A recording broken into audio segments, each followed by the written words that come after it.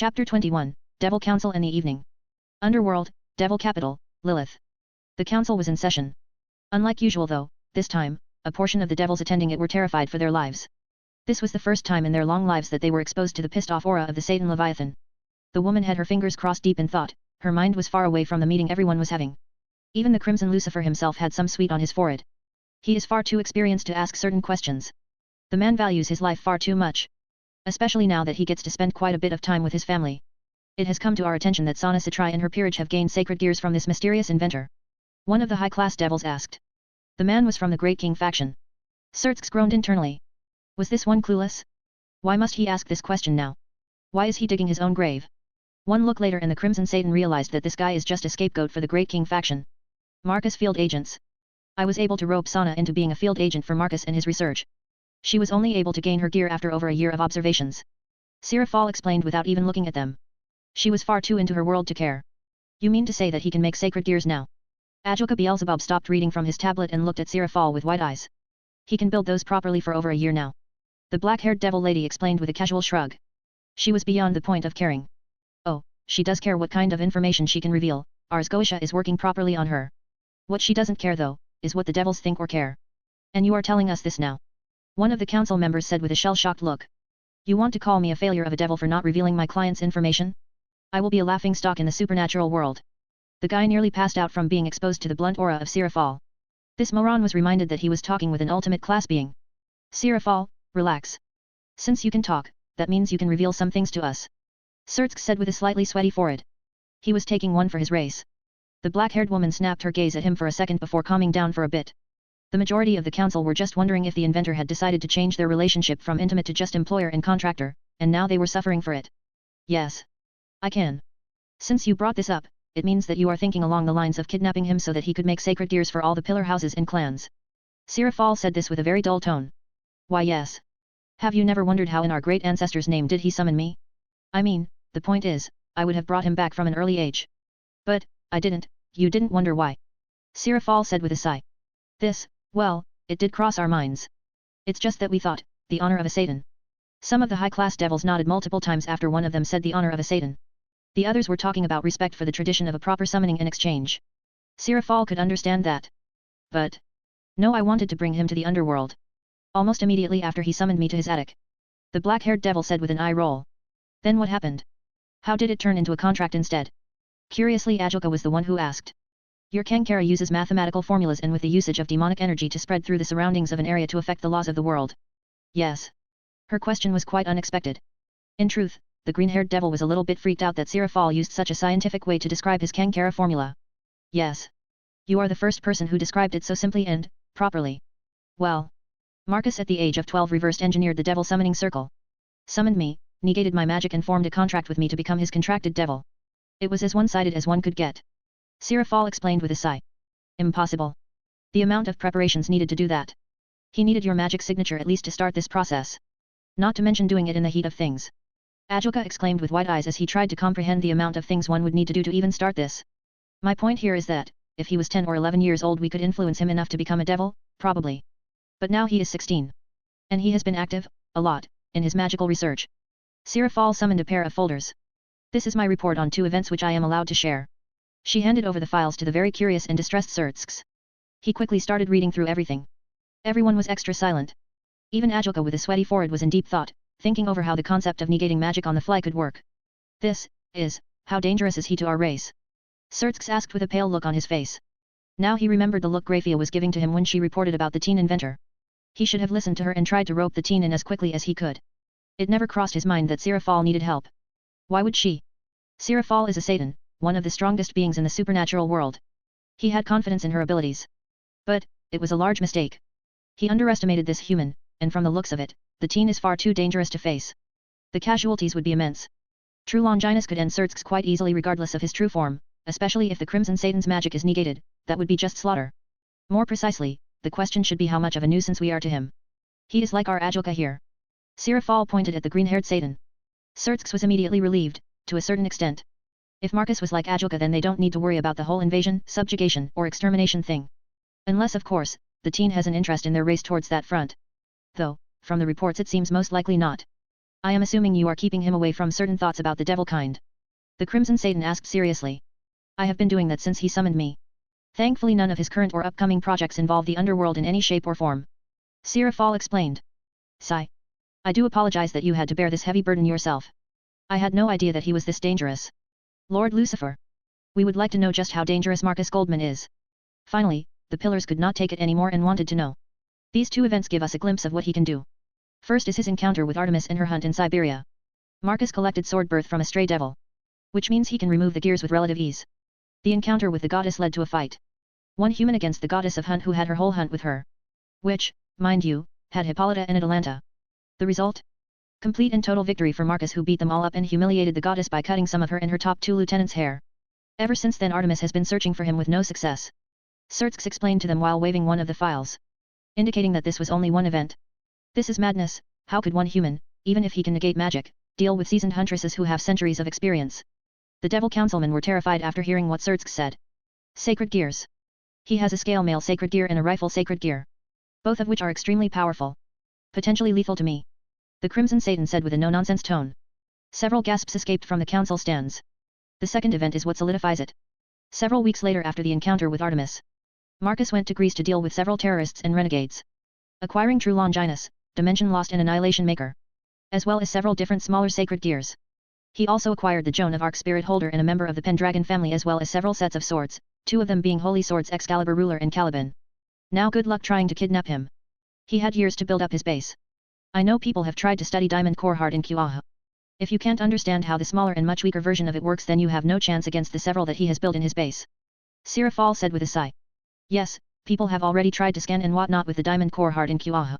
Thankfully the amount of security the thing has makes the group of excited researchers scratch their heads.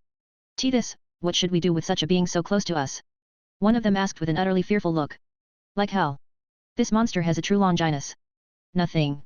I have been working to improve relationships with him for the past 4 years. I have a sacred gear, so does Sana and her peerage. As long as we don't demand things or be unreasonable, he won't be doing anything. He has no interest in doing us any harm. He even prefers devil females.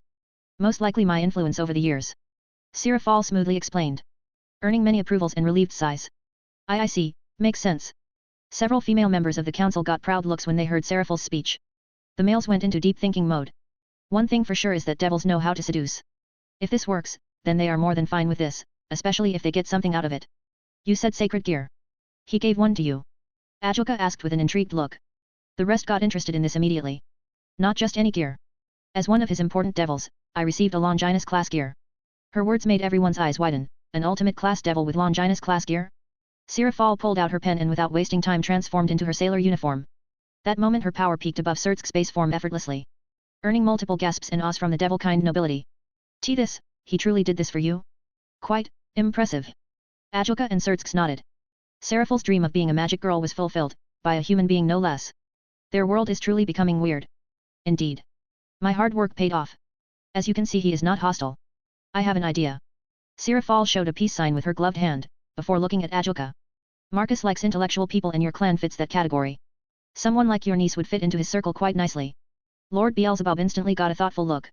So did many others. Yes. It would make sense. My niece has a good head on her shoulders.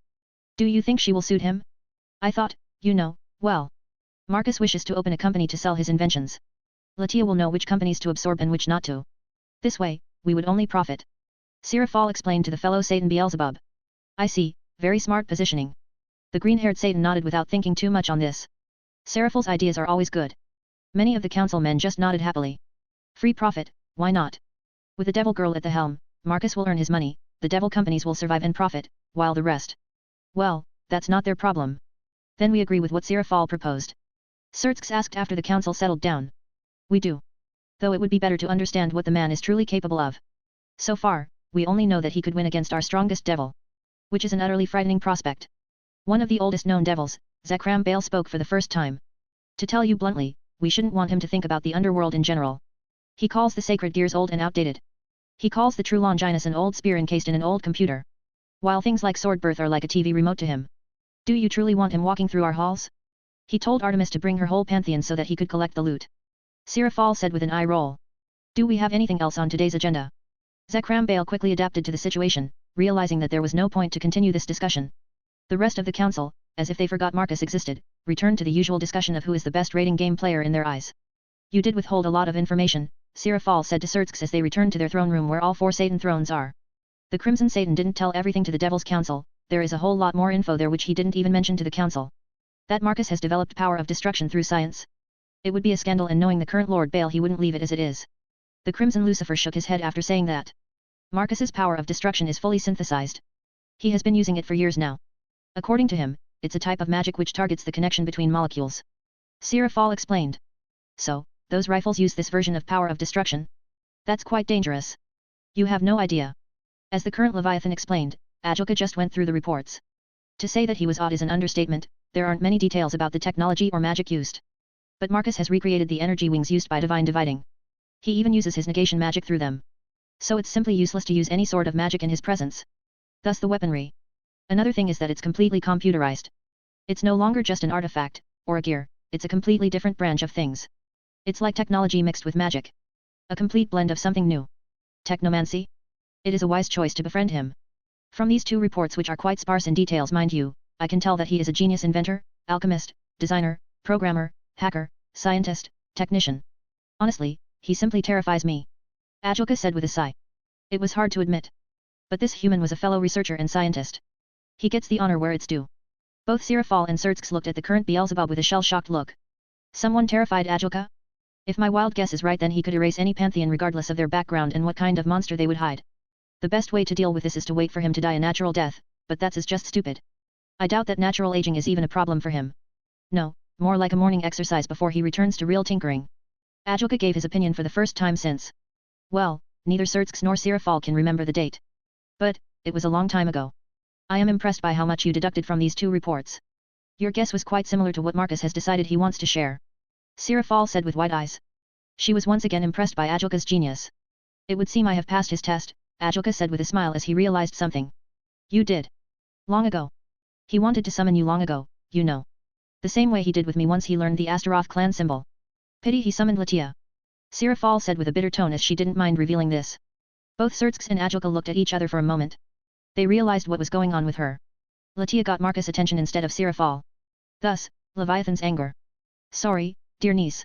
I have no interest in these muddy waters. Ajilka decided to bow out from this war. He will stay away until it settles down, then maybe visit the teen inventor, until then he will let these cats fight. Now he knows how Zekram Baal survived for more than 5,000 years. Ajilka pulled out a small book and wrote down something before closing it. Don't interfere in woman fights. Period. Arctic Ocean. The sound of an energy wing cutting through the air was something that Latia found fascinating. She needs to remember to always pick her words carefully when speaking with Marcus, because one thing can lead to another and they will end up doing something insane even by her kin standards. How could a simple question lead to this? Latia only asked if the Gundams were for decoration. Now she was testing out how real they are. More than 3,000 kilometers away from Marcus base. Still, though I am getting the hang of this. The suit is like a piece of my body. It reacts the same way limbs react to my mind. This is once again, a groundbreaking technological advancement that could help people who have lost their limbs. Latia sighed internally once again. She has lost count of how many times she was in awe, shock, and in deep thought in this single day.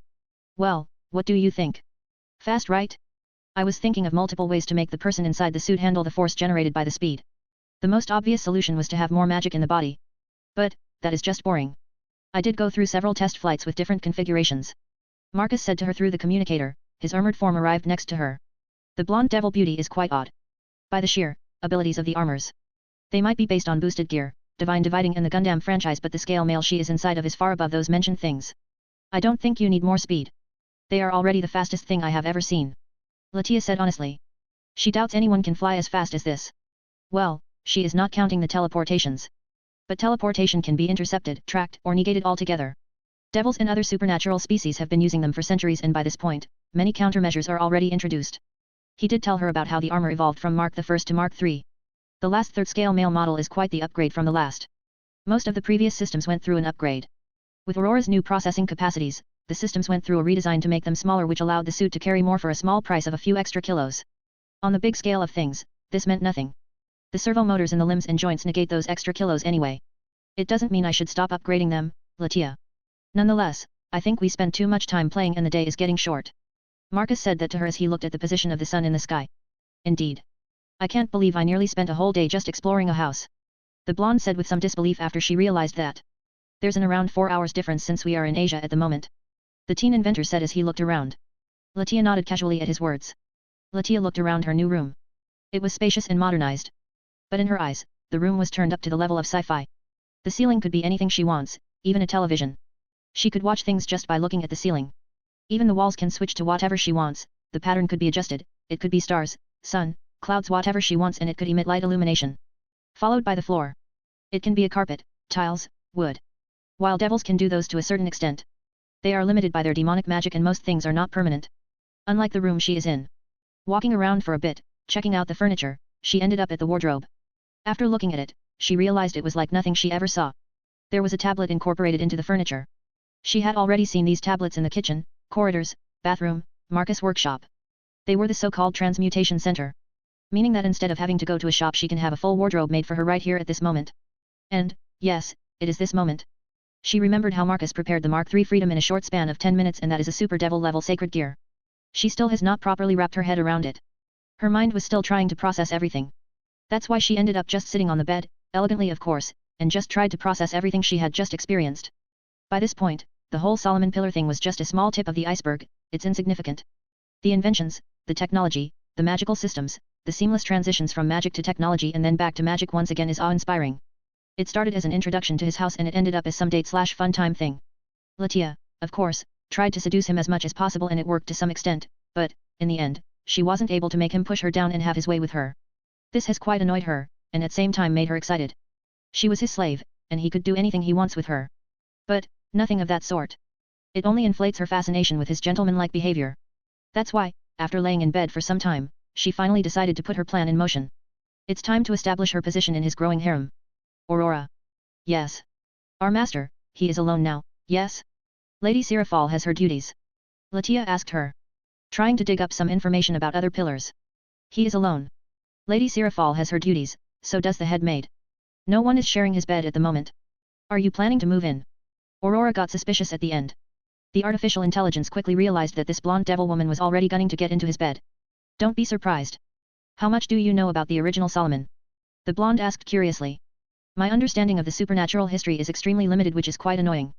I have updated my memory banks with information I exchanged with Le Fay Pendragon and the Pillars. Regarding Solomon, I only know the basics.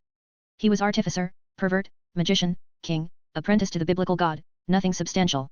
Latia slowly nodded while looking at the starry sky created from holograms. My clan's ancestor, the first Astaroth, was part of Solomon's harem. In my family records, she recorded that Solomon never in his life slept alone. The blonde said as she got up from the bed, walked over to the wardrobe and started selecting clothes on the tablet. She switched to the hologram mode and made it full body. She was going through bathrobes. So it's strange that his successor, the more superior one, doesn't have a partner in the bed, at all times. The blonde bombshell explained with a casual look. Aurora was having a hard time deciding how to respond. For one, she doesn't want another woman in her master's bed, for another, her master's honor was in question. As to what Latia just said, her calculations and analysis on the original Solomon told her that more than 80% of what the blonde just said was true. In the end, she decided not to say anything, and instead to return to the genetic analysis, full force of course. While the blonde finally decided on her bathrobes. Once she pulled out the robes she took off her original clothes and dressed only in the robes. Chapter 22, Beginning of the Alterations. Latia's eyes slowly opened. By her estimation, it should be around daytime now. Unless she slept through the whole day. But then again, this place is underground, telling time can be difficult. Although, she shouldn't be worrying about time. Since her time of waking up is not decided by her anymore. I don't remember falling asleep on clouds. Her eyes scanned the surroundings. It looked as if they were sleeping in the night sky itself. Everywhere she looked was an endless sky. Above the ceiling were seas of stars.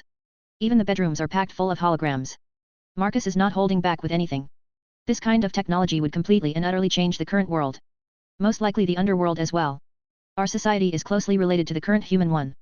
As Latia was thinking about the abundance of the holograms everywhere, she slowly felt Marcus waking up as she was partially sleeping on him. Behaving like a proper lover should. Soon enough she felt his hand gently stroking her back. How can you tell the time in this place? She asked softly. The blonde realized that her mouth was quite dry as her voice was a bit dull. The moment she asked that, one of the clouds transformed into a clock, showing the time. 12:37. Kuaha. Sarafal appeared in the living room of the Satri estate. She, with a huff, walked over and took a seat on a couch. She closed her eyes and started to think. Some time has passed and her baby sister is finally here. Sister. Sotan. Sit. The Leviathan motioned for her baby sister to sit opposite to her. The younger Satrai quickly ended up sitting. She was nervous as hell. She can't remember the last time she saw Sarafal like this. The closest thing Sana could remember is, when she was acting all Leviathan to her and Rias. But, it wasn't as bad as it is now. Marcus has been smitten by Latia Astaroth. The younger black-haired beauty tried to process what she just heard. How on earth did Latia Astaroth end up meeting Marcus? Honestly, this was my idea to bring her into the fold, but the Astaroth's intellectual trait clicked far too well with him, and combined with her upbringing, she fit like a glove to him, Sarafal explained in a serious tone. So, what does this mean? Sana is somewhat clueless about what to say. It was not like he is going to stop supporting them, right? I do not wish to lose my spot in this. Sarafal exclaimed with a nearly insane crazed look. Like hell. Was a Satan going to lose to a mere 16-year-old devil girl? This is nuts. So, what does this mean? The younger Satrai asked cautiously. She didn't want her older sister to snap. We are going to double-team him. Or you can kiss goodbye to your future support from him. Sarafal said simply. Although she knew Sana could persuade him differently. He is always happy to accept more test subjects after all. But, it would ruin the older Satrai's chances to be his favorite. This, you think it can happen? Sana asked with a nervous gulp. You might not lose anything and everything, but your chances of getting much more advanced items, gears, and knowledge will be extremely limited. At the moment, you've only scraped the tip of the iceberg of what he could create for you. Sarafal said with an extremely serious tone. So you want me to join you in this whole debauchery you are cooking up? Sana asked with a tired sigh. There was a small blush on her cheeks. Not that you have a fiancé. The black-haired Satan said with an eye roll. I doubt I can escape from him after we cross that line. I am pretty sure I am signing away my future love life. The younger Satrai said that with another sigh. While the older sibling instantly gained a dull look hearing that. Sana, do you even hear yourself? Future love life?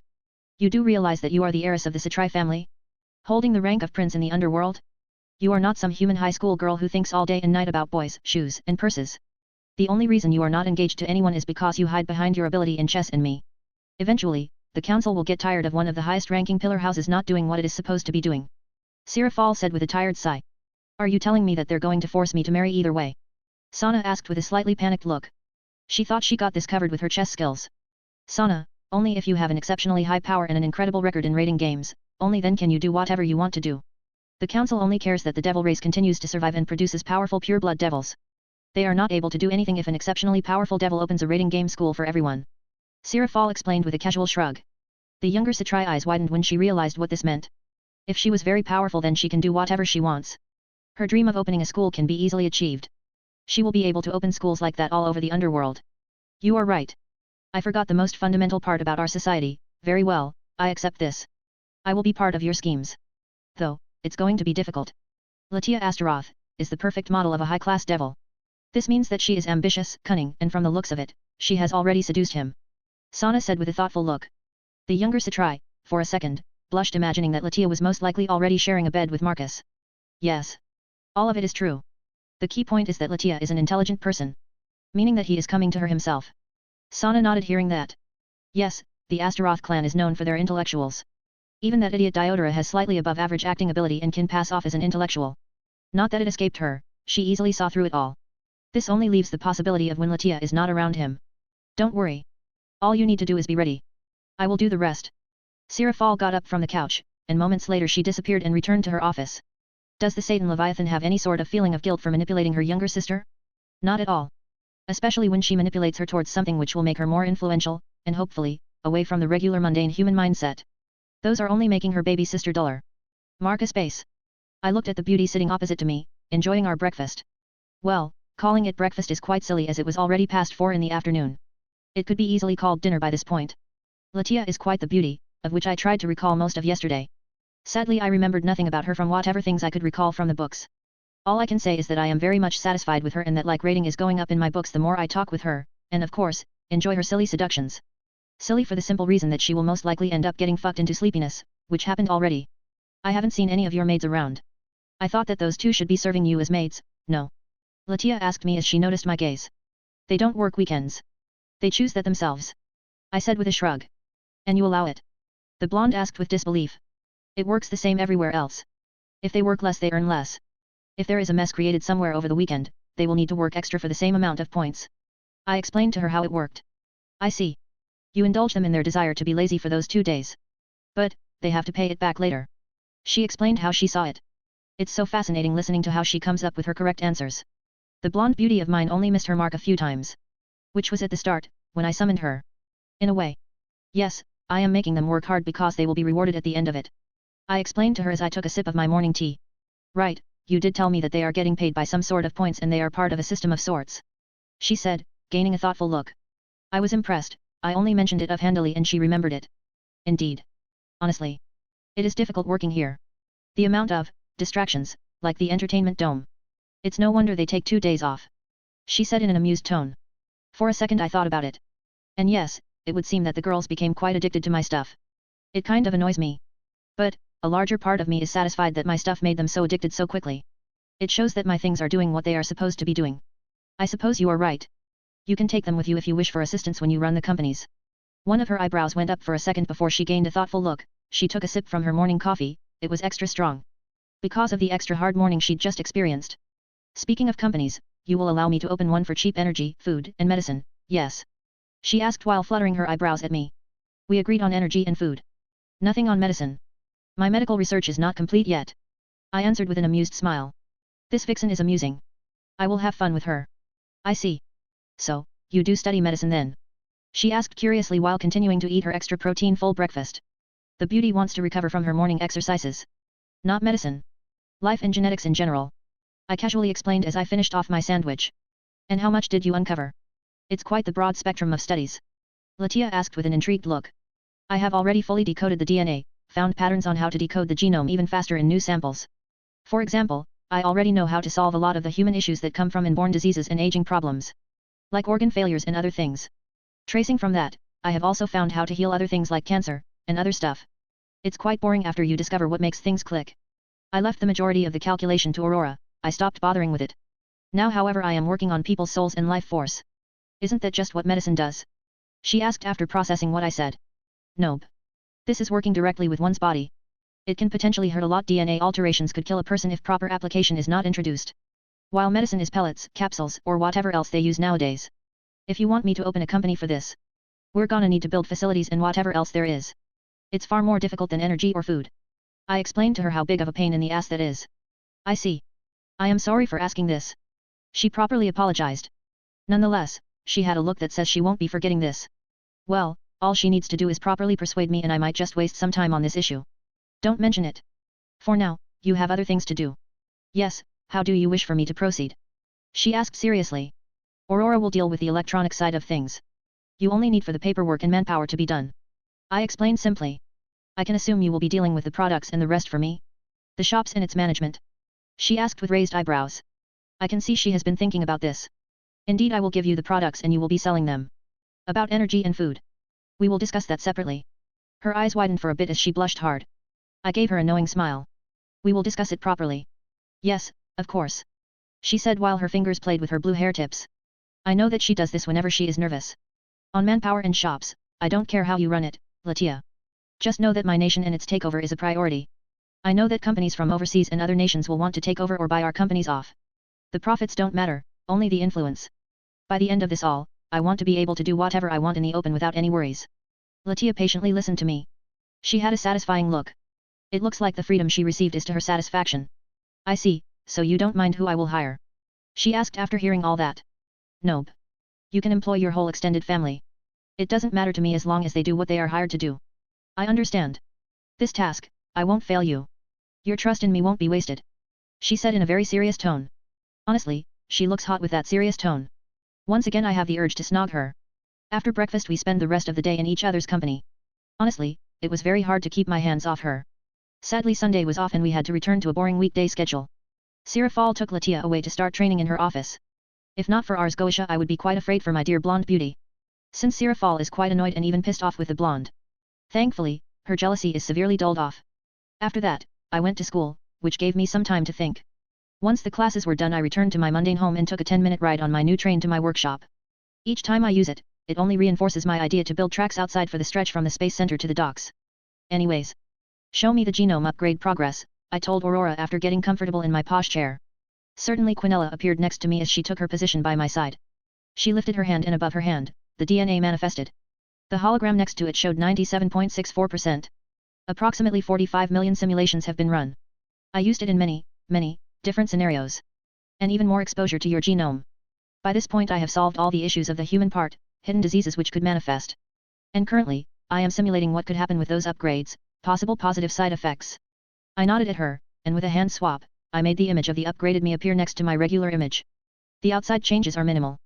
Slightly taller, sharper gaze, more developed muscles. Nothing too massive will be changed. Except, Quinella thinks differently, she was looking at my future image with some drool. I can't believe she actually made her holographic form do that. By this point, you are just doing a what-if scenario. Like an alternative history of Earth. I said with a sigh. Please. You know quite well that I can run those with 2 hands behind my back. Remember I did that. What if Darth Vader invades Earth simulation? You enjoyed it quite a bit. I massaged my temples for a bit after hearing her say that with such a straight face. Seeing a beauty like Quinella talking about my childhood delusion which now I can make into reality is quite embarrassing. I did love how you just stole that Imperial Star Destroyer. And tried to park it in your backyard. You should, however, have used my help to do the maths. She said with a thoughtful look. By this point, I just wanted to hide somewhere. That simulation was me doing whatever I wanted with the Empire's invasion force. A simple maths revealed that the Empire would only send a single Imperial Star Destroyer. Which I stole and tried to park. Well, it didn't end well. I didn't use any of my high-tech gadgets. This simulation revealed how bad I was without them. Right. Can we drop this embarrassing moment? But it was cute. Besides, it's thanks to that Citri Bishop's idea of Darth Vader that you came up with the entertainment dome and Realitas technology. I am still quite shocked at how a simple mention can lead to a hyper-realistic holographic technology. I rolled my eyes at her. But, yet, Momo mentioned Darth Vader and I wanted to push my tech further. By that point, Aurora couldn't do what we can currently see in the entertainment dome. It didn't mess with perception. Thus a big amount of space was needed. Realitas particle with prism light technology. The 2 things which I've installed in the newest phones and pretty much everywhere in the span of a weekend. Allows for humans to experience reality warp. A simple room that is smaller than my original garage workshop can turn into a galaxy far far away. It's how Jean has been experiencing the ultimate self-insert experience over her weekends without being removed from your reality by an omnipotent being. Yet, show me project biological assistant, Quinella. My question quickly shifted her and she, for a second, got nervous. Without saying anything, she opened a new window. Showing an image of herself and the complete percentage. 37.12%. I see, so we do need to get some more outside resources. I could continue with the work, it's just that, those unknowns, they are annoying. I nodded at her. The window changed to show that, scientifically, I could easily make her biological body. But from the magical side of things, it will be nothing more than a flesh bot. An organism machine, not an alive being. Not an alive superior being with access to my network. Nope. It's not good enough. We need more data. A specific item is needed to shave millions of unnecessary calculations. Instead of using concept manifestation magic and blindly manifesting souls and life force to study it, we are going to need the Grail. Quinella quickly opened multiple tabs on Grail cross-referencing it with what she found and the data that she has on the supernatural world. Ending up with Sephiroth Graal, one of top-tier Longinus class sacred gears. The current possessor is unknown to me. That moment her eyes widened and she looked at me. So you know, but you did not update my data. She said with a pouty look. Yep. Start a new project for me. Name it Inventor's Muscles. You gotta be kidding me. It's lame. She pouted once more at me. But, a file with that name still appeared. Would you prefer Bandits or Empire's Finest? Or something in between? She eye-rolled at me. Just use biological models. By this point, we are making what magicians call homunculus. Except ours are purely science with some magical support. She said with a sigh. Scientifically produced biological army? S.P.B.A forces. Sounds serious. You call anything with capital letters serious. But it's much better than Inventor's Muscles. She said while nodding at me. She changed the folder name into Scientifically Produced Biological Army. I could add some more for seriousness sake. Like Armed Forces instead of just Army. Oh, well. 4 letters are enough. Right then, let's return to designing. This will help when we will be creating your body. She nodded at me and opened the designer windows. Hard light holograms turned into drawing tools next to me. A full palette of tools for drawing. It was time to design some biological chambers. Maybe some Bacta tank-like thing for Latia. She will eventually remind me of medicine. Let's see what I can do with it. After a day of designing extended facilities for my biological wing. My base should expand by around 30% at the end of the week. I should also add some machinery for my S.P.B.A forces too. An aircraft carrier. Yet. I will need one to carry stuff as I go around the world collecting items, changing ownership of certain poorly protected items and things like that. Eventually, I walked back to my quarters, my brain stopped for a second as I saw my bed being occupied by a pair of devils. Latia and Sarafal were there. Long day? Thankfully you have your devil ladies to take care of you. Sarafal, quickly enough, walked behind me and pulled me into the bed. The blonde quickly joined after. For a second, I smirked internally. I do wonder how they react when their plans end up in ruins. as I wrapped my hands around the closest girl next to me and started snoozing. Both Sarafal and Latia looked at the sleeping form of their master. Well, Latia tried to look from a different angle, she was the one who ended up as a hugging pillow to her master. Sigh. He does that when he feels like ruining our carefully crafted plans. Sarafal said with a sigh. Not the first time then. Latia asked softly as she tried to position herself properly. By this point, she has this feeling that she will be spending quite a bit of time in this position. At least 4 times now. The black-haired Satan sighed as she too ended up close to her master, preparing to sleep. Well, she wanted to drain him out for a bit and get a chance to mention about turning Sana into a magical girl. Well, she can do it later. I see, then I need to rethink some of my ideas.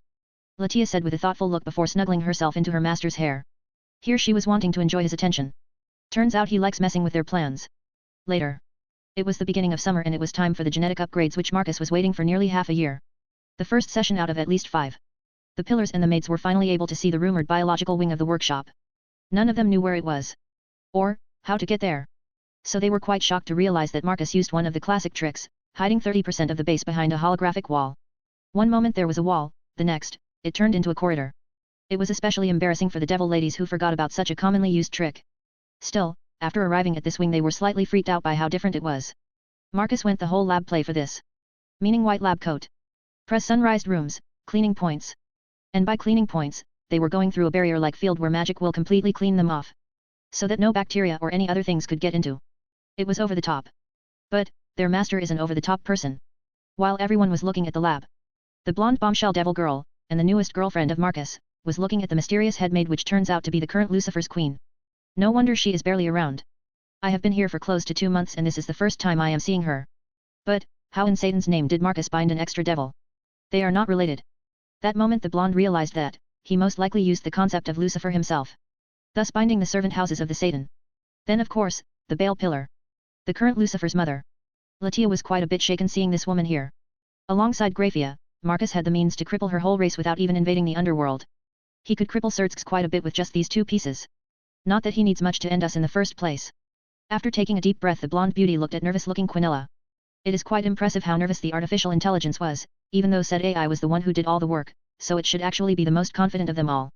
How dangerous is this? Genetic manipulation is something no race dares to touch. Just like how the United Nations got a law passed, so did the supernatural world. Even if someone did run experiments on this, it's a heavily guarded secret. Velinala said to the group, next to her Graphia nodded. The silver-haired maid is quite nervous for her master. There is less than 0.000000001% chance of anything bad happening. That percentage is akin to an alien invasion happening in the next 5 minutes. I spent close to 5.5 million simulations. From what my master had eaten yesterday to what he could have eaten. Countless possible what-if. Venelana just got reminded that she was dealing with a fanatic of her master. The most perfect artificial intelligence to have run things, and the scariest of them all. The process will be seamless. My master doesn't like it when a test subject has to go through pain. It's a sign of failure as an inventor. So, I developed a method, a chamber where specially prepared gases will flow through. As Quinella said that everyone looked at the chamber in front of them. Venelana and Graphia though, would look at this holographic woman with some disbelief. They have not been here for a few months and Marcus is already working on creating life? Building space stations, taking over the nation? Why was everything happening so fast? The tamest of the group was the pair of maids who were properly living with Marcus, they knew it would be okay. As they know the full capacity of Aurora. Still though, quite a bit of nervousness was still there. The chemical chamber was nothing like anyone thought it to be. They expected a full metal-like room with extremely thick doors. But it was nothing more than a glass room. They can see everything that is happening inside. Well, I am ready. Begin. Marcus said via comms. Quinella nodded at him as the room started to get flooded by blue gases, then green, followed by red. It was a weird kind of show. Everyone carefully watched their master vital signs, while the devils tapped on the connection they have with their master. It's the best kind of way to know that he was alive and well. In the end, the session was boring, something akin to a medical checkup. Quinella sighed in relief, seeing that it was over and the changes were there, she then turned around and looked at Latia and Sarafal. You too. I am watching you. No strenuous activities when these sessions are in place. The artificial intelligence motioned with her fingers that she was watching. The blonde and the black-haired devil slowly nodded with a sweaty forehead, there goes all their plans. Chapter 23, More Ideas. The feeling was strange. It was like being on guard. My whole body felt like it had just experienced a shock and is now looking around constantly for this invisible threat which had just shocked me. In other words, my body was ambushed and didn't have the chance to raise its defenses. That's why this procedure was so painless. It was like a sweet power nap. We are currently in a checkup room where Quinella, with an array of scanners, was checking me out and collecting data. This was the first ever active genetic alteration, unlike the alteration of man-made flesh which we use for our biological forces. Well, calling them man-made is quite stretched, as Quinella has completely recreated the biological process to make flesh. So, it's not man-made. More like, the surroundings to create the biological models are man-made. One could say that it's the first step where humans can, from a distance, create the atmosphere needed to create life. Like gods. You are fine. Thankfully, the process was a complete success. For a few days, you are not allowed to do any strenuous activity, including playing with your devil girls. Quinella said while turning around and looking at the two devil ladies who have been sleeping in my bed most of the time. Especially Latia, who has been sleeping next to me ever since I summoned her. Since my doctor says so. I shrugged at her. I am indeed. I have finished every single known course related to doctors. I prefer to be your nurse though. She said the last part more to herself, but I heard it quite clearly. Right, back to the matter at hand, how are you feeling? All my reading told me is that your body is on guard. Which is what we expected. Feeling much better. My vision is perfect. All those all-nighters I spent programming you messed it up slightly, but now it's back to the peak. Wrong. Your vision now is 21/21 above the possible base for humans. I already ran a scan on your eyes. Your brain activity peaked it up by a little bit as well. Which is a pleasant surprise. Whistle. This session should have only fixed the flaws I inherited from my family, I said with a surprised look. I wasn't expecting an overall upgrade. And it is fixing things. Put simply, the DNA fixing has brought you closer to the times when humans were much more in tune with nature and relied heavily on things they could find around them. Thus your senses are much sharper. I see, in other words, the current civilizations and all of its comforts have dulled natural human senses. Correct, now that all the scans are done, you are free to do whatever you want. With reason. She said sharply as I rolled my eyes. I slowly got up from the bed. I feel much, much better. Like a bunch of stones have been removed from my back. Stretching for a bit. I still, however, could feel my body being on guard and edge. In simple terms, I am jumpy, for no reason. This is great. You are on holiday in the truest sense. Sarafal said as she, alongside the rest, walked over. We could go on a date or something. Sigh. Didn't you hear when I said no strenuous activities? His body is hypersensitive to its surroundings. If you touch him out of nowhere, he, by accident, could activate his ring of destruction and atomize you. Only after Quinella properly explained to Sarafal, did the black-haired devil finally understand what the artificial intelligence meant. I sweat dropped realizing that, yeah, that might be a possibility. I am putting the ring of destruction to storage for now. I said as I walked over to the table and started putting down the rings on my fingers. For now, I am putting the most destructive one I have to the inventory. You have quite a bit of free time, so maybe you could start working on the space ring. Quinella suggested some small-time activities. Come on. It's summer. Take a break. Sarafal pouted at me. From the looks of it, she is scheming something. The girl doesn't know it, but I do see through her quite easily, especially when she can't act around me. What Quinella is offering is only a few hours work, I said with an eye roll. I think we should do some movie watching sessions. I offered this instead. Movies are good for inspiration. No movie diving. The silver-haired assistant sharply said that as her hair, for a second, came to life. I know. I am talking about the classics. The old-fashioned TV watching thing. I said with a shrug. Oh. I am all up for that. We will be able to snuggle this way. Sarafal giggled for a second. There was a lewd look on her face. My assistant groaned and facepalmed, but she eventually got over it and simply sighed. I am sure simple snuggling is not harmful to our master. Latia said softly as she walked over to my side. She inspected me from several angles. Very fascinating. While the changes are minimal, I can sense that you are much better. And your magic reserve went up slightly. Now that you mention it. I do feel that I have more magic. I said to her as I started inspecting myself. Without wasting any more time, I started channeling my passive augmentation. It has been running since I started practicing magic. The magic flow was much easier and I could feel a better overall boost to the strength. Magic augmentation to muscles is most likely the worst augmentation of them all. Toki is the go-to muscle augmentation, alongside dragon energy. Toki will come to me with the third genetic session, so I will be able to use two sources of energy. Not that I see any use for it. Still though, it's one of those things which you just want to have for one reason or another. Yes. You are quite close to the ultimate class. It is quite absurd for a human to have so much magic at such a young age. Latia said quite proudly. She is only a high-class devil herself. So, it's impressive to her, it would seem. Yet. Marcus doesn't even fight, but his magic is always going up. As if he is always using it. Sarafal pointed that out, now that she noticed my magic reserves. That's because I am always training it. Ever since I learned Solomon's magic. I clarified to them. As white and golden circles appeared around me, each of them had 10 rings inside of it, as the symbol for the devil clan. Right, I forgot that you are Solomon's successor. Sarafal commented with wide eyes. Seriously? You forgot that? Latia asked with disbelief. It barely comes up in our conversations. I even forgot about the guy. Sarafal eye rolled at the blonde rival of hers. And Ars Goetia? Don't you always feel it?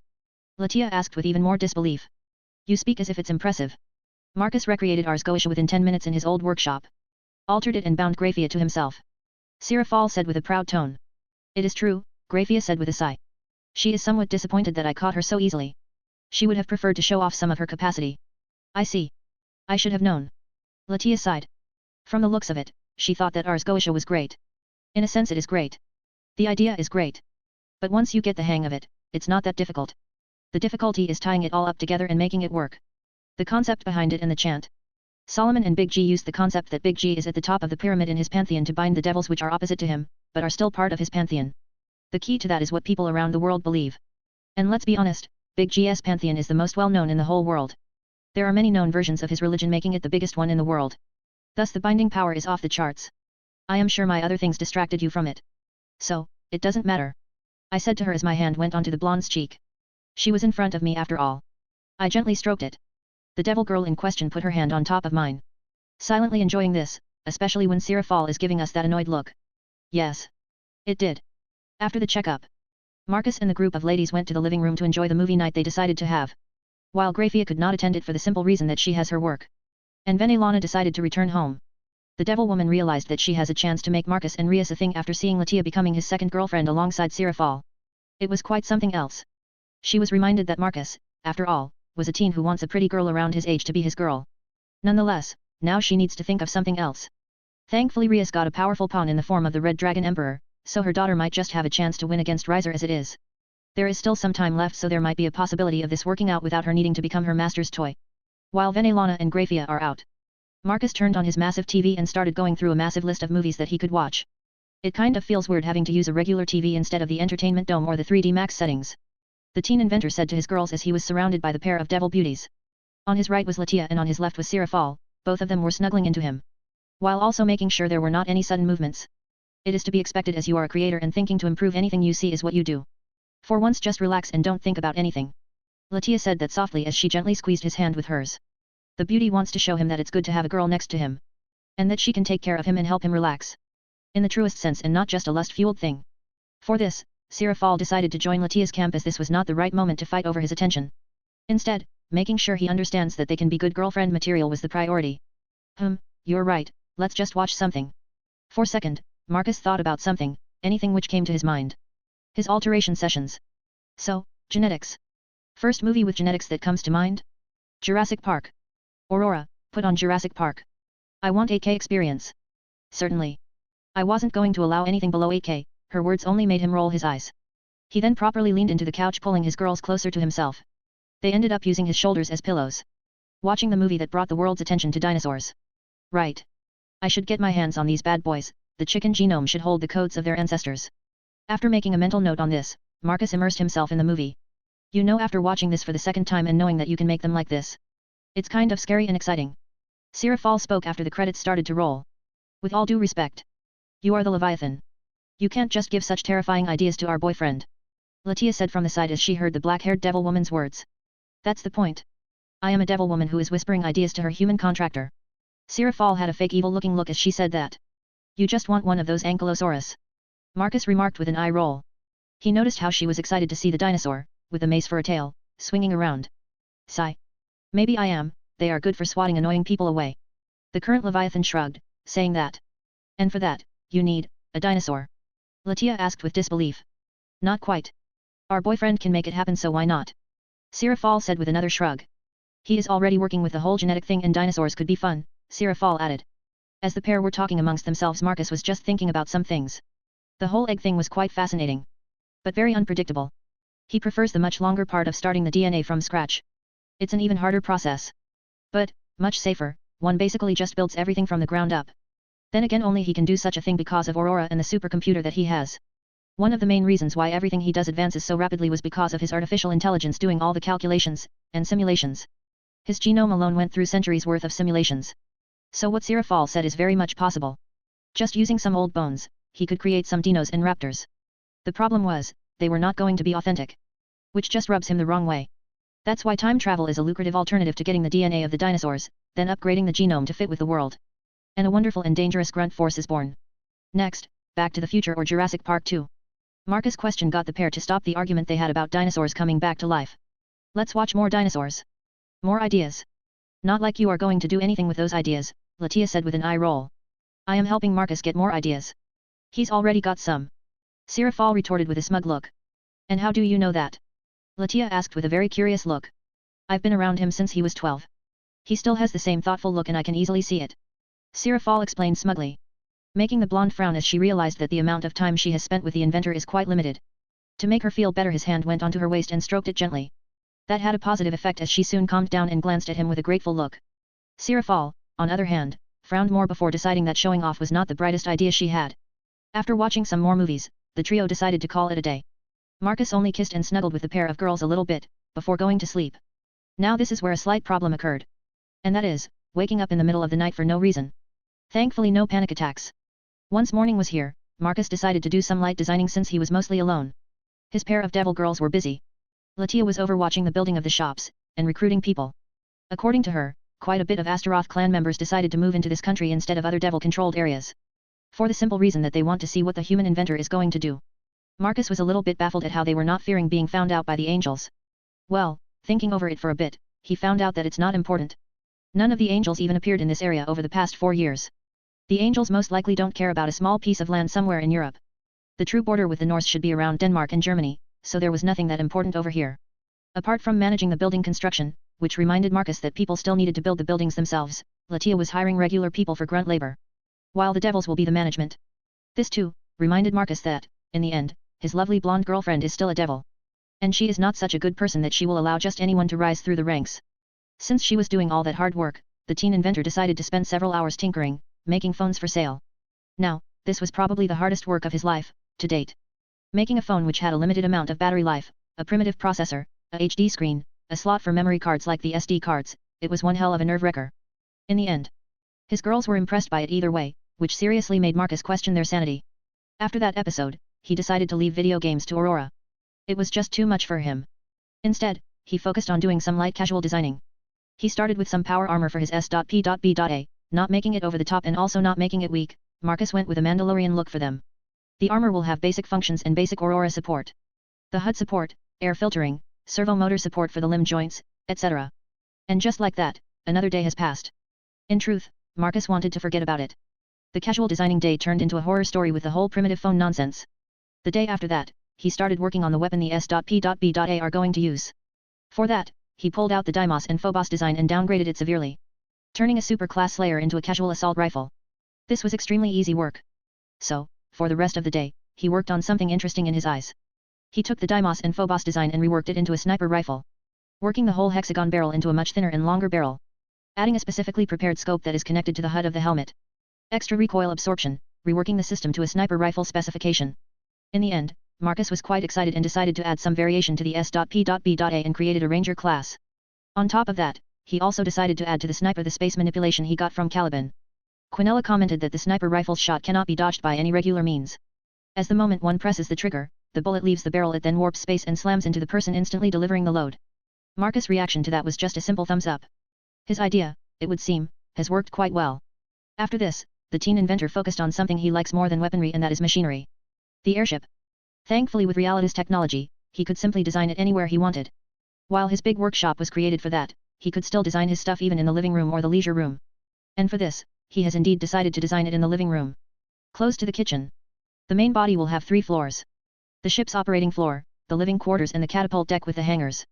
This was also actually the first time he designed an airship, as something like this was nothing more than a pipe dream before. Now, this is where it got slightly complicated. What does he want to have in the hangars?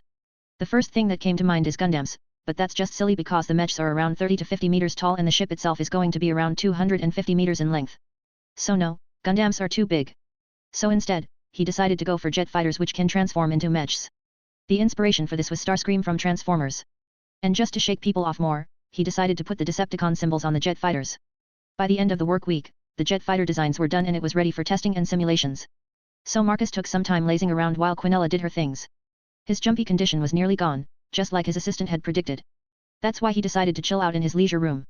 He might have created it, but he barely used this place. It's around 98% LE phase room. She spends most of her time here when she is not working. Instead of reading manga or some car magazines, he decided to read up on the upcoming inventions on robotics, technology, and the space innovations. He couldn't stop smiling seeing all that. He remembers, in his past life, having a subscription on this thing and would constantly read it with quite an amount of zeal. Now, however, it was like a meme-posting magazine, hard to take seriously from his point of view. Some time later, the doors slid open and Marcus' gaze went from the magazines up to the doors. It was one of his blonde maids. Dressing them up quite sexily was one of his most genius moves. Since he was Solomon's will inheritor, people expected him to do things to his staff. So Latia was, obviously, quite shocked to learn that he had not done certain things to his maids yet. Honestly, he didn't have that much time. His hobby always takes priority. However, now, he can do certain things to them. Since he can now design his stuff regardless of where he is. Excuse me, master. I have some dusting to do. The beauty quite professionally said as she walked in and started cleaning up the bookshelves. Now that was a silly excuse. Not that Marcus minded. He quickly found out why she was here. The way she wiggled her ass at him while cleaning the room was quite an easily solvable riddle. The girl found the perfect time to try and seduce her boss. Marcus' body got over its condition and he will be taking his next session soon. So, there was a couple of day gap where certain events could happen. A few minutes into it, the teen's hormones started to take over. Realizing that it was quite pointless to resist. Not that there was a reason to resist. The girl is his in the first place. He can loot her anytime he wants. He dropped his magazine, which dissolved into nothing being hologram and all.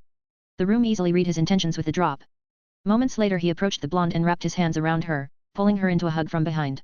His hands went onto her considerably large burst. And squeezed them hard. Someone is quite a naughty maid. Jean softly moaned. Her breathing got slightly hot. She realized that her seduction worked. The sexy maid outfit did their job. You should punish such naughty maid, she said as she grinds her ass on his hardening rod. Since you asked. His hands pulled her maid uniform down, revealing her breasts to the world. The current maid uniform keeps her shoulders naked. Meaning that it was quite easy to access her body. Both of his hands went onto her naked globes and started playing with them. The blonde's moaning increased in volume. I do wonder why such naughty behavior. Marcus asked as his hot breath tickled her ear. Silly question, there is only one available man for me, so why not seduce him early, she said as her ass rubbed him even more. Faye was quite frustrated at Jean. The reincarnation of Joan of Arc still had not arrived to help her. They had a deal that they would clean up the kitchen together. It's like the most used place of them all. So, they were going to do it together. But, for some reason, the older blonde decided to ditch the work onto her.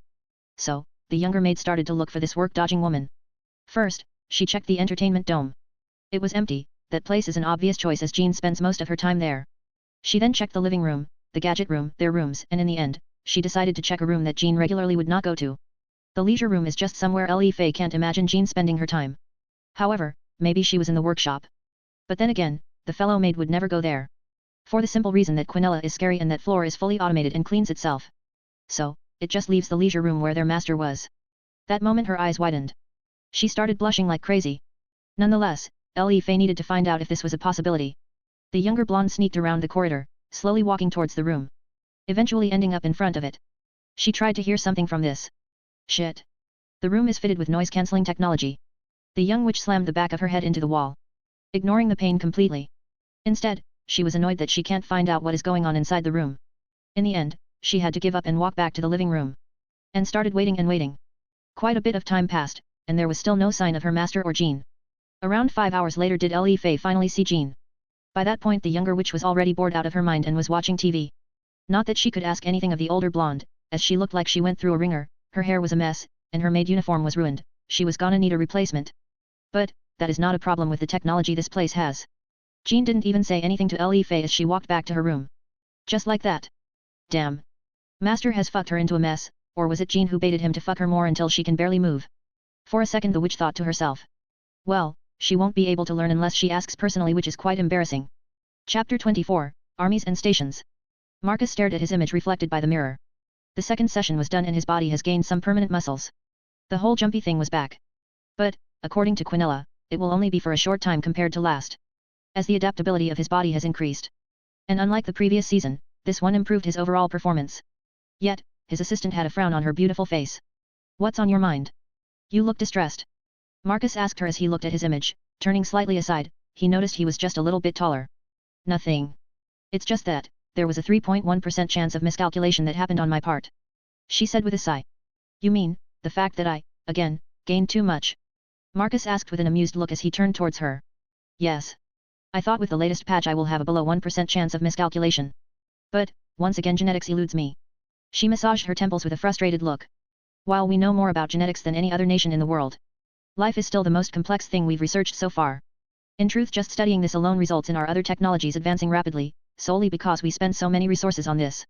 The processing facilities only went through 3 expansions, increasing your processing power by another 50%, that, in turn, made our other studies like weaponry manufacturing look like children playing in the sandbox. Marcus said with a shrug. It is the truth. Just by rerouting some of the resources from genetic research to any other branch of studying, Aurorum manages to rapidly solve any of the riddles I might face. That just shows how extremely complex uncovering everything about life is. One of the reasons why Marcus is building DNA from scratch instead of modifying it on someone else is because it can lead to many unforeseen results. Even the one he is currently studying can lead to that as well. I know. But, it's not enough for me. As your ultimate creation, the bar I set for myself is the highest of them all. Quinella said with an extremely serious face. I see. In the end, you only need more data. The next session is a week away. So you have plenty of time to figure things out. The teen inventor said to his artificial intelligence. Indeed. Then I shall return to analyzing it. The Quinella figure dissolved into polygons, leaving only Marcus and the blonde girlfriend of his, who was watching the interaction between her master and the silver-haired woman. The changes are much more visible this time. Seeing that the coast is clear, the blonde decided to move in. You are taller, muscles are more refined, shoulders broader. And yet, 3 more sessions are still waiting for you. Latia said as she inspected him from different angles, walking around and checking him out from different sides. This was the first proper upgrade. The last session was nothing more than fixing the inherited issues. Marcus said with a casual shrug. He grabbed a shirt and put it on, followed by a lab coat. Still impressive for the first upgrade. Your magic signature went over into the ultimate class. Not many devils can achieve that even through their whole lives. Latia said back with a proud tone. Marcus wanted to retort that they didn't even try and train their magic. Seriously, even he, someone who hates training, does it. But, then again, he decided not to say anything and instead just pull her into a hug. MMHH, even your hugging is much better. Yes, this is very good. The blonde said with a knowing look. It was quite obvious that she wanted something, but that will have to wait. His devil ladies are always scheming, even Venelana, who stays away from him so that she can keep her sanity intact as much as possible. Even she is trying to scheme, which is just amusing to him. I know, right? Now that this session is over, let me show you a section of the base that no one else saw apart from me and Quinella. Marcus gently pulled the girl towards the exit. Oh? Let's go then. I feel quite honored to technically be the first one to see it. Latia quickly adjusted as they started walking. Latia's eyes widened as she realized what she saw. An army, a Satan-forsaken army. So, it is finally happening. The blonde thought with a shell-shocked look as she saw rows and rows of soldiers dressed in dull grey and blue armors. All of them were armed with futuristic armor and rifles. What truly made her horrified, though, was that she could sense the strength of a high-class being emitting from all of them. Not only that, but they also had high discipline. The way they moved in this wide-open area, going through drills of several different training rounds. This is nothing like the Devil Army or the Fallen Army, they don't have such disciplines. Working in tight formations? Most of the devils would laugh right back at their face hearing that. Great, isn't it? I finished their designs just a couple of days ago. Quinella is still going through the DNA makeup. Marcus stated proudly. Latia slightly sweat dropped before nodding back at him. While she is currently quite terrified for her race, she was not going to show it on her face. I see. May I know the reason why you made a professional army in the first place? She asked him curiously. Marcus wrapped his hands around her from behind as he looked at the several hundred SPBA soldiers doing their things below them. I will not be going alone and collecting things by myself in future, thus my army. The first one to taste its power is going to be the vampire faction, which has the Sephiroth Grawl. Marcus said with a casual tone. It sent chills down Latia, who realized that her boyfriend doesn't even care about the enemies he would make. Then again, the vampires don't have allies. They are isolationist, even worse than the Shinto pantheon. The blonde thought about the supernatural faction in Transylvania. She doesn't even have much on them to begin with, that just shows how much they've isolated themselves from the rest of the world. But, how then, does Marcus know about the Sephiroth Grawl? I see. I do, hope, you are not planning to send them to the underworld. She asked with some nervousness. Don't be silly. I already have my pillars, you are here for a reason, and that's also why I am hiding my existence as Solomon's successor. Besides, all of you will be sad if I am to destroy your homes. Worst case scenario, I would just occupy it and install some sort of government that will be loyal to me. Latia sighed with relief. Thankfully he is not planning an all-out genocide. I don't want to brag, but my government will be much better. After all, I would introduce all my inventions to my subjects. Even fix that low birth rate issue of yours. His girlfriend's eyes widened for a second. Should they do a coup d'état? It is quite possible, but for that to work, they would need a bit of preparation. Then she realized that her boyfriend was simply messing with her. There was not much to gain for him if he were to take over the devil faction. From her understanding of him, only some materialistic items would be worth his interest, like the sacred gears or some artifacts. Those were not something her species are known to have. They have their unique magic, sure. But, most of it was already known to him, and for the rest, he could just summon with his Solomon circle and bind those devils with Ars Goetia. Latia could only sigh in relief, while, at the same time, pout at him. He was just messing with her. That's a lie. And you know it. You don't want to rule anything.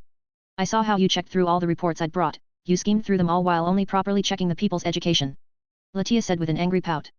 I did only invest some time into reading it because it was your hard work, and I also made sure they had the appropriate education to work in my shops. He said in an obvious tone. But, I already did it. She said with a small stomp. Latia already did all that. Marcus already told her to accept people with appropriate education. There was no need for him to check. I know. That's why there was nothing else for me to check in those files. He said with another bored shrug. The beauty just groaned from annoyance. Doesn't he care about their experiences and such, what kind of bonuses these people will bring to the company as a whole? Kerr. My point is that, you don't care. And you wouldn't want to invade the underworld just for the sake of ruling. My bet is that you would just do what your predecessor did. Solomon ruled quite a small kingdom, it was enough for him. You are doing about the same with your birth country. You would, as they say, flex on them and then return to your country. She explained her thoughts on what he would do. And she would be right, if he didn't have an army that was slightly unsettling. Nonetheless, after realizing all this, she relaxed quite a bit. Marcus just hugged her more. Yep, she is smart, and she, quite accurately, described what he would do. That's why she is cute. Cower. Rias was sitting in her chair, deep in thought. She was thinking about how lucky she was with her pawn situation. She got a Longinus user. All of her 8 pawns were used to reincarnate him. She was over the moon with this gain. The redhead thought she could rub it on Sana. But... So, it was Issei Hayadu? Never thought the Red Heavenly Emperor was him. Sana said with a casual shrug as she fixed her glasses. It was not the reaction Rias expected. You knew. About the Red Dragon Emperor being in Kuaha? Yes, I knew. I was searching for him for quite a bit of time. It never crossed my mind that it was this pervert. Sana said with an eye roll. She never bothered to properly scan the brown-haired pervert with the diamond core heart. She only had a casual scan on him when he entered the academy grounds for the first time. The younger Satrai was quite baffled that someone with such a low level of magic can even exist on this earth. How did you even know there was a Longinus gear user in Kuaha? The Gremor heiress asked with a baffled look. But then, she realized that, most likely, Sarafal told her. Meaning that Marcus Goldman already knows. Honestly, I am quite thankful that you took him off my hand. I don't want a walking bomb anywhere near me. What do you mean by that? Rias asked with wide eyes. Listen. While the sacred gears are amazing and everything, they are artifacts created over 4,000 years ago, some are fresher than others. Like the boosted gear or divine dividing. But, they are still items bound to people's souls. According to research done by our employer, sacred gears would regularly go through maintenance in heaven. But, for the past 2,000 years, nothing of this sort has been done. Meaning that no maintenance has been done to them. While they don't just break like that. There are caches to be cleared after each circle. The gears, like boosted gear and divine dividing, collect samples from previous users and store them inside the gear. The boosted gear and divine dividing, through an overflow of cache, developed Juggernaut Drive. This developed because the hold over the dragon energy inside the gear became much looser. Sana explained smoothly. She became quite interested with the gears because she has one herself and, in general, it sounds quite fascinating. I see, so, that's what happened. Rias massaged her brows from frustration. Drake himself panicked when he realized that all his hard work on the gear was gone. What do you mean? Marcus Goldman most likely kidnapped Issei and scanned the gear. Rias said with a straight face. That sounded insane, but then the Satrai heiress remembered who they were talking about. Most likely true. I faced the scale male version of the Red Dragon Emperor in one of the simulations. Sana said in a smug tone. Her relationship with Marcus is much better than Rias. The redhead hasn't even seen him since the installation of Diamond Heart Core. Sarafal confirmed that. So, Sana knows that she is way above in this little competition they are both having. What? He can emulate it? Or did he recreate it? Even Drake confirmed that Issei can't access Balance Breaker anymore. Rias exclaimed with an annoyed look. Most likely, you will need to talk with our employer so that he could alter the gear and Balance Breaker can be achieved. After all, the original sacred gears were built the way that Balance Breaker should not exist in the first place. It's a bug in the system which pushes the gear to do what it should not. As you can imagine, it will have long-term consequences. Like the Juggernaut Drive. I get it. The Gremor heiress said with a sigh. Nonetheless, I would have preferred it if it didn't go through maintenance. The Balance Breaker would have helped me quite a bit against Riser. Rias, do you even hear yourself? Do you really think that pervert could achieve Balance Breaker before your fated duel against Riser?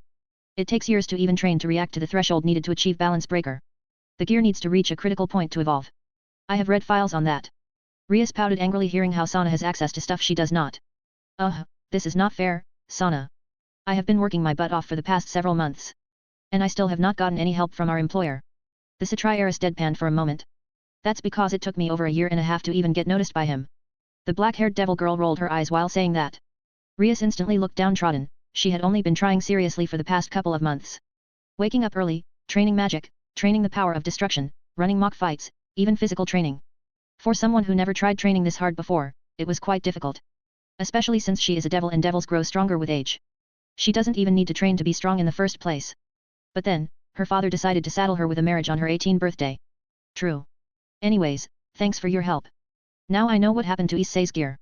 Drake was quite devastated that he lost centuries of work he had been doing on the gear. Sana nodded at her. Internally, she was thankful that the brown-haired pervert wasn't going to be a big issue to them.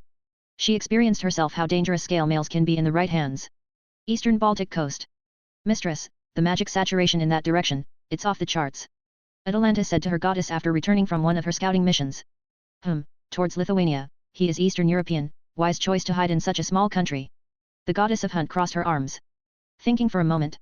We can assume that the high magic concentration is monitored by him, meaning that he most likely has barriers of some sort spread through the whole nation. The goddess stated her theory. This means that the moment we enter his lands he will know that we are there, Atalanta said with an understanding look. Indeed. And I doubt he will reveal himself to us just like that. This means we will need to find him either way. Artemis said with a thoughtful look. She is trying to think similarly to how that annoying brat does. It's not a big nation. Nothing compared to Siberian or the Canadian wilderness. Atalanta said with a confident look. True. But don't forget we are tracking a human, not an animal, so we will be going through towns. The goddess of Hunt said with some annoyance. Last time I checked, this nation barely has any population. That means they will be cautious of a group of females dressed like hunters. The silver-haired goddess pointed out. And Atalanta could only frown. This could only mean that they will be taking quite a bit of time with this as well. Even if the nation is small. Let's go. Artemis shouted out quite eagerly. Finally. Some clues. You brat. I can't believe it took me nearly half a year to find anything about you. Now that I know where you come from I will find you eventually. The silver-haired goddess of Hunt has no doubt it's where that inventor brat was hiding. This country has no supernatural presence, no big significance to any pantheon. And no one ever reported about there being a large amount of saturated magic in this area before. Meaning that it's very recent. All the hints point to this brat. Now she was getting excited to get her revenge. Marcus. The space center is finished. Well, it's technically just a launching pad with the biggest assembly line ever built. My production speed went up by multiple times with just this. But now, I can build space stations or my own airships. That's right, the first thing this place is going to do is make my flagship, the Confiscator. And not the space station I was planning. So, where are we going? Another place has been finished. Sarafal asked giddily as we were walking towards the train platform at my home base. The blonde next to me is looking very curiously. This is the first time I am bringing her to use one of the trains. It's either a coincidence or just weird timing, but she has never used it before. For the simple reason that she leaves home before I leave and comes back when I am already at home. Meaning she never got the chance to use it. Yep. My space center is finished. Though, it's more like a launching pad and the largest assembly line to date. I clarified to her. How big are we talking about? The one you have at home is already enormous.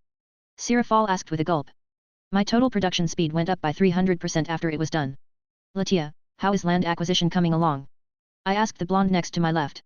You build your house in the National Reserve, the processing facility in a forest which we've already acquired, the launching pad is in quite a remote area which was quite easy to get. The portion of the railway which you want to build outside, I acquired some of the land. But quite a bit is owned by other people. Not to mention the coastline, you can't buy any of that. Your nation only has 39 kilometers of sea access and you decided to build the docks right on the National Reserve, again. Latia gave her report with an eye roll. We can always get people to move out. Offer money, if they don't want to move, offer money again, with hypnosis to boost. And the docks? I'm going to build them underground then. I said with a casual shrug. You, truly want your railway that much? Latia asked me with a bit of disbelief. I do. It helps me relax and think of things in these short journeys that I take. I explained to her as we arrived at the train platform. Moments later the white and soft bronze-colored maglev train arrived. Right on time. Well, since it is controlled by my aurora, the train was prepared right around the time I decided to go to the new area. Moments later the door slid open with a hiss. The train's interior looked quite similar to the commercial ones used by regular people, the difference was, it's extremely cutting edge and personally made so. Holograms are all over it. If this was a public one can assume these holograms would be used to advertise products and other things. For now, I just use them for decorations. This is the base. The train is bound for the Space Center. The next stop is the Space Center. Both girls looked at me after hearing the announcement done by the robotic version of Aurora. Well, I did use her prototype voice for this. What? I am sticking with the roles. All the trains have an announcement system. I said with an eye roll. You are the only one who is using it. I don't see the reason why you need to go that far for this. Latia said with a sigh. For now. Yes, only me. But, soon enough it will be my army or you girls. We will see. As I said that, they both just eye-rolled at me. Well, once I disable the teleportation trick we're gonna see then. Anyways, we got comfortable as the train started to move. Well, it took some time for the pair to even realize that the train had moved. So Tan told me that Rias got that Hyudog brat as a pawn. It took them a year and a half to find him. I don't know if I should be impressed or disappointed that it took them so long. Sarafal mentioned something to me which I had completely forgotten about. Well, that took some time. I brushed my finger and a window screen appeared in front of me. I quickly accessed the Diamond Core Hearts menu and went to the one installed in QAH. I did a quick overview, the system is up to date. With several hacking attempts, which is amusing on its own. Some smart devils tried to hack the console. Without any success, of course. After all, it's controlled by a sadistic AI. Quinella terrified the shit out of them when she sealed their magic. After that, the hacking stopped. To a certain extent. Some lunatics tried either way. Still though Sana took care of these retarded people. Once again this reminded me how stupid people are in this place. After checking the system, I went over the logs and found how Rias got her pawn. It was quite straightforward. And this is how you abandon your humanity. Rias only needed to smile and mention that he can get his harem. And so Issei Hyudo became a devil. I showed them the recording that the Diamond Heart Core did. A small chat between Rias and Hyudo. The brown-haired kid had a perverted smile on his face the whole time. The Gremariaris quite easily persuaded him to join. Why would Rias want this pervert? One could see how he undresses her with his eyes. Is he that valuable? Latia said with a distasteful frown. With casual hand motion, I showed her the sacred gear he has. The Red Dragon Emperor. I see, but how valuable is he truly now with your existence here? I mean, to have someone this, perverted and barely restrained looking. Whoa, Latia is not holding back at all. Is she that distasteful towards perverts? No wonder I know nothing of her. She most likely barely made it into the books as it is. Nothing much by this point. It only has boost and transfer. The balance breaker and juggernaut drive disappeared after the maintenance was done. Sarafal said from my other side. Then it's just average gear at best. Not worthy enough to experience a perverted gaze like that. Latia said with a frown. Rias is an exhibitionist, you can imagine she likes being stared at, like that, I said with a shrug. She is? I didn't know that. The black-haired devil on my right shouted. Yab. So, she most likely likes being gazed at like that. The blonde shivered hearing that. I see. I guess, she has her own taste and I have mine. She snuggled into me while saying that. Well. At least now I am getting more valuable data from her. Her progress as well as her peerage's progress is much more fascinating to obverse. But, you don't even observe it. Only now did you do it. Sarafal said with a pout. And it's more than enough. Quinella gives me a summary of what Gremory and Citri did over the period. It's more than enough. I explained to the pouting girl. Showing her the summary windows. It's, quite simply, statistics, with some things being pointed out. You know, having the hard work done into numbers like this doesn't quite show the amount of effort they put in. She still argued. And with another hand swipe, I showed her another statistic which is the effort level. You have an answer to everything, don't you? She pouted more at me. If I don't, I am sure my AI has it or is working on it. It's like having an army of researchers working with me at all times. I said that with a smile and she just huffed back. Not realizing that it's pointless for her to argue about this. Assuming she wants to goad me into getting some more stuff for Sana as the girl has been working quite hard. I mean truly hard for the past several weeks. If she is trying this hard she will develop her balance breaker soon enough and with it, she will enter into the realms of early ultimate class being. Next station is the Space Center. The train terminates here. Hearing the announcement, I closed the holographic window and got ready to move. The pair followed after me. Moments later the train doors opened and we exited into an identical-looking station. With the difference being a much larger corridor which leads out of the station. This is so that a large number of beings could walk from the train to the platform. Then again I could simply just use the space abilities I am synthesizing from Caliban. The problem with that, however, is that Caliban power works only with motion not when there is no motion. Quite easily solvable, simply by separating those two but, that opens up another can of worms. I could use teleportation. But again, if one uses it a lot it can be traced back. So, until the proper method is invented I will just use my train network which is a fast method of transportation. And I am not thinking about excuses here. Simply facts. A very short walk through the corridor and we've arrived at an extremely wide open area. If one were to glance at the ceiling, they could barely see it as it's around 300 meters away. And a portion of the ceiling can be opened. This is quite a big area. Are you going to build spaceships here? Sarafal jokingly asked me. Space stations and airships and yes, eventually spaceships, if need be. But by that point, they can be assembled in space. I explained in a very casual tone.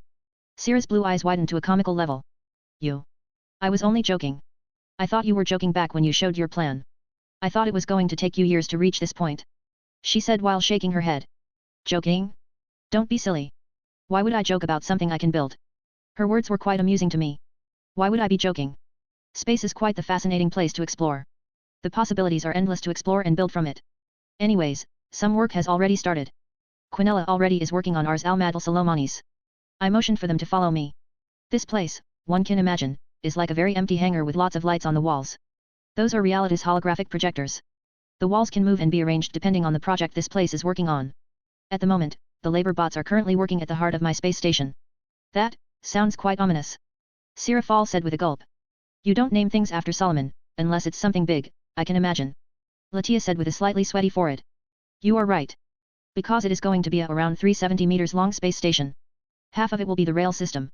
I motioned with my hand and a holographic window appeared showing the design for the space station. Opsos class station. Ars al-Madal Salomonis. When they saw the image they paled. Probably because it looks like a massive space gun. It's a massive space gun, are you planning on bombarding any nuisance out of the way with this? Latia asked with wide eyes as she realized that was exactly what I was going to do. And yes, I will be erasing anything out of my way instead of sending my army to deal with it. After all, they exist only to collect loot for me, not fight wars. Part of it, yes, as the name OPSO stands for All-Purpose Space Observation Station. Meaning it can send drones, scale mails down to Earth and continue to upgrade itself with the latest innovation. Though, there is still some time away until it's ready. At the moment they are working on the heart of it. The station will have 4 diamond core hearts. 4 assembly lines, 2 hangar bays for drones, and scale mails or space variation of the Starscream models, human habitable areas, observation deck, and of course the main railgun.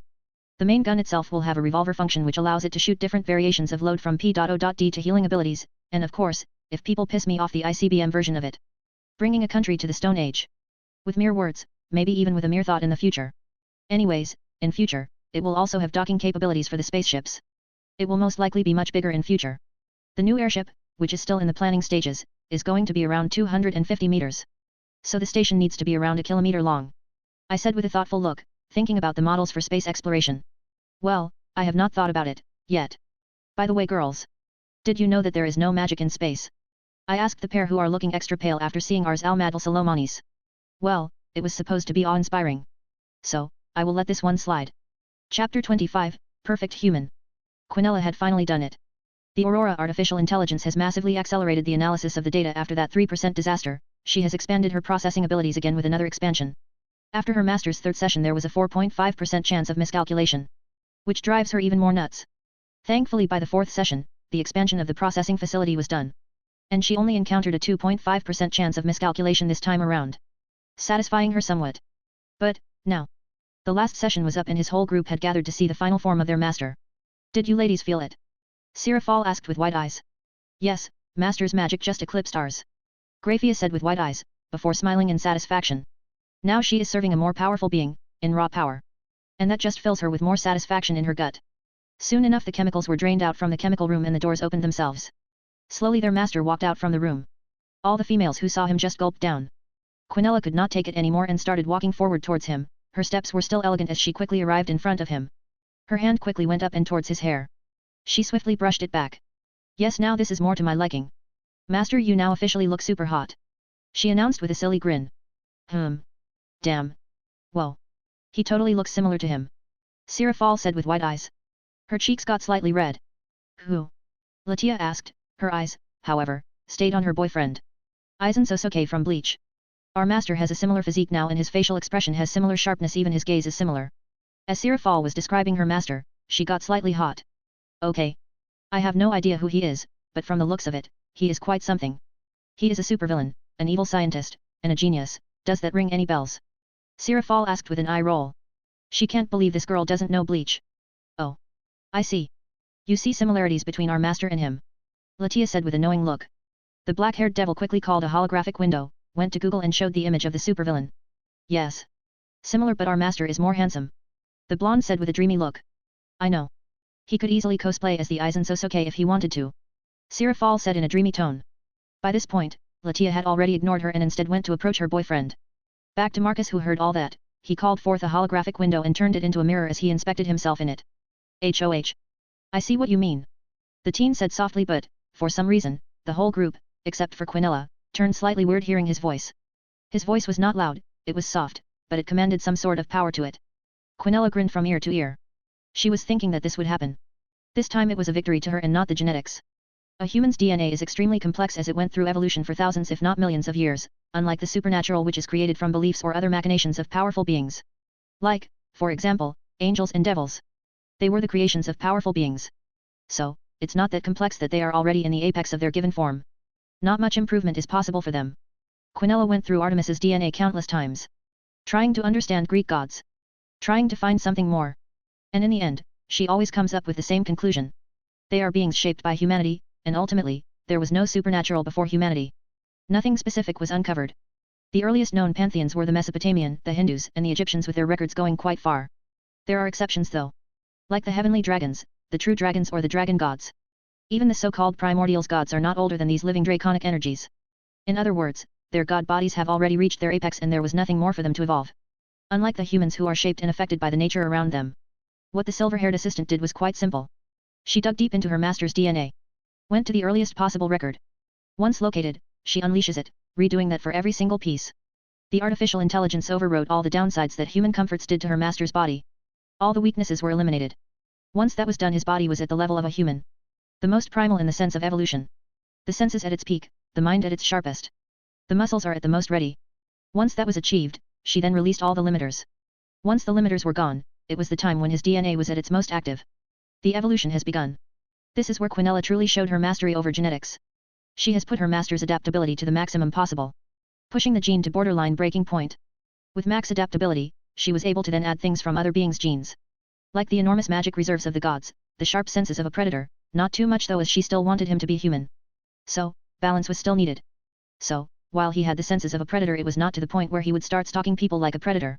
The most groundbreaking change she made was to add the adaptability of a stray devil, which was to the point of mutation. It was a magic-based phenomenon that affects the human body. What Quinella did however was analyze it and rework it to fit with her master's adaptability. She made it so that it becomes what people know as Sinkai boost. The new body of her master receives the damage and his DNA reacts to this damage, it adapts to it and evolves. Raising its magical power to meet this new threat. In other words, what she has made of her master is a perfect human. A human without any limits. It's so great that even the devil ladies who heard his voice felt a tingle in their very being. They knew they were standing in front of something impossible to exist in this modern age and time. I do look like him. Quite fascinating. I would even call it a machination of yours. Marcus put his hand on his assistant's chin. Pulling her closer.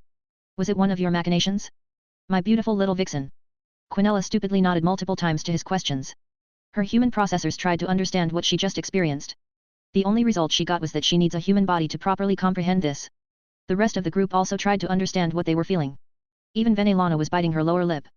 Her mind turned traitorous. The more she thinks about it, the more she desires to test her master's proficiency in certain activities.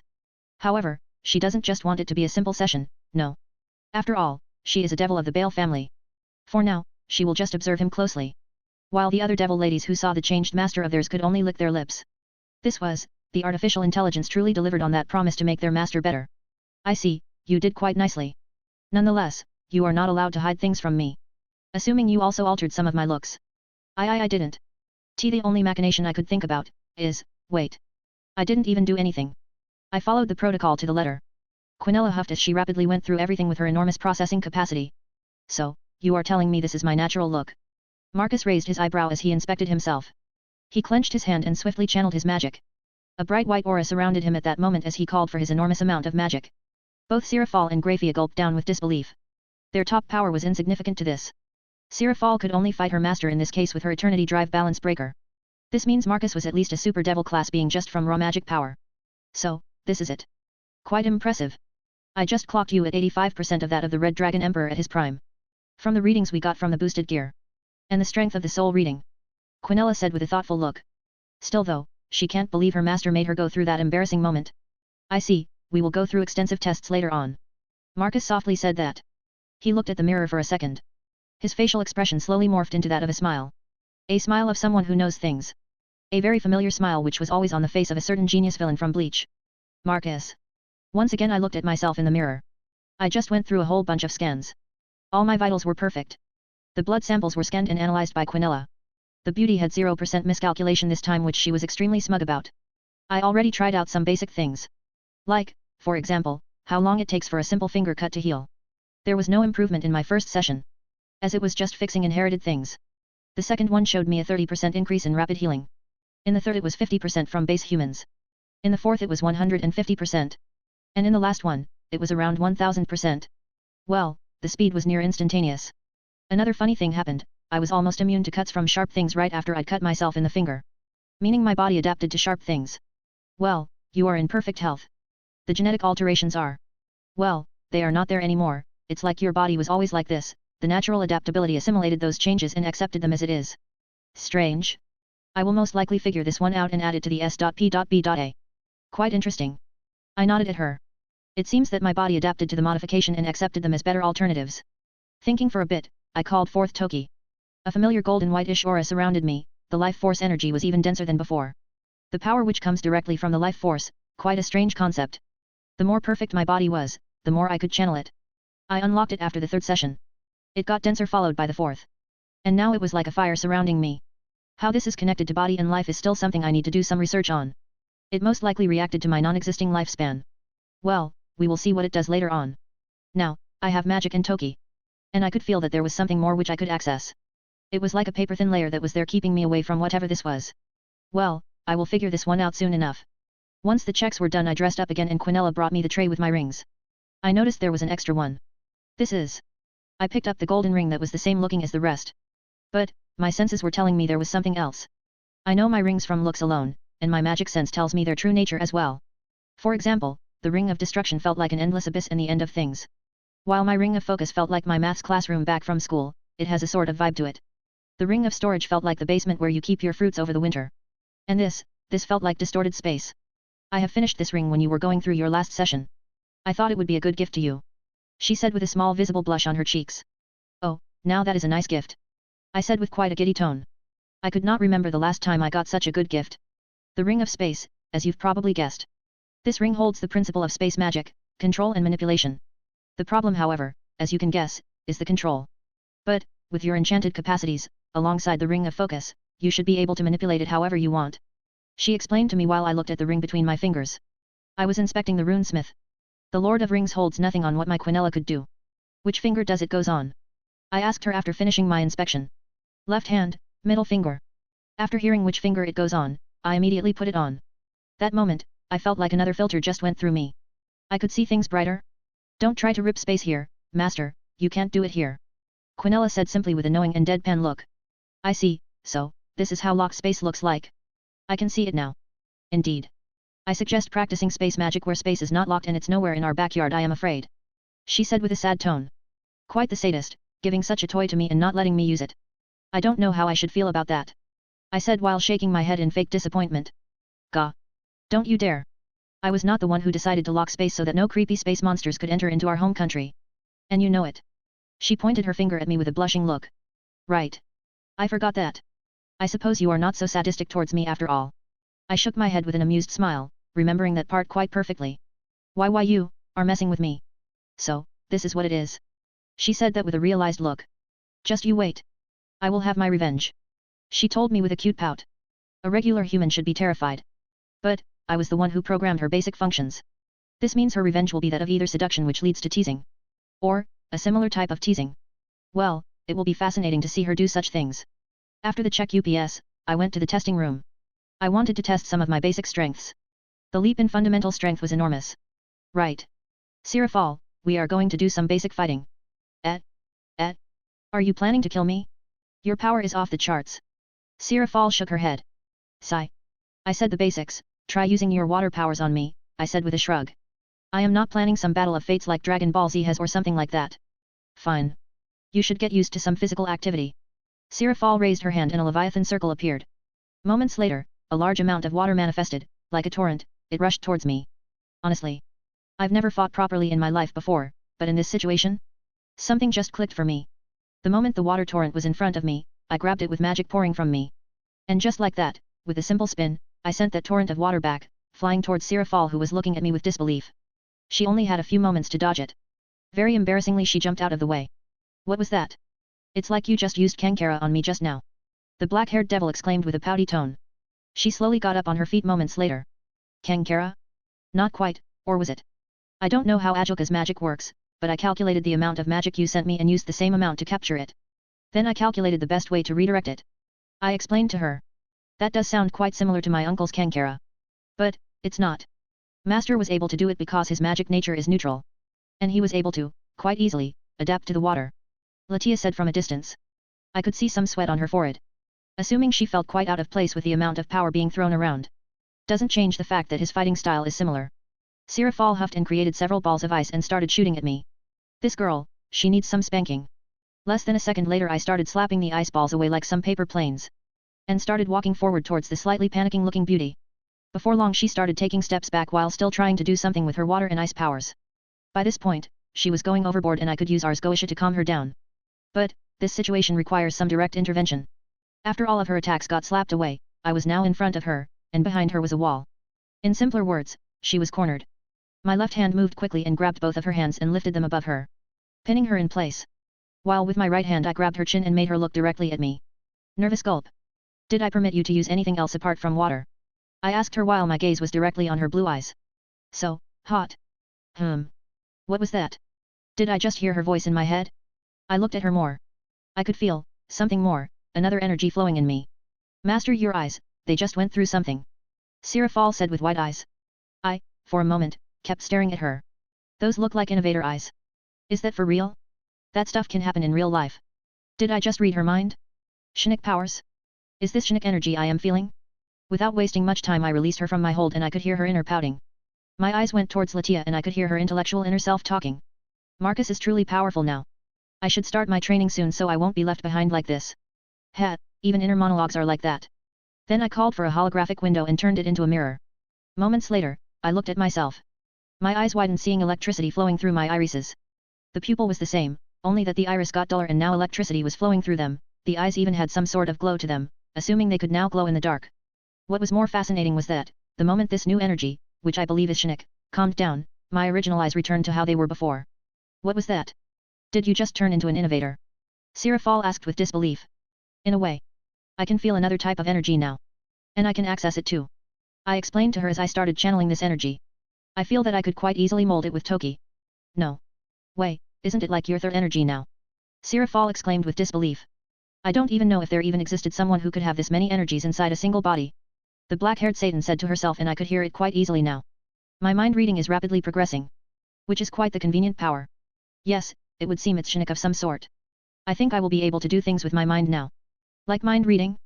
Feeling emotions? Telekinesis, telepathy. Sarafal started listing all the things I could now probably do with her otaku knowledge. Yeah, that sort of thing. For now, you two go back to the workshop and observe my test from there. I will be running a simulation. I said with a thoughtful look. Thankfully I can truly let loose in my simulations and see how much damage I can do with it. Oh okay. I could feel how Sarafal pouted internally for not keeping her like this. While Latia was much more understanding. The blonde walked over to the black-haired Satan and started pulling her out of the room. Once they are gone. I took a deep breath for a second. Begin simulation. New type of energy testing. Send me to New York, Aurora. Understood. I am transferring 2% of total processing power to this. It should be enough to gather and analyze enough data for it. My eyebrow slightly went up. 2% is quite a lot. With the amount of processing power. Even 1% is enough to design, simulate, and test new technology. So, 2 is double that. Beginning simulation. Activating hard light projection. Dispersing reality's particles. Light prism online. Simulating starting. Moments later the surroundings started to shift, buildings getting constructed, the white ceiling transformed into blue skies and I could feel a slight breeze, a shift in temperature. A few seconds later I could hear cars, people talking. Sounds of traffic and smell of petrol. Oh, as primitive as one could get. I furrowed my eyebrows smelling that. As much as I loved the internal combustion engine. I got rid of it as quickly as I could in my previous life. Still though, I am not here for cars. Inside simulation. The simulation was extremely realistic, to the point where every single NPC had a personality. Marcus' appearance, a man in a lab coat with an extremely dashing appearance. Instantly got the attention of some of the passing by females. Not that this fascination lasted long as he soon walked over to the closest building and put his hand on it. Second, after his weird behavior, the building's windows exploded. Making all the people scream from fear as they started running away from that place. Moments later, the building walls started to crack. Those cracks soon spread throughout the whole building before it then exploded in all directions. The blast was quite powerful, sending cars flying as well as damaging the other buildings. Before long a purple aura surrounded Marcus as all the cars and remnants of buildings started to float. Their shapes were forcefully changed, going through several different shapes. Stopping at a dagger-like shape. Once the changes were done to these constructs, they were sent flying into the tallest skyscraper in the vicinity. Shredding a portion of the building in the distance. This caused the top of the skyscraper to start falling into the streets below. Not long after that, dust clouds started to spread through the streets. Purple energies easily blasted the dust away as more buildings started to rise from the ground. This time he was pulling them out with the foundations as a whole.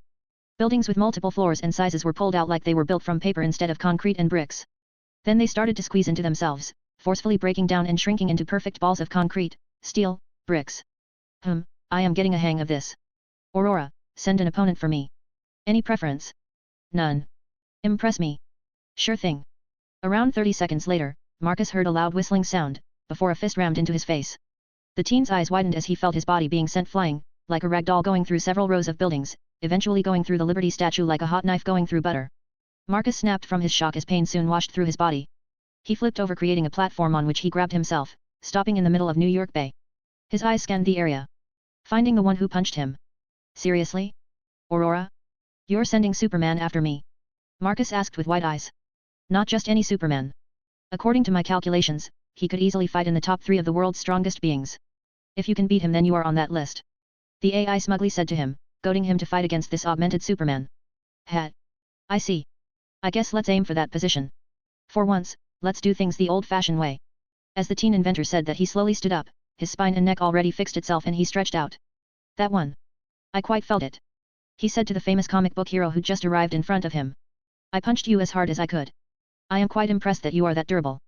The Earth's strongest hero said with disbelief. I was not, now I am, however. Marcus said as he started to float on his own.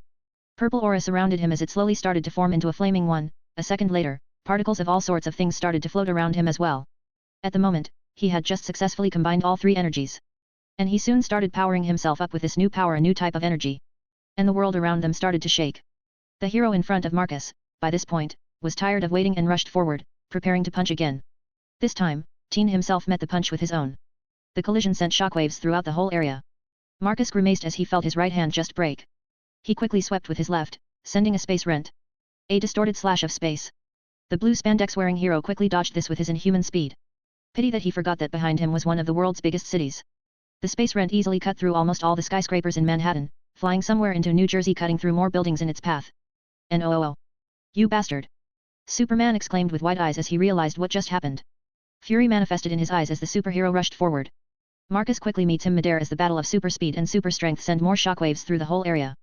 Marcus' insane adaptability kicked in as soon after meeting him head-on, his body started to adapt. As adrenaline was rushing through his body, his mind started working like a computer, analyzing the movement of the superhero, while at the same time, finding ways to improve his performance. For this, his mind delved into his memory and started analyzing any and all martial arts he encountered throughout his 2 lives. Before he could even realize it, he already knew Taekwondo, Kung Fu, Karate, Judo, Russian Arb. And in less than 3 minutes of being outperformed by Superman, Marcus was already fighting back with a multitude of different martial arts. With a powerful elbow strike, the teen inventor sends the Earth's greatest hero flying into the Bay of New York. The black-haired teen then casually lifted his right hand and a ball of power of destruction manifested. He started pouring his new type of energy into the ball as it rapidly started to grow in size. Before long, it could easily block the sun. He then dropped the ball towards the bay. "Let's see if you can survive this," Marcus said curiously as he watched the P.O.D, like a meteorite, descend into the bay. Moments later the explosion evaporated as all the water in the area was instantly erased and portions of New York were gone. The teen eyes widened for a second. As Superman was right in front of him. His cape was half gone, there were minor injuries with some bleeding on him. Like a cut eyebrow and some missing pieces of his spandex. "No wonder you have the title Man of Steel. That blast had enough power to erase any lesser being," Marcus said with disbelief, seeing that this dude tanked the blast. For a second he thought Quinella was pulling a leg for him. But, that's against her programming. The Earth's mightiest hero looked around and saw the state of the city. He frowned deeply. "Let's change our battling grounds. I am sure space will fit us better than this." As he said that, Superman rushed up to leave the planet. Marcus rolled his eyes for a second and ignited his purple aura, rushing forward with similar speed to Superman. Moments later, they were in space. Below them was the blue planet. "Let's end this." The superhero roared with a furious look. He was not holding back at all this time, and Marcus met him head-on. Before long, another fist fight started which sent shockwaves easily felt by the people below on the planet. Nonetheless, Superman instantly noticed that he was losing even in direct contact with the sun. Marcus' progress in martial arts was pushing the hero back. A single slip was needed, and the black-haired teen smashed his fist powered by P.O.D into the spandex-wearing hero's gut. The blast sent the guy flying, but the teen was already waiting for him on the other side. He grabbed Superman by the head and used his space ring to appear on the moon. He slammed into the moon with enough force to create a massive crater. "I would like to see how you can survive it at point-blank range. Space and destruction at the same time." Marcus said directly into his mind with his Shinic powers. And in the next moment the moon that was orbiting Earth for millions of years was shattered into pieces by a blast of black and red energy. Workshop. Sarafal and Latia were watching the battle with shell-shocked looks. They had a chance to see their master truly going all out the old-fashioned way. Against one of the most famous heroes in Earth's history of comic books. Even Latia knew who he was and she didn't read much comics. Nonetheless, it was an awesome battle and harshly reminded them of how insanely powerful their master got through this. The most shocked of them all was Venelana, who was in the background watching all this with disbelief. This was a movie, not a battle. How can that room even tank this much damage? Seriously, how adaptable is he? Superman broke his spine and neck. He recovered nearly instantly after it. Not only that, but he started utilizing martial arts through the middle of the fist fight. And it only got better through the next few exchanges. Sarafal said with wide eyes. That is why my master and creator is the perfect human being. Quinella said with a happy tone. What she saw was simply gorgeous. She took a bunch of pictures of her hot master. Chapter 26, The Hunt Arrives. The moment Master left the chemical room chamber, he was already in the ranking of the top 10 world's strongest beings. This list, I may add, was created to measure a being's sheer raw strength and not their versatility or abilities. At that point Master's strength was around 85% that of the Red Dragon Emperor at its peak. Quinella explained to the group who were watching the battle between Marcus and Superman. Or well, the end of it. The moon was gone and countless large asteroids slammed into the planet below. Ending nations, starting another ice age.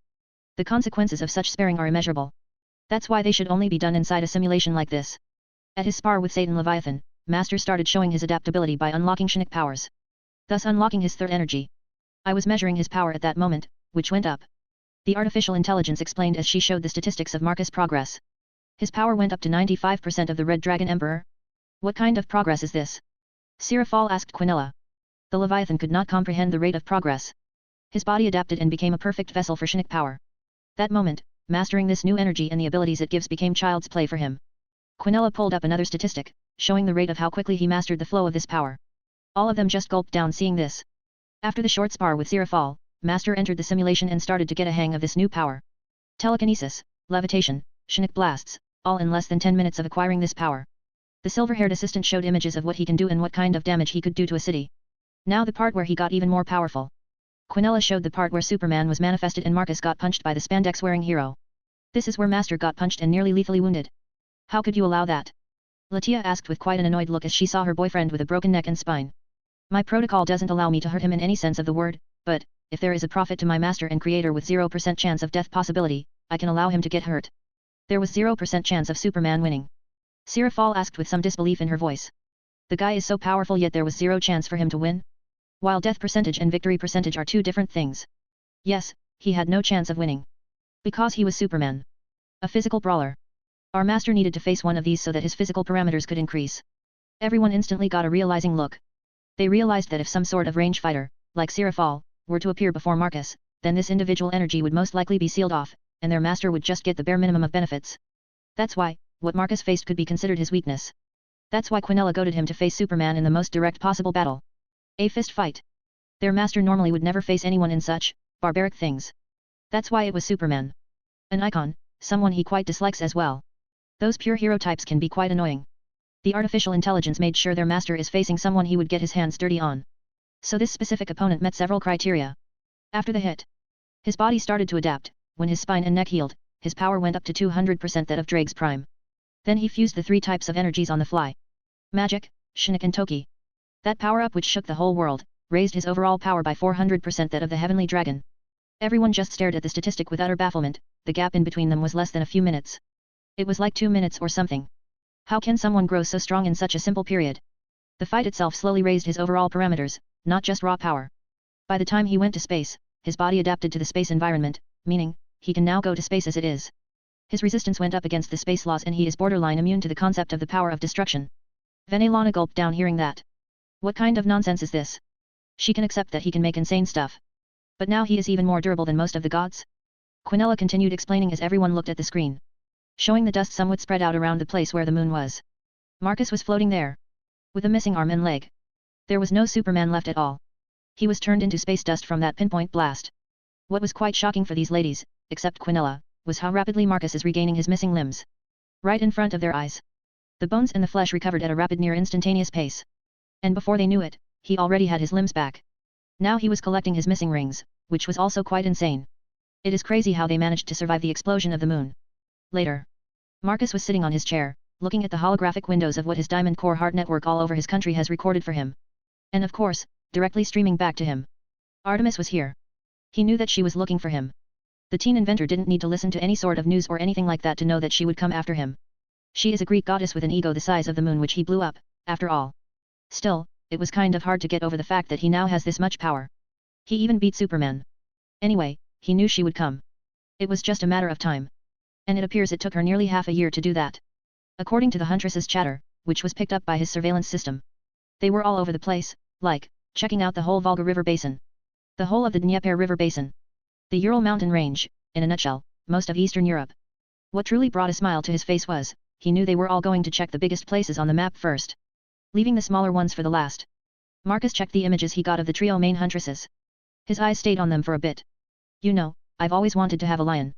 Quite the majestic animal. The king of the jungle, the only known feline family which lives in groups. Quite the fascinating animal. He had a pair of beauty with him as only one of them because the other was a holographic projection slightly twitched, hearing what he'd just said. Especially, when one of them is half a beautiful huntress. The black-haired teen's girlfriend looked on with quite a bit of a perplexed look as she saw the group of females walking on his lands. Atalanta. This huntress has been serving under Artemis for as long as I can remember. What do you have in mind for her? Their entry into our lands is happening at quite an annoying time. We are only days away from our invasion. Quinella said with a pissed look. If it was her, she would have already sent out those newly created border drones. Come now. Their arrival here helped us find a crucial mistake we have with our neutral magic security. Yes. I suppose that is true. If this is accurate then heaven, and most likely Norse, knows that we exist here. The silver-haired assistant said with a disappointed look. She was disappointed in herself that she didn't pick this up earlier. It's irrelevant now. It was crucial in the early stages. Now it's pointless. We are going to do this. Most of the huntresses are spread out throughout the nation. With a hand wave, a map of his country appeared on a separate holographic window. Everyone could see that the huntresses had descended from the north. From the looks of it. They have spread into 3 groups. Hippolyta leading in the west towards the sea. Atalanta leading in the east towards mainland Europe. Leaving the third group under Artemis in the direction of the center of the nation. While Artemis is closest to us. We will capture the other groups first. And goad Artemis with them. Marcus said the last part with a sadistic smile. Any reasons why? She wants you to fight her in a skills alone battle. There is no way she could beat you as you are right now. Latia said with a slightly frustrated look. She is smart enough to understand what is going on. Beings like Artemis have a way to pull a man's pride. Simply enough, Marcus wants to prove to her, well some of his sadism is mixed in with it, but he wants to prove that he is superior to her and that she should be under him, and by this point, in all types of the sense. Yes, this time Artemis is not getting away. No, this time Marcus is keeping her to himself. But, first things first. He is going to make her understand that she should not have come here to look for him. Wait for nighttime. And then bring my pet to me. Marcus said seriously to his assistant. Of course. I will help you tame this pet as well. Lion or not she will serve you well. Quinella said simply with crossed arms. What she said sounded like an already done thing. Even though the huntress was not even retrieved yet. Latia didn't even have a chance to ask how they were going to capture one of the greatest huntresses in the known world and history. And Latia, Artemis will be getting her duel or whatever skill competition she wants. That's of course after I have captured all of her huntresses. Marcus explained to the blonde with a smile. She could only nod. Now the devil girl was wondering how this goddess is going to affect the overall situation, the hierarchy of this place. The Astaroth pillar knows pretty well that Artemis is not leaving this place after she gets captured. And if the Greek pantheon complains, well, then most likely there will be fewer pantheons in the world. The sound of alarm spread through the barracks of SPBA. The headquarters of Marcus' personal army was on full alert. Several thousand armored soldiers lined up perfectly in the main area. Not far from them, on the runway, the Starscream jet fighters were getting prepared for the launch. Next to them were the gunships getting prepared for their mission as well. Their job is to carry the soldiers to the battlefield. A few moments later polygons gathered in one place and Quinella appeared there. Gather up. Your first mission as soldiers of our master is here. It's called Operation Capture the Lion. Your job is to capture one of Goddess Artemis' huntresses. This operation will be carried out. Artificial intelligence created a holographic window with the map of the city where Atalanta is currently approaching with her squad. What the silver-haired assistant wants is for SPBA to hunt them down in the city. The city will be in a lockdown state and it will become a hunting ground for the soldiers of Marcus Goldman. Quinella realized that she can use this nuisance to get some experience and data for their soldiers. After giving instructions she disappeared and the soldiers' HUD were updated with instructions. Before long, the soldiers boarded their gunships as the end of the runway moved up, the ceiling and changed into a purple translucent barrier, before disappearing completely. Moments later, one after another, the jet fighters took off. Followed by the gunships, their destination is around 50 kilometers into the east. With Atalanta's group. Don't you think this is strange? When we approached the city there were cars, people on the streets, the shops were open, the moment we entered this place they started closing off, people disappeared and the traffic just stopped. One of the huntresses said as she looked around. She was on edge just like the rest. The lion girl, with a narrowed gaze, looked around. She noticed this some time ago as well. The smell in the air changed, something is going on. Be on guard. The city has just turned into a hunting ground. It appears he has sent someone or something to hunt us down. Atalanta said after realizing what just happened. The girls quickly formed into formation as they started looking around, they were extremely on edge. They waited for a bit, but nothing happened. This has just annoyed them for some time. Nonetheless, they didn't drop their guard but they could not just stay here and do nothing. Slowly they started to advance. Their goal is to take a high point advantage and scout the town from there. A town this size doesn't have many high points. All they have is 9 to 5 stories flats, a water tower. A church which they won't be going to unless they want attention from the Heaven faction. The rest are 1 to 3 story buildings. The town most likely doesn't even have 100,000 people living here. As they were advancing, Atalanta's ears twitched and she heard something. Surely enough everyone soon heard something similar to a booming sound. They looked at the sky and saw a formation of planes fly over. The moment the formation passed through it split up after passing the city. Is that the army? One of the huntresses asked with disbelief. Did the guy have people in the national army and called for some help? Or was there something else going on? Don't be confused. Those are not regular planes. They emit magic. That brat most likely has people working for him. Be on guard. We don't even know the numbers he has. Atalanta said with a sweaty forehead. Thankfully she can still sense her blessing from her goddess. Meaning that their powers were not stripped from them. After that period they heard more jet fighters fly over. They didn't even know if it was the same group or not. Nonetheless, they continued with their advance. Until a light flashed, and one of the huntresses was hit by something. Ah! Her whole body twitched and spasmed as it looked like she was hit by electricity. Moments later, she collapsed on the ground. Quickly! Everyone, find cover! Atalanta ordered with wide eyes as she, and the rest, split up to find some cover behind building roadside trees or just dunk on the ground behind a bush. Where did that come from? One of them asked with a panicked look. She didn't see anything slamming into the fellow huntress. It came from the water tower. The lion girl said with a frowned look. But, that's on the other side of the city. Another one said with awe and shock. Most likely a sacred gear created for sniping people from the distance. We need to take it down. Split up and approach the tower separately. Use speed and buildings as covers. Atalanta said seriously. She doesn't see any other way to take this thing down. It's too far away even for her to even hit it. This brat. He is hunting us down. Once I get my hands on you. The lion girl internally growled at the mocking she was receiving. On my mark, get set, go.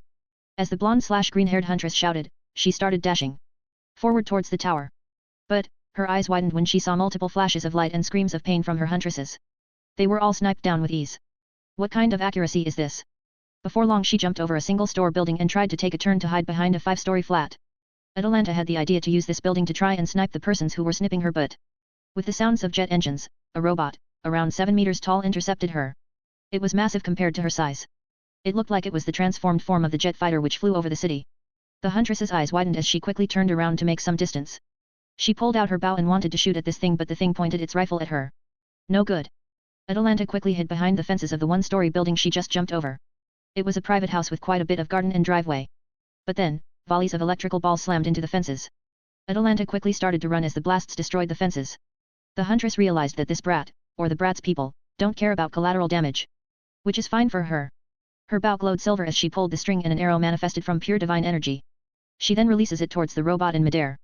The blast rapidly rushed toward the transformed jet fighter. Upon collision, the blast exploded.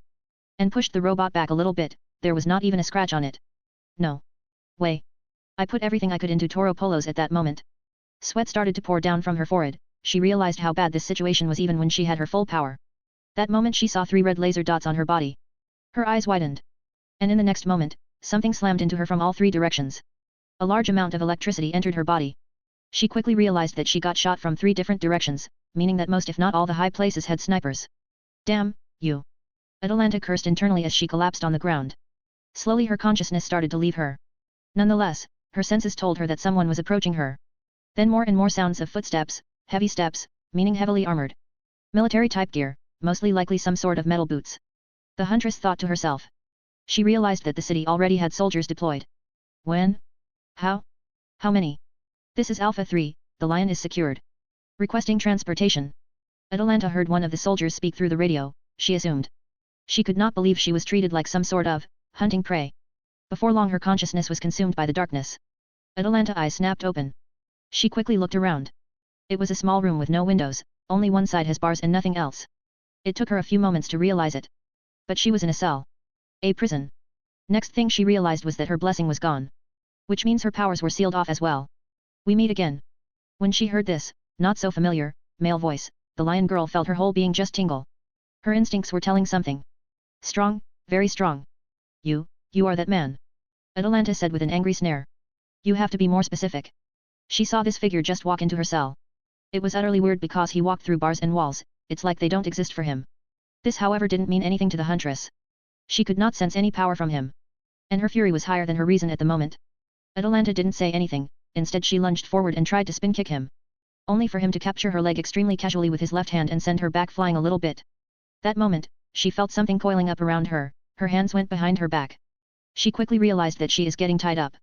Ropes manifested around her body. The problem with this was that she was roped up in quite a shameful way. This was mortifying for her. Release me this instant, you fiend. Atalanta said with a furious look, she was embarrassed beyond belief. But, that moment an immeasurable amount of pressure slammed into her. She knew that this was his power. It was intense, endless, even unfathomable. How is he this powerful? Why have we never heard about him before? Such a being should have been mentioned at least once somewhere. Atalanta's face turned completely pale. It's pointless to fight someone like this. I have heard that you trust your instincts more than reason. Then I only need to show you a fraction of my power so that you would understand. Just because you are this strong it doesn't mean I am going to listen to you. Atalanta had a hunch that this man wants her as a trophy. After all, his men have hunted her down properly. And the ropes just prove the point that he wants her in that specific way. You can say whatever you want, my cute lioness, but you are going to be my pet either way. He said with absolute confidence, which pissed her off even more. You. Atalanta tried to struggle any way she could. First, she was roped this way. And now he calls her his pet? Your goddess will be mine full time. I haven't decided how she is going to serve me. It's either a full-time bed warmer or a sexy maid to be taken, in any place. He mentioned that offhandedly in a way as if Artemis was nothing in front of him. You think Olympus will just stand by and let this happen? Atalanta said with a furious tone. If her body was free she would have punched him many times by now. They would. Because they wouldn't exist anymore. Besides, it's the reason why you are all here anyway. No? The reason why you are all stalking me in my lands. Wanting to be hunted down, used, however I please. He said that with such belief that it was hard for her to refute. For a second she even believed it. But... nonsense. This sounded so wrong on so many levels. They are here to hunt him down. Not the other way around. Please. I only see your actions this way. I already have 1/3 of your hunt chained up just like you. Soon I will capture Hippolyta and it is only going to leave Artemis as my greatest prey. The man said with a smile as one of his hands moved on top of her head and gently stroked her head. Enjoying the fluffy hair of hers. You will be such a great house cat. After saying that he just disappeared from the cell, burst into purple energy. He wasn't even here in person. Disbelief washed her over. How did he do it? How did he chain her up? What kind of magic is this? Seconds later, multiple screens appeared in her room. Showing, the hunt. She saw Hippolyta at the beach with multiple huntresses looking for clues and her goddess with several other huntresses in a forest. That moment, Atalanta realized, with dread, that her goddess was always under surveillance, meaning that he knows everything that they are doing. They have been the prey all along. This is bad. Goddess, how can I tell you that this is a trap? Baltic Sea coastline. Hippolyta was excited and somewhat annoyed that her future husband had not come after her. Doesn't he know that he beat her in a fair fight? She was his. So why with all of this? To her understanding why he has not revealed himself is that he is hunting them now. Which amused her to a certain level. Her future husband wants to hunt the goddess of hunt, this is just fascinating that humans would even try such a thing. Lady Hippolyta. There is a resort town just south of here. One of the huntresses pointed at the distance. The redhead simply nodded at her. We can start with that one there. The Amazonian queen said simply. Honestly, she just wants to go to the man who took her heart. This whole game started to bore her. The group of huntresses nodded at her and started to walk towards the town they saw there. Under the night sky, no one can see them in total darkness, while they can. The light from the moon, the very symbol of their goddess, shines on them. Allowing them to see just like it's daytime. Neither do they need a source of light or any assistance. Making them one of the best night hunters in the world. Once they arrived at the city they saw the pier stretching into the sea, instead of walking there. They took the stairs up to the walkway which leads to Broadway. They can assume this place is packed during the daytime. However, it was nighttime, but even then. This is strange. Is there something wrong, Lady Hippolyta? This place is far too quiet. It's late August and the temperatures in this place are still above 25 degrees in the daytime. The bars and restaurants still should be packed. But, this is far too quiet. The redhead said to the huntresses who started connecting dots and instantly got cautious. But Hippolyta already knew, it was too late. She felt the change in the air some time ago. To her, it didn't mean anything. But, it was foolish not to pay attention to that. Because now it made sense to her. The city was put to sleep. It was so seamless, even amazing, because of how hard it was to pick this up. It was like paying attention to a small breeze changing its direction. Only extremely cautious and paranoid people would think much about it. Even she picked this up because of her experience after living this long and hunting for centuries. Before long, from all directions, armored soldiers rushed dressed in blue and silver armor pointing futuristic rifles at them. Multiple red laser dots pointed at them. They were surrounded and had the group of girls at gunpoint. Then a familiar feeling washed over the group, they couldn't sense their blessing anymore. Where the girls still thought of fighting. Hippolyta raised her hands. We surrender. I assume your leader is the very same person who beat me before? Yes. I can only see him capable of doing this. The redhead said very plainly. Lady Hippolyta. The girls looked with utter disbelief. Why did the Queen of the Amazons just give up? She is a warrior and a goddess herself? Why do you all look so surprised? He beat me in a duel. My life belongs to him for half a year now. The Queen said so simply that the huntresses couldn't muster the fire to snap at the woman. Even the army surrounding them was confused. They looked at each other. What should they do? The protocol isn't clear when a goddess of war surrenders. A goddess of war should not surrender without fighting in the first place. Nonetheless, the confusion was very short because they got new orders from HQ. Very well. We accept your surrender. Master will speak with you shortly. Hearing a distorted voice coming from one of them. The redhead huntress slowly nodded. Finally, she can see him. When Hippolyta opened her eyes she saw a grey ceiling. She tried to recall what just happened. They still opened fire. The Queen of the Amazons said with some bitterness. I do apologize. But, we don't take any chances. That voice sends a very positive tingle through Hippolyta. The woman quickly looked at the source. Her eyes went wide. Why you are the one who won against me in battle? Yes. She said, barely controlling herself and to not lick her lips. Calling it a battle is a stretch. I simply opened fire at you from behind. The man said with a baffled tone. It was a duel to me. The moment I asked for a duel it was so. When she said that he could only look at her with a flabbergasted look. This was probably the only time he was this, taken aback. I see, you are not going to drop this are you? He asked her while massaging his temples. Drop it. You earned the right to marry me. She said plainly. I won't be marrying anyone anytime. I don't follow your culture if this is what you think. He said with a sigh. I understand. This means that I have to win your approval. She said with a fire in her eyes. Once again he massaged his temples. Very well. I will accept you as a maid. Prove yourself capable and maybe sometime later we can discuss this again. I accept, Lord Husband. She said that brightly, not fighting back any of his decisions. He didn't say anything, just burst into the purple energy and disappeared. Marcus. Oh, in the end I could not say no to a free meal. She is part of the collection. I thought to myself as I leaned into the chair. Messing with Atalanta was very satisfying. But Hippolyta? Now that was quite headache-inducing. Still though, once we get over the fact that she wants to be my wife because of some battle, we can see something useful. She is a goddess, a queen, a powerful warrior, a beautiful woman, and a hot redhead. A person of great historical value, a good piece for my collection. You look like you just went through a whole day of meetings just now, Latia asked me from the side. Assuming she heard me groan just a few moments ago. The Queen of Amazons wants me as her husband, I said plainly. I see, and how did you respond to that? Latia asked with some nervousness. I said no, obviously. She sighed with relief. I could only roll my eyes at her. Did she believe I would marry, just like that? Goddess or no? Like hell. I am getting a goddess as a maid soon anyway. Why would I marry one anyway? Seriously Latia. Why would I marry her? I am getting a goddess as a maid soon. I said with a shrug as I got up from my chair. I put on my lab coat. It's time to meet the moon goddess in person. I see. I suppose you want someone truly special for your wife. She said with some confidence. Yeah. Something like that. Chapter 27, Artemis, the Maid Goddess. The moon goddess was sitting on the boulder in a small clearing, in one of the forests, not far from a small town. She was surrounded by several packs of wolves, created from her divine power of the hunt, and several girls of her hunt were around her place as well, taking turns to patrol. She was waiting on some news from her other two squads led by her lieutenants, Atalanta and Hippolyta. Artemis has already checked the whole town. And her gut feeling was telling her that the town was his town. The amount of magic radiating from the ground only serves to confirm it. Now all that was left was to watch several public institutions, schools, markets, and shops to find him. As she was enjoying the rays of the moon. They were much more intense around her general location for obvious reasons. Her gaze ended up looking at the trees where she saw a man in a white lab coat just stroll in. It's you. The silver-haired goddess of hunt furiously snapped. She jumped up on her feet, starting a chain reaction of movement. Starting with her wolves who quickly got on their feet. The huntresses pulled out their bows and were ready to shoot.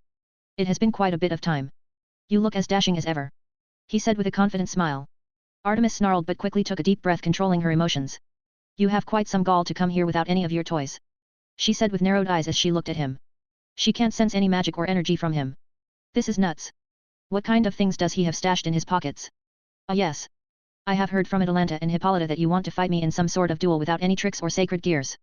Only pure skill. He said with a casual tone. What happened to them? The goddess of the hunt asked with wide eyes as she realized that this brat somehow got to her hunt members. But I can still sense. Her eyes went big to astronomical level as she just now sensed 2/3 of her hunt disappearing. Just like that. What kind of sorcery is this? What happened to them? Now Artemis was seriously nervous. How did he do this? How did he mess with her senses? I hunted them down just like how they wanted. After all, isn't that the reason why you strolled into my land? Nonsense. We are here to hunt you down. Ridiculous. The only reason why you are even in this territory is because I allowed you. Snort. Just because you had the upper hand in our previous encounter doesn't mean you can do whatever you want. She said with half-baked confidence. Oh. That moment Artemis' eyes went wide because he was suddenly standing in her personal space. Her senses didn't even pick him up. Before she could do anything he wrapped his hands around her waist and pulled her into a hug. But, that was not the end as he then claimed her lips. MHHH. The goddess of the hunt wanted to get the hell out of this situation but he just invaded the goddess' mouth.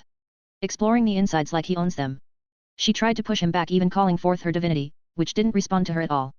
Before long, his hands went down to her firm backside, squeezing it hard. Making her moan with embarrassment into his mouth.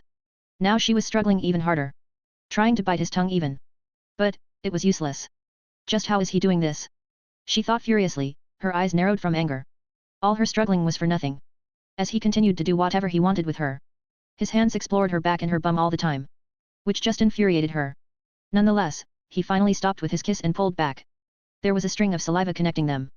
Artemis' cheeks were red like tomatoes, she couldn't believe someone had the gall to do this to her. Still, he was holding her close and not letting her go. So, if she is to goad him more, he most likely will do more to her, which is bad. While Artemis was in a sticky situation, her huntresses were in complete and utter disbelief of what they saw. They even forgot how to hold their bows properly. Even the goddess wolves were confused. The canines tried to process this. They know their goddess doesn't have a mate, so what's going on here?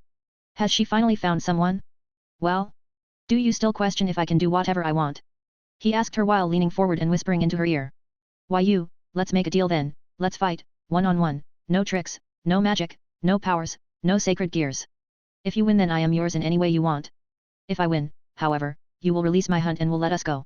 She said that while fighting through her shame. She was in such a deep mess that the only thing she could think of was getting out of this intact. He pulled back and smiled at her. Both of his hands were still on her waist. The man was enjoying her body quite a bit. Part of her was satisfied that she could goad him into this with her assets, no matter how shameful she finds it to use her body and not her skills. Very well. Let's do this then. Normally I don't do such things but with you on the line. I will accept it. He then once again claimed her lips making her eyes go wide again. This time however it was a short kiss, as he then moved towards her ears and whispered. We will have a lot of fun together. After saying that he finally released her and Artemis quickly backpedaled away from him and ended up sitting on the boulder. Completely forgot that there was one here in the first place. He then took a step to his side and he was gone, yet, there was another one of him in the same spot where she saw him enter into the clearing. Like there are two of them? Can you feel this specific energy in that direction? I am waiting for you in the stadium. We will settle our duel there. After saying that, this form of him simply burst into nothingness with purple energy. Artemis looked at this for a bit, she then looked in the direction he pointed. She knows there is a football stadium there. A very simple one with only a single seating area. Close to it, there is a river and a man-made pond. A perfect place to fight the way she wants. Still, after him having his way with her like this, the goddess of the hunt doesn't have much confidence that she can win. Not at all. But she is far too deep into this mess now. Her hunt is nearly gone. If she is to run she will be the laughing stock of the supernatural world. No, she has to settle this once and for all. My lady, are you sure? His powers. I couldn't sense anything from him, and yet, he could do all those things. One of the huntresses said with worry. This was crazy. Can someone like that even exist? There is no choice, we are over 150 kilometers in enemy territory. 2/3 of my hunt has already been captured or worse. We either win or this is over. The silver-haired goddess said seriously. We understand, we are with you, my lady. The girl said with a nod and the rest of them nodded as well.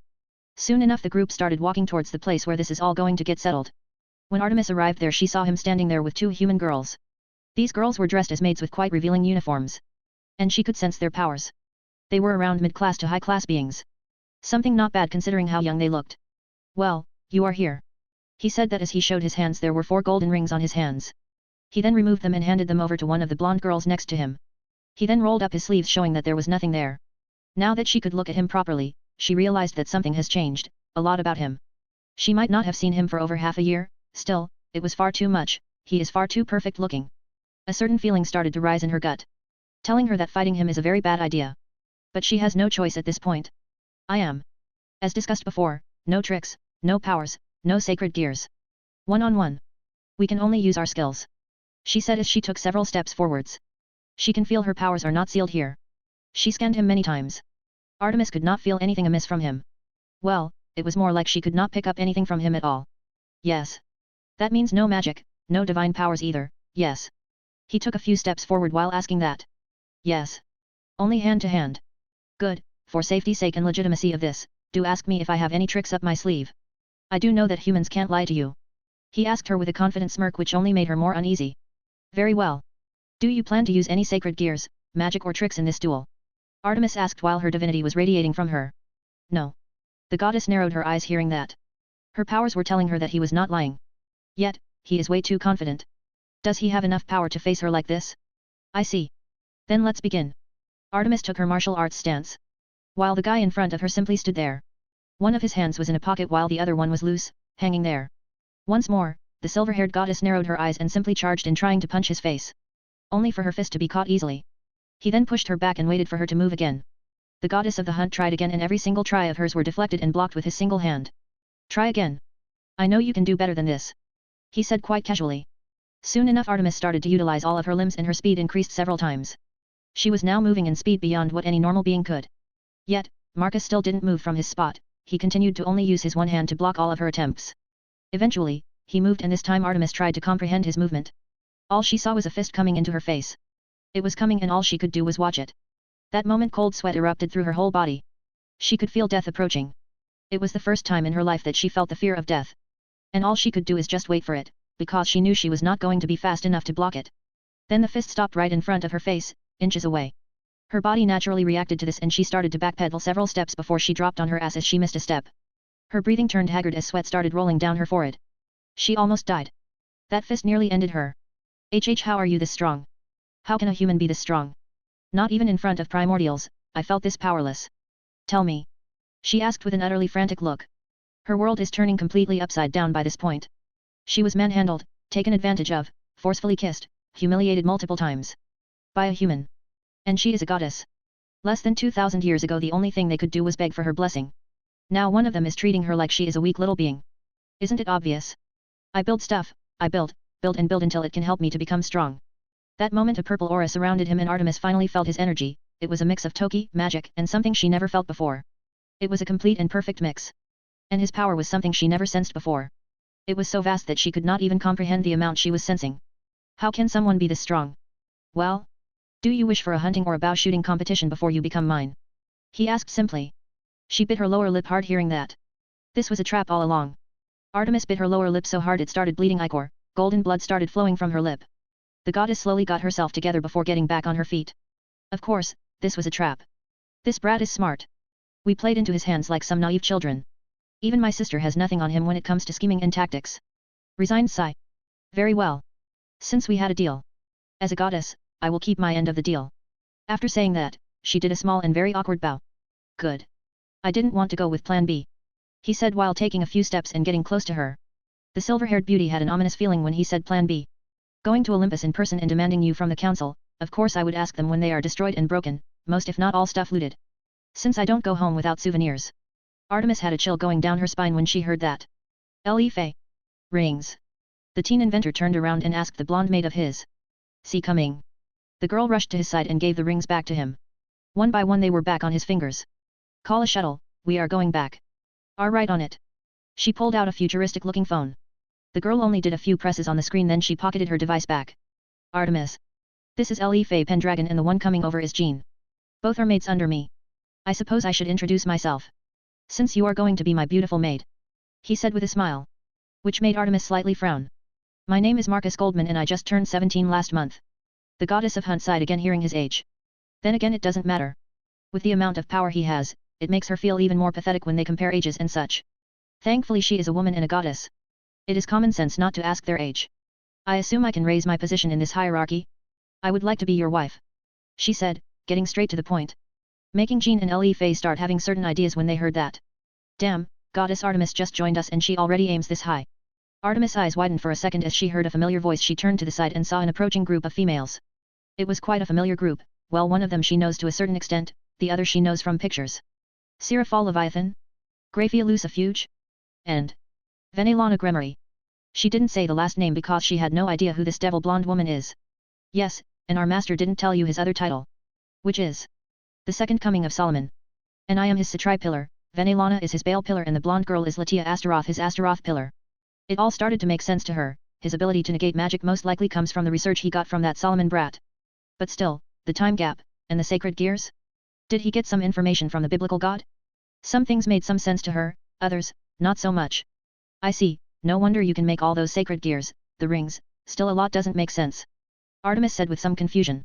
Please, the old man only had theories about sacred gears and how to make them.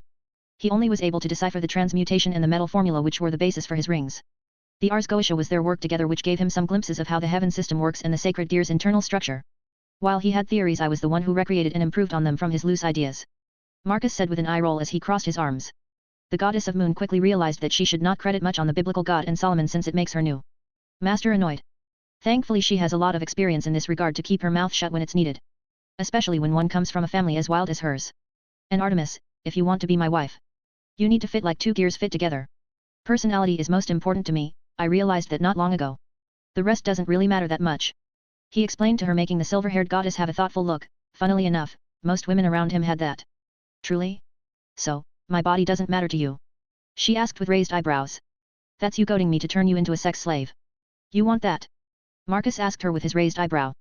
The goddess of hunt instantly shut her mouth. No, she doesn't want to be one. For now, you will most likely just be my sexy little maid serving me any way I want. You just said that I am not going to be your sex slave. You won't. Sex slave is quite simply you chained to the bed. That was my idea after you decided to enter my lands. I left you in peace last time after your huntresses and you tried to kill me. That idea only solidified when I heard what you planned to do to me when you were going to win. So me treating you like sexy maid is very generous because you will be working and you will be getting paid, unlike slaves. Marcus explained to her. Now that the teen reminded them of what Artemis had planned for him, the girls got quite pissed. Especially Latia and Sarafal, both of whom are quite head over heels for him. Paid? That sounds like prostitution. Artemis said with crossed arms. All the devils snorted, even the pair of blonde maids. Your common sense is quite lacking. Prostitution is when one sleeps with many different people. Wait, you want that? Marcus asked with an amused look. One of his eyebrows was up. He wants to tease her more and see her reaction. What? Are you insane? Artemis got red from embarrassment realizing that this man was messing with her. Then how did you come up with prostitution? I thought in your culture, in ancient Greece, servants belonged to their master completely. Marcus got a thoughtful look trying to recall some history. I get it. I wasn't expecting to get paid. It sounded too weird. Artemis is not used to explaining herself. It just sounds far too weird. Lady Artemis, you forgot that our master is first and foremost an inventor and we don't get paid with money in the first place. Jean got everyone's attention. It was time for her to show off what she got a couple of days ago. With hand motion, two pistols appeared in her hands. Marcus looked at her curiously, seeing his creations. Balance breaker. A male and female voice said at the same time as the pair of guns transformed. In her right hand, she was holding a short shotgun while in her left hand she had a micro SMG. Both weapons looked more like they were from sci-fi than the real world. As they had some futuristic neon lights on it. We get points which we exchange to get sacred gears, items, jewelry, electronics. MMHH. Master, are they considered electronic? Jean stopped with her explanation as she asked Marcus. Technically, the current word would be electronic even though they are not powered by electricity. Human civilization hasn't come up with an appropriate term yet. He explained to her with a shrug. Right, so, electronics, cars, or even jet fighters. The point is that the list is constantly updating. As she said that, she recalled her pistols. I see, a very unique way of awarding your harem. Artemis said after getting over the realization that, yes, he could make sacred gears, but how quickly can he make those? Anyway. The shuttle is here. Order your hunt come with us, there is enough space for everyone inside of it. I was wondering why not teleportation? Artemis asked as she observed the approaching plane-like thing. As expected, it was futuristic looking with a wing having a combination of energy wings and the classic physical ones. Because teleportation is heavily restricted here, the space lock around the place is heavily magnified. I don't want anyone from the dimension gap to just stroll in. There are some exceptions like in my house. My pillars can bring in some fellow devil guests. But, divine beings like you? You would most likely be yanked back outside the country borders. The recoil measurement would be how deep you tried to teleport into. For example, where we are now, if you tried teleport here. You would be yanked either into Latvia or Belarus. Around 150 kilometers of drag would be added to you, which will most likely kill you instantly with the distance pull. He explained to the now very pale-looking silver-haired goddess. People got very attached to the whole teleport anywhere I want thing. So, the moment I grasped things about space I added it to my barrier system. Marcus added a few more bits. Master, why did you never say that teleportation is dangerous here? Sarafal said with a pale face too. The rest of the devils nodded at her words. They didn't know either. Strange, I guess I forgot to mention that. It's not like you are bringing some random non-devils with you. He said with a shrug. True, still, you need to clarify when you decide to beef up your security, Sarafal said while massaging her temples. Sometimes Marcus just terrifies the hell out of her. The problem with him is that he can come up with things on the fly and make them happen. One would say nothing too bad, but with him? Scale means nothing. The space center is proof of that. The massive place is building airships and spaceships. And soon enough they will have docks for ships. Sure thing. Just ask Aurora or Quinella and she will notify you all if something has been beefed up. He said with a shrug. Artemis observed the interactions between him and his pillars. This was not the situation she thought she would end up in. She never included beings of sin around him. The existence of devils makes her position not as high as she would want. Being surrounded by beings of sin who most likely fulfill his desires any way he wants to, makes him less interested in her. Now that she was in this whatever hierarchy it is. Rising in ranks will be quite difficult when her greatest weapon is her body. For a second she thought about how she could climb up in this hierarchy. She is not like her Aunt Hestia who can cook food. Or Athena who could make him engage in intellectual discussion with her. And of course, Aphrodite, who could most likely perform as well as most of these beings of sin. As she was thinking about this, the craft landed in front of them. Artemis called her hunt members who looked like they lost every light in their eyes. They could not believe that their goddess was reduced to this. What was going to happen to them now? The silver-haired goddess needs to talk with her master, she can't allow them to turn to playthings. Marcus. There is a certain amount of satisfaction. When you use your own two hands to do some small amount of physical work and be awarded with one of the virgin goddesses of the Greek pantheon. That's because of how I am feeling at this moment. Seeing Artemis herself do a small bow and call me master. Make me feel a certain amount of male pride rising. Out of 3 virgin goddesses of the Greek pantheon, Artemis was always the one who I wanted to do things to her for her blatant feminism. I have no idea which legends of hers are true. Most likely going to find out in future, but, when I met her for the first time she had that certain superior look to her. Screaming supremacy of the female race. Now, I would have left her alone after getting those 3 samples of hair. Which helped me in becoming this strong. But, one should not underestimate the ego of Moon Goddess as it was the size of the moon she is getting her power from, or not. Haven't tested that one yet. And so, here she was with me soon to become Maid for the rest of her godly life. As we were approaching the runway I was leaning into the comfortable chair. The shuttle was quite a nice piece of innovation. Well, it's just taking a commercial plane idea and retrofitting it with my technology. Nova thrusters. Diamond triangle core. Was thinking of instantly specific MTM on the wings so that it could transform it into power. But that is just me not wanting to put a diamond core into all this. Apart from those, I put a variation of Starscream jet fighter wings into them. The whole plane frame was altered a little bit to fit with the whole style I use. Of course, the cockpit was based on the one the regular plane uses, but the difference was that a lot of those levers and buttons were taken out because it's not necessary when you have hard light holograms and advanced AI installed. All in all, this thing would take over the commercial plane market even though I designed this over one of my snack breaks. Artemis with her hunt looked at the massive area underground. She could see rows of these futuristic jet fighters and another type of flying craft, hundreds if not thousands of armored soldiers training, practicing shooting and hand-to-hand combat. Performing tactical combat. This was insane because they were all in high-class being level. You know the best part of this? Marcus leaned and whispered into her ear. That their creation could only happen because of that hair strand I got from you. Remember when I said great things? The silver-haired goddess eyes bulged out hearing this. What kind of things has he created in this place? How did a strand of hair turn into this? She was in such shock that she didn't notice him walk away. Only after a burst of light did she snap out. Her gaze went where this burst of light happened. She saw a woman with silverish purple hair appear next to him. She was the embodiment of a female, looking similar to a goddess. That is Quinella Aurora. She is Master's ultimate creation. Everything and anything in this place is run by her. She is an artificial intelligence. When you said you want to be his wife, well, you have to beat his creation first. Because soon enough she will become a proper living being. Li Fei said to Artemis as the blonde was looking at artificial intelligence. Creation? His creating ability is at the level of creating beings. Artemis tried to wrap her head around this, humans making other beings? That's the level of gods. Even her family can't create proper humans. Not quite. In simple terms, Master has created conscious magic, which is spread throughout the whole of his creations from sacred gears to door switches, everything runs through this. Hearing that, Artemis tried to understand what this meant. How can being like that exist? Apologies. I do not understand.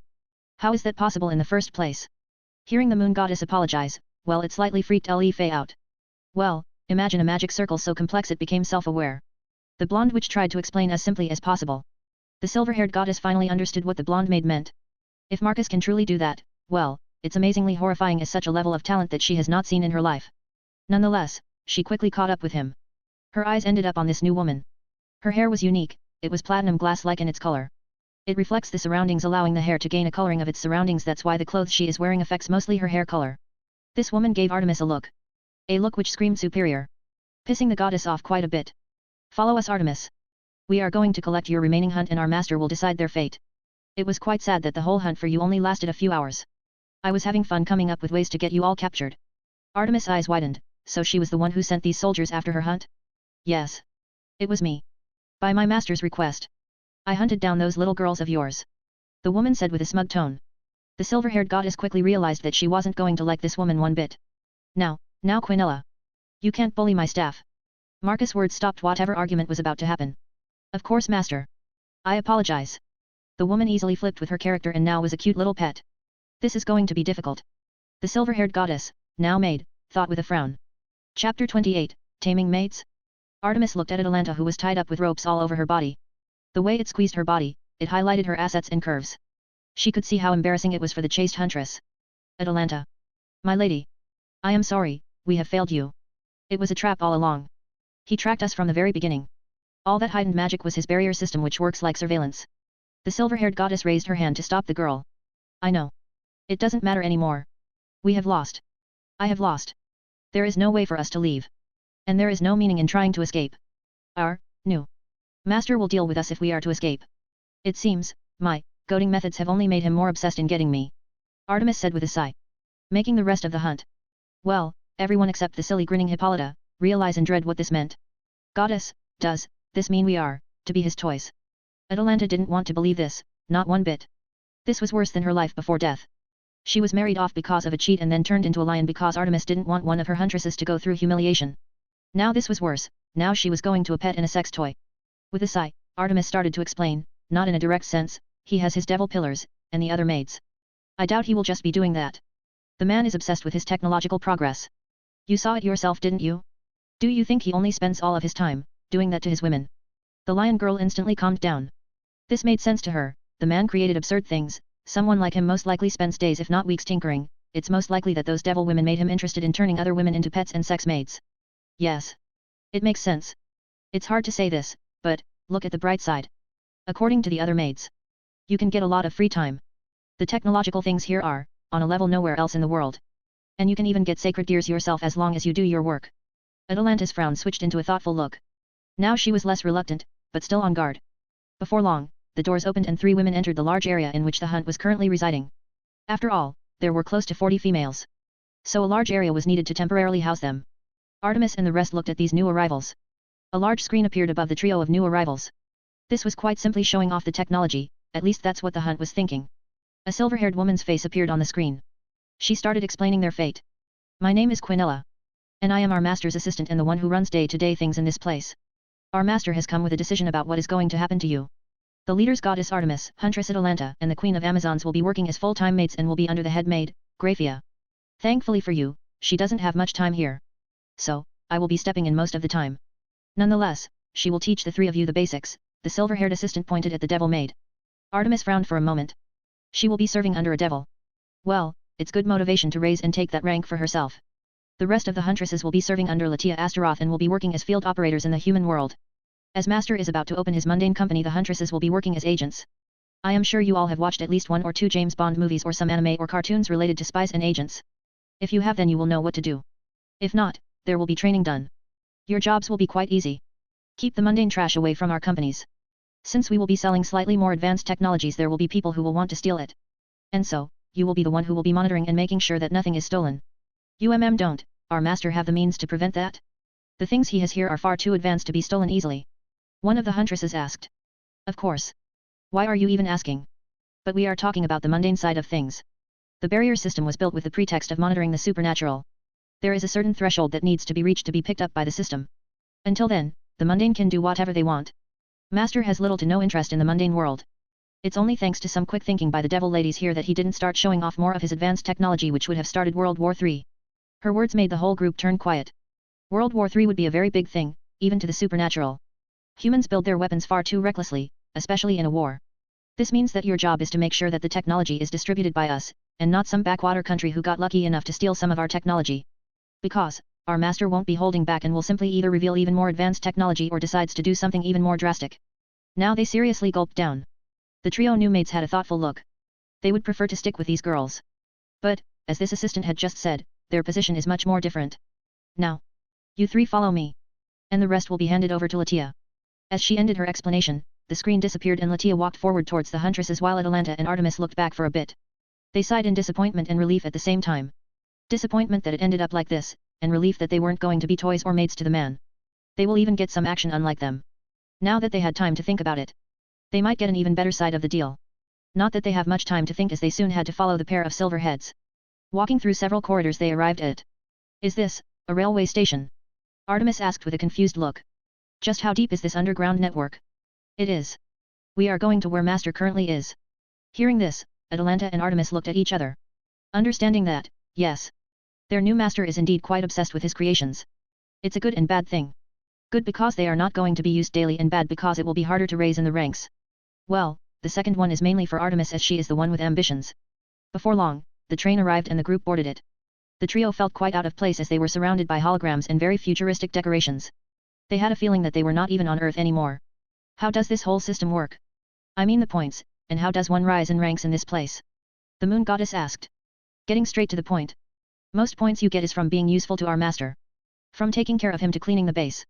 Meaning that we get most of it by being his toys. Atalanta asked with some annoyance. Do tell me how much more useful you can be?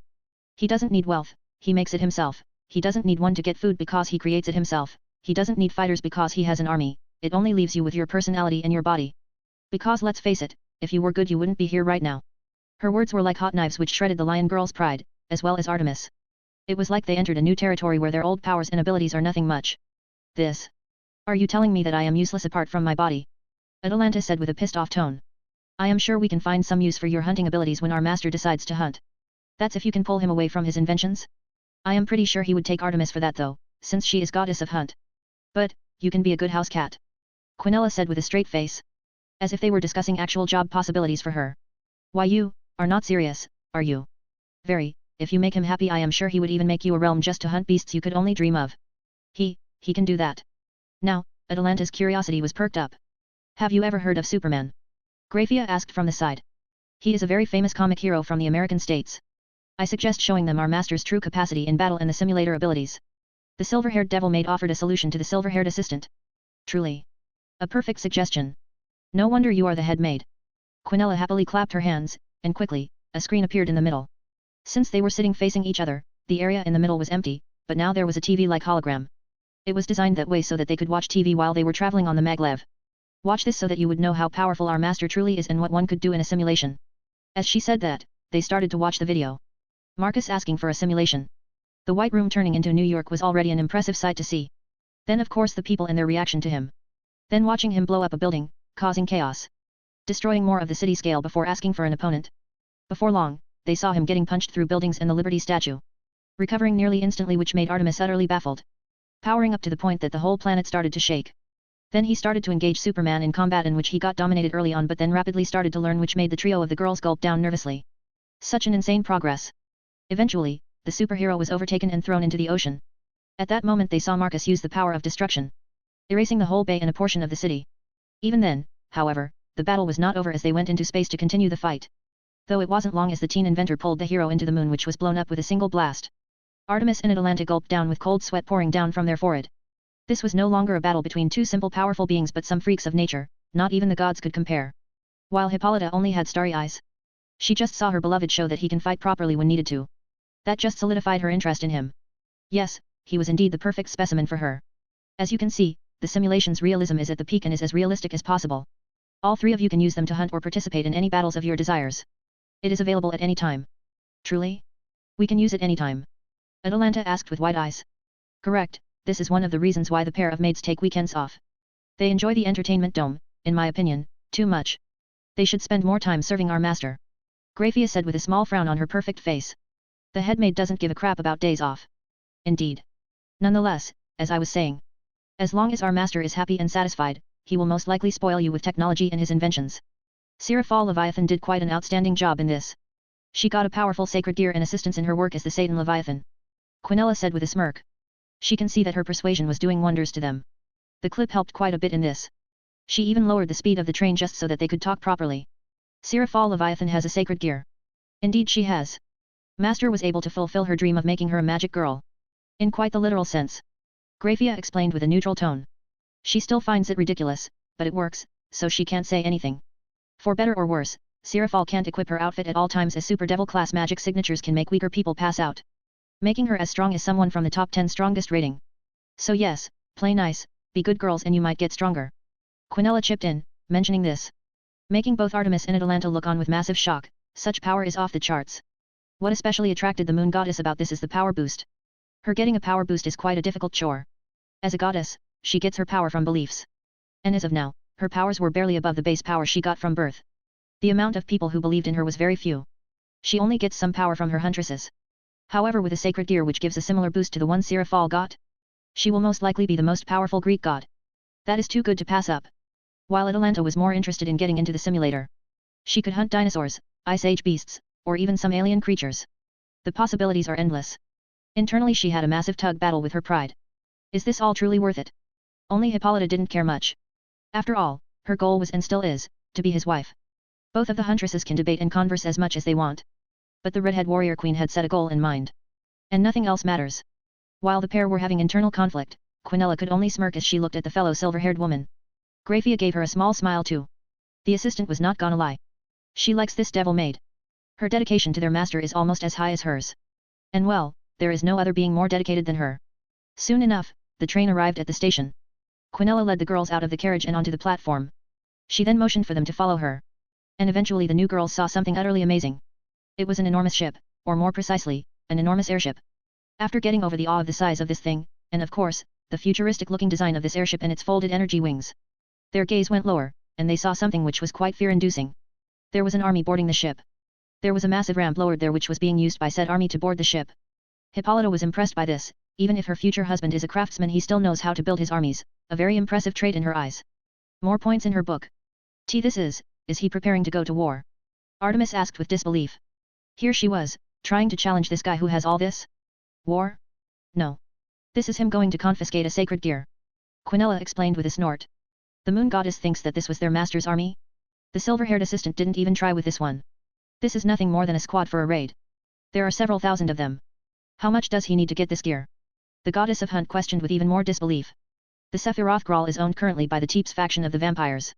We will try to persuade them to give it to us. And if they don't then, well, you see those. The silver-haired assistant pointed at the army boarding the airship as she said the second part of the sentence.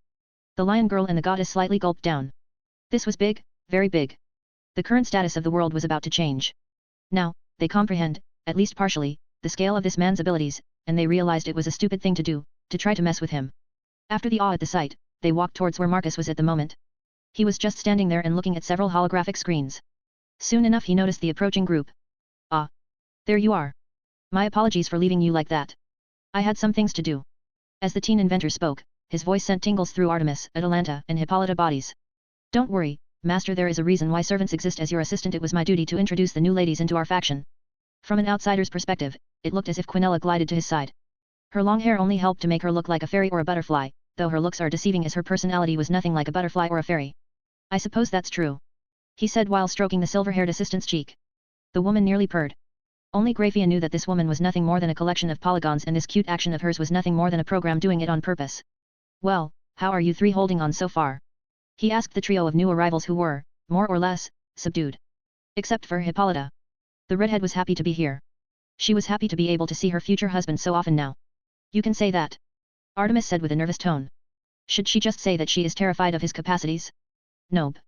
She won't be telling that. He already has more than enough firepower to mess with her. Nonetheless, he saw her nervousness in her subdued way of holding herself. To tease her more, he walked towards them. More specifically, in front of Artemis. His hand went up to her cheek. He gently stroked it. She started to blush from his actions. This was too embarrassing for her. He leaned forward and started whispering to her. But, well, they are the supernaturals and most likely everyone was going to hear what he was whispering to her. Your lying is quite bad. But, it's quite cute watching you struggle to lie. Marcus said to her. And by this point, her ears turned red from embarrassment. The teen inventor then pulled back slightly and wrapped his hands around her waist as he then pulled her into a kiss. This time, however, the goddess didn't resist in any way. Both Atalanta and Hippolyta looked at this with disbelief. Well, in the redhead queen's case it was jealousy as she wanted that kiss too. Hopefully, she will get it soon as well. His hands wandered around her back. The leather clothes she wears does quite good to show off her perfect body. But, he still wants her in the maid outfit his girls are wearing. Eventually, he pulled back from the kiss and the goddess looked a little bit mystified. She was staring at something aimlessly. I do love you wearing leather, but the maid uniform will look even better on you. Hearing that, she snapped out, looking slightly annoyed but she got over it quick enough. As you wish. I will dress however you want. She said that sharply. There was some reluctance there. Nonetheless, this has impressed Marcus quite a bit. He gave a quick peck on her cheek before pulling back. He then turned around and looked at Grafia and Quinella. He wonders what did these two say to the goddess and her huntress for them to be this subdued. The teen then looked at the Atalanta who was feeling quite embarrassed already. The black-haired teen took a few steps towards her, but then, suddenly, the huntress bowed. I apologize for my reckless attack.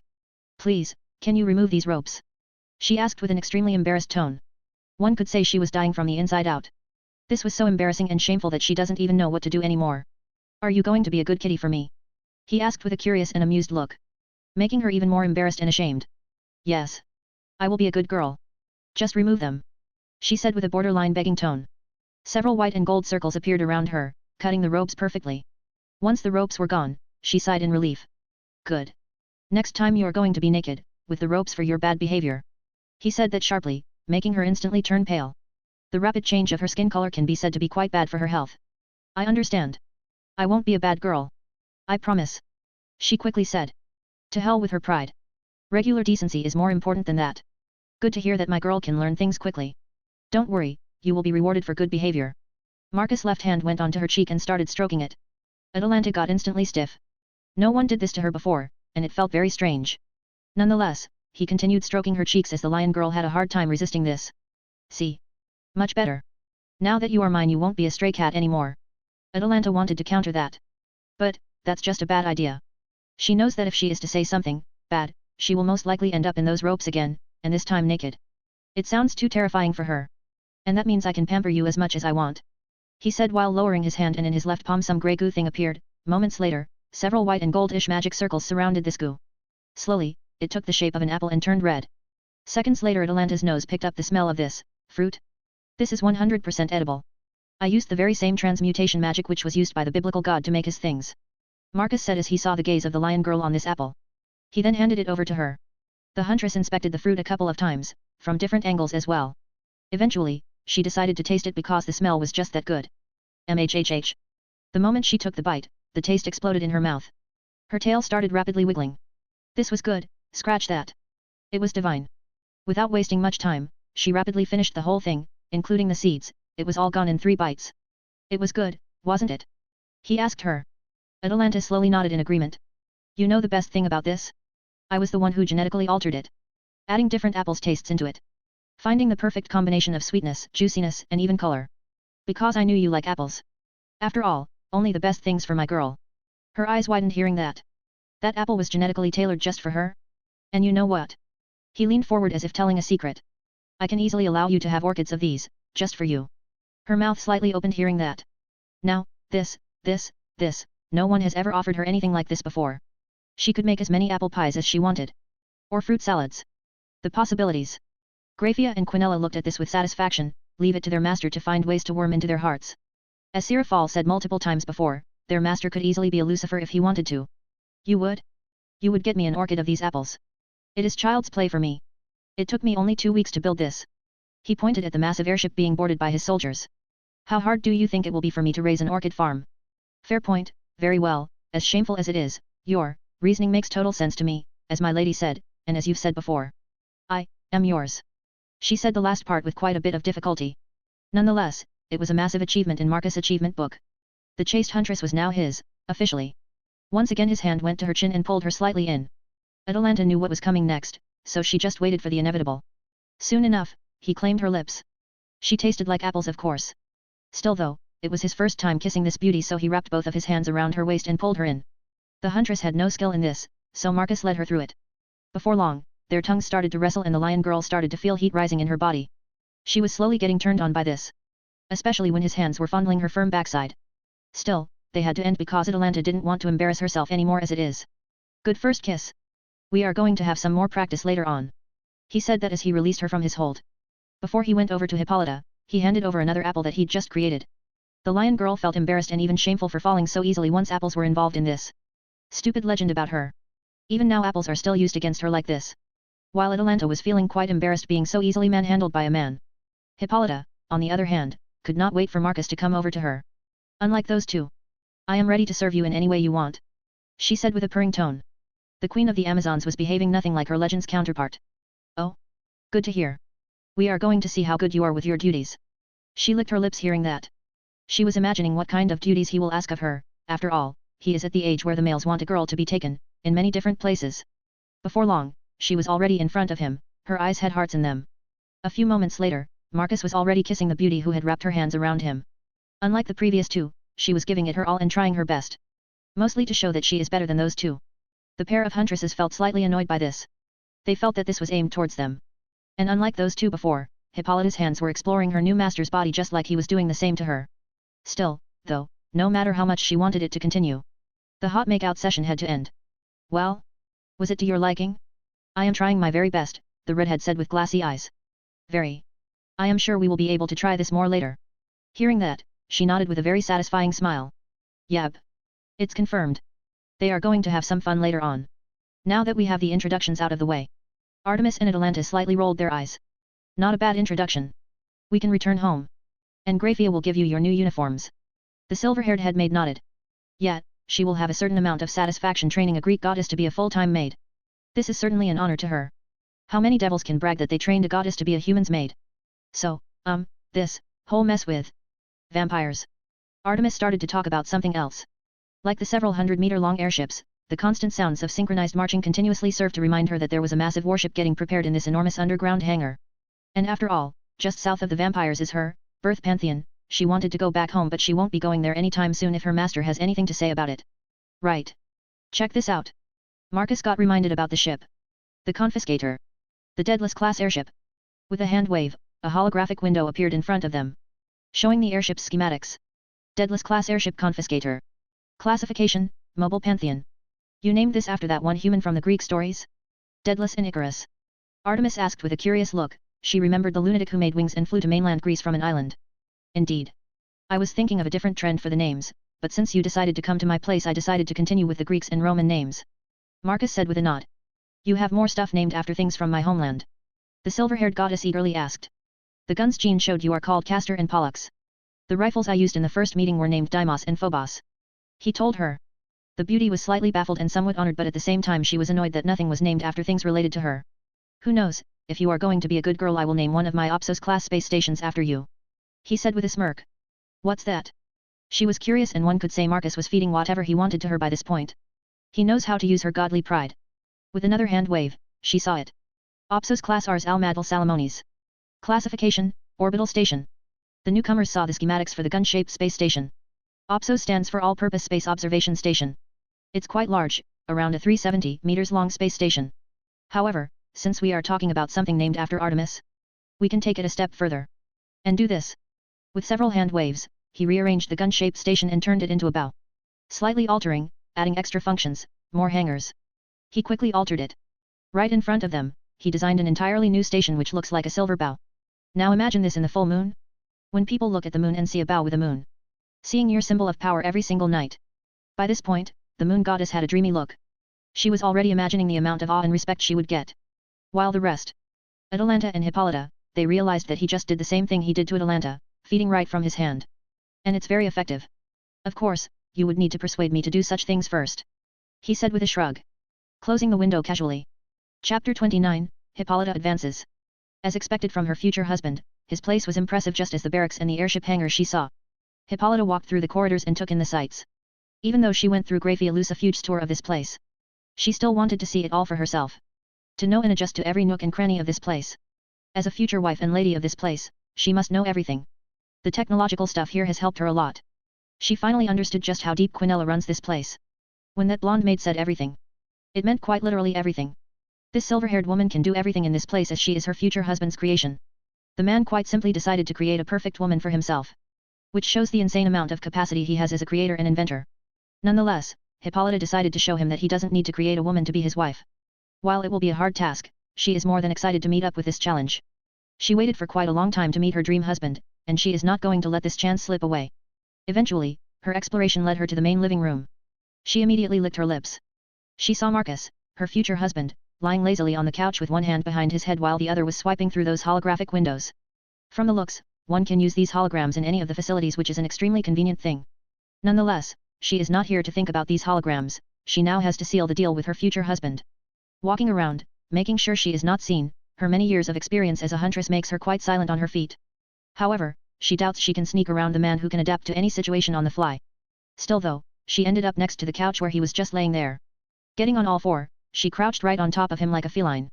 Your sneaking is impressive, but it's quite useless in my house. I can sense all movements here at all times. Marcus said to her while the hand which was behind his head was now on her waist. The new uniform you wear looks amazing. He commented on the sexy maid uniform she is currently wearing. The usual one, short skirt, high stockings, naked shoulders. Quite sexualized, but that's the point. They are dressed like that just for him. Good to hear. Not that there is much choice. This is my current work uniform. We could get more variations for these maid uniforms in future, yes? I have heard that there are many different cultures around the world which have their own maid culture. She asked him while getting comfortable laying on top of him. She is already trying to make herself useful, offering new ideas, the maid uniforms is just one of them. I see your point. More diversity is always better. The teen nodded in agreement. That's not a bad idea. He then closed the holographic windows as his other hand went right on her firm bum. More precisely, it sneaked underneath her short skirt and fondled her ass through the thin panties she was wearing. Maid uniforms aside, is there a reason why you are here? He asked her while enjoying her incredible bum. There is. I am here to seal the deal. She said with a lewd smile. Well, it was a lie. She was exploring the place and saw her future husband. The redhead decided to just move on to more important things. Marcus slightly raised his eyebrow. This girl is thirsty. And he didn't have any fun today, so. The teen's other hand went lower from her waist to her bum. With both hands on her ass, he then moved himself up and lifted the redhead queen up. Hippolyta realized that they were going somewhere. Well, she doesn't care where they are going. All she cares about is that she is going with him, so it's fine with her. Aurora, if anyone is looking for me, tell them that I am busy for the rest of the day. Sure thing. Remember that tomorrow we are moving out midday. The AI reminded him about the visit to the vampire nation they were about to do. It's midday tomorrow. You think I will be busy for that long? He questioned with disbelief. But, a single look from the redhead who coiled herself around him said otherwise. Don't worry, I will set the alarm clock for you. The AI said to Marcus, who already started walking towards his bedroom. Around same time. My lady? Something happened. Atalanta asked as she noticed Artemis looking somewhere. While we are adjusting to this crazy place. Hippolyta already lost her maidenhood. The goddess of the hunt said with an annoyed sigh. Already? She went to look for our master. Atalanta nearly slipped there. She remembered that in this place even the walls are listening. It appears she did. Artemis said with a small frown. This was annoying to her. It would seem that in this place their old camaraderie is not worth much, or at least between Hippolyta and them. That was quick, she did not even settle in properly yet, Atalanta said with some annoyance. The moon goddess picked up on it. I am more shocked that she did it so quickly, she was a maiden just like us. The moon goddess said with some disbelief and even shock. They just finished the introduction part, and signed the contract. Well, they were working for Marcus for life now, so it can be considered more of a slavery contract than a normal one. Nonetheless, they did not expect Hippolyta, who is the most warrior-like of them all, to seduce a man. Was she even trained in that art? Atalanta could only nod at her goddess. How did the redhead even do it? The chaste huntress even started having treacherous thoughts about just going to him and sealing the deal. At this point, it's only a matter of time before she will end up in his bed as well. Partially, she understood that what Hippolyta did was very smart. The Amazon Queen moved right in to do what maids are supposed to do. Especially a maid who aims for the top position of being their new master's wife. Not that Atalanta cares to be his wife, well, maybe, kind of. The guy could easily make anything she wants, that's a very hard thing to pass by, she never thought about this kind of thing before. My lady. What about us? How are we going to progress from here? As the lion girl asked. The moon goddess, for the first time in her life, could not give some sort of clear answer to her lieutenant now fellow maid. I have no idea. This is a new area for me, just as much as it is for you, Atalanta. The huntress could only nod. It was truly happening, they are clueless. Excuse me, may I come in? The new maids heard a knock on the door. Atalanta went over and pressed a button as the doors opened. They have already reached the point in the technology department that doors knobs are outdated and they have buttons now. Seconds later, the doors slide to the side. The pair noticed a nervous Le Fay Pendragon. Sorry to disturb you, but I was introduced to tell you to collect the necessary equipment. Necessary equipment? Artemis asked with a raised eyebrow. Yes. You see, you need to have your phones. You can use these phones for many, many things. As well as any other gadgets you want. Master allows all staff members to have all the necessary tools they need. Of course, none of them can improve overall strength. Li Fei pulled out her phone from a pocket she had in her uniform. You can track your points or any other things. Aurora even posts duties for us to do through this. I see, this place truly is unique. Atalanta said as she processed what the blonde maid just said to her. It takes time to get used to it. Once you do, you realize just how amazing our master is. I still can't believe how much this place grew. You two probably don't know, but master started all of this from a room just below a garage. People like Sarafal Leviathan or Venelana Gremory were the earliest of them. The Gremory was even summoned in master's home attic where he grew up. Now, we have facilities spread throughout the whole nation. It's absurd, honestly. Li Fei went on a ranting explanation. As she, just a few hours ago, realized how rapidly Marcus was expanding in all directions. Him easily capturing the moon goddess in her whole hunt just proves the point. Both Atalanta and Artemis looked at each other. They realized that all of this was very recent. It wasn't a long time ago, was it? The goddess of hunt asked curiously. She could even sense that this girl was not even touched by him yet. Meaning that their new master doesn't just touch his maids easily too. Even if this one was also dressed in the maid's revealing uniform. Not at all. Li Fei motioned to come with her. The pair of new maids nodded and started following her. Master just recently moved to this place. Less than half a year ago. She had a thoughtful look for a moment. When he fought you both for the first time, that was when he was still living in his first base. He got Jean and me right after fighting you two. I see, so, you served him for around half a year. Li Fei nodded at the moon goddess. While it was still awe-inspiring that she is serving with a goddess now, it's still hard to wrap her head around the fact that they are of the same rank in this place. What can you tell us about him? What should we be wary of? Atalanta asked from the other side of the blonde maid. That would be telling, Atalanta. I can't reveal the things which you have to learn for yourself. The blonde maid said with a smile. A small reminder to the pair that this girl is a witch.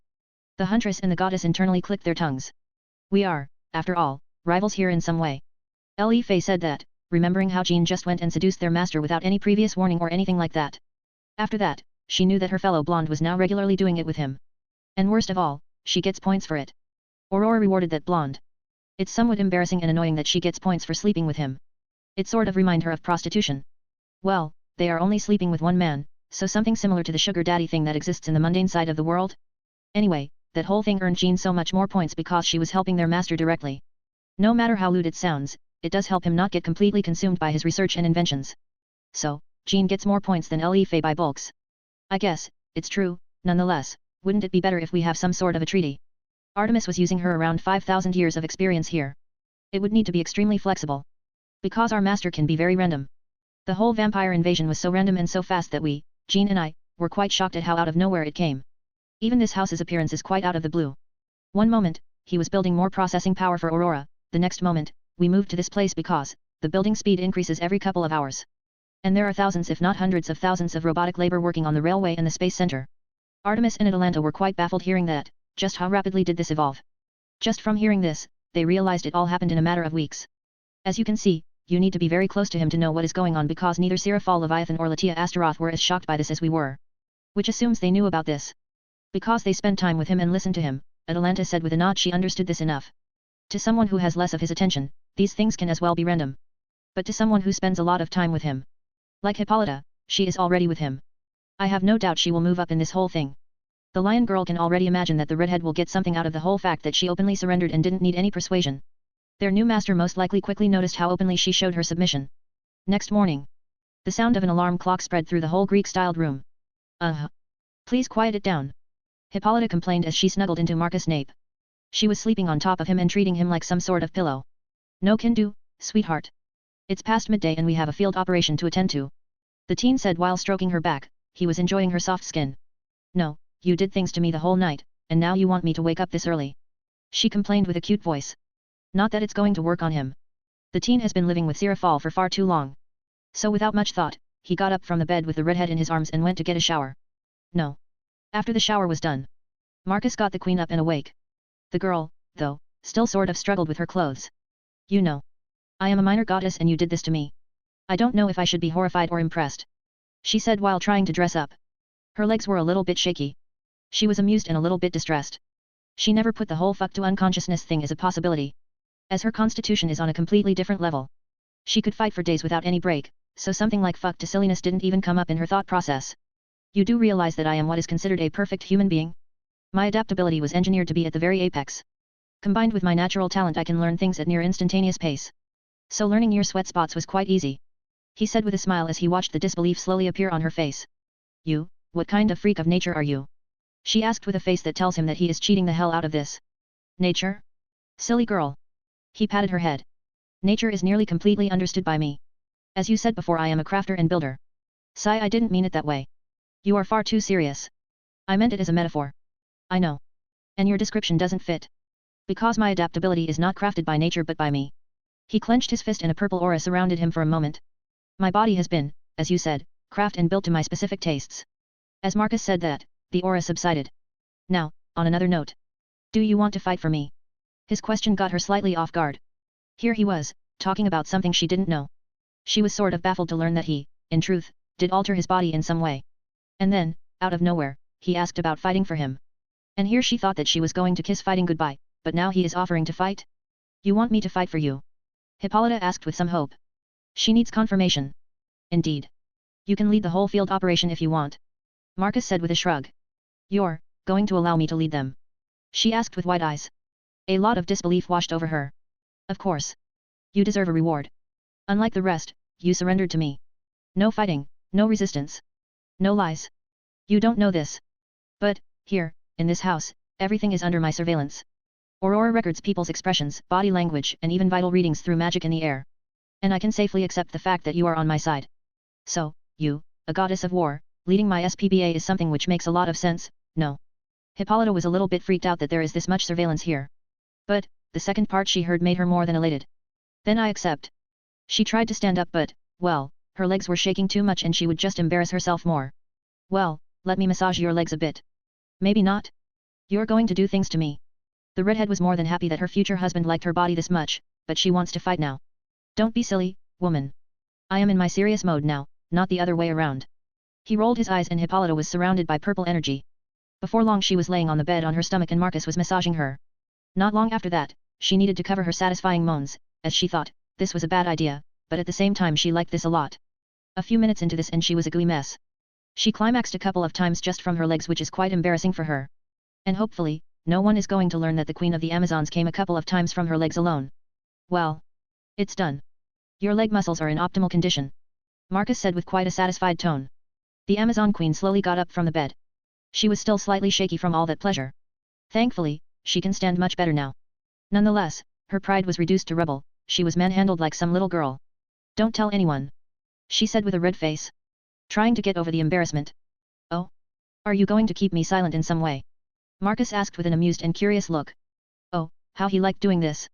Anything you want. I only wish that no one will ever know what you did to me just now. The method to bring me back to optimal level.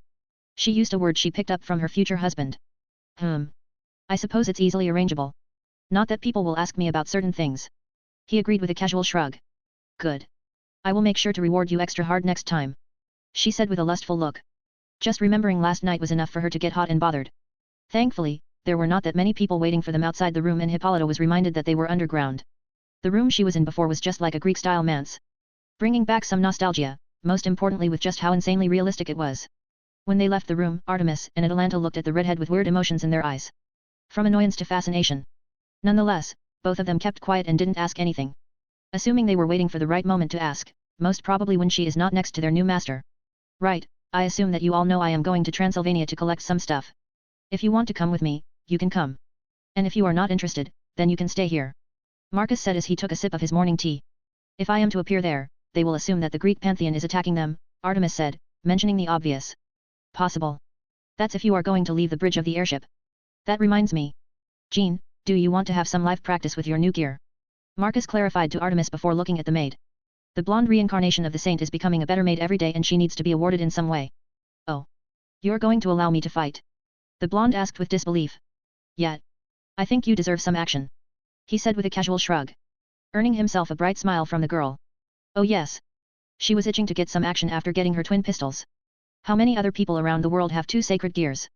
To her knowledge a very small percentage of the world's population has achieved that. Count me in. I assume it's against those bloodsuckers in Romania.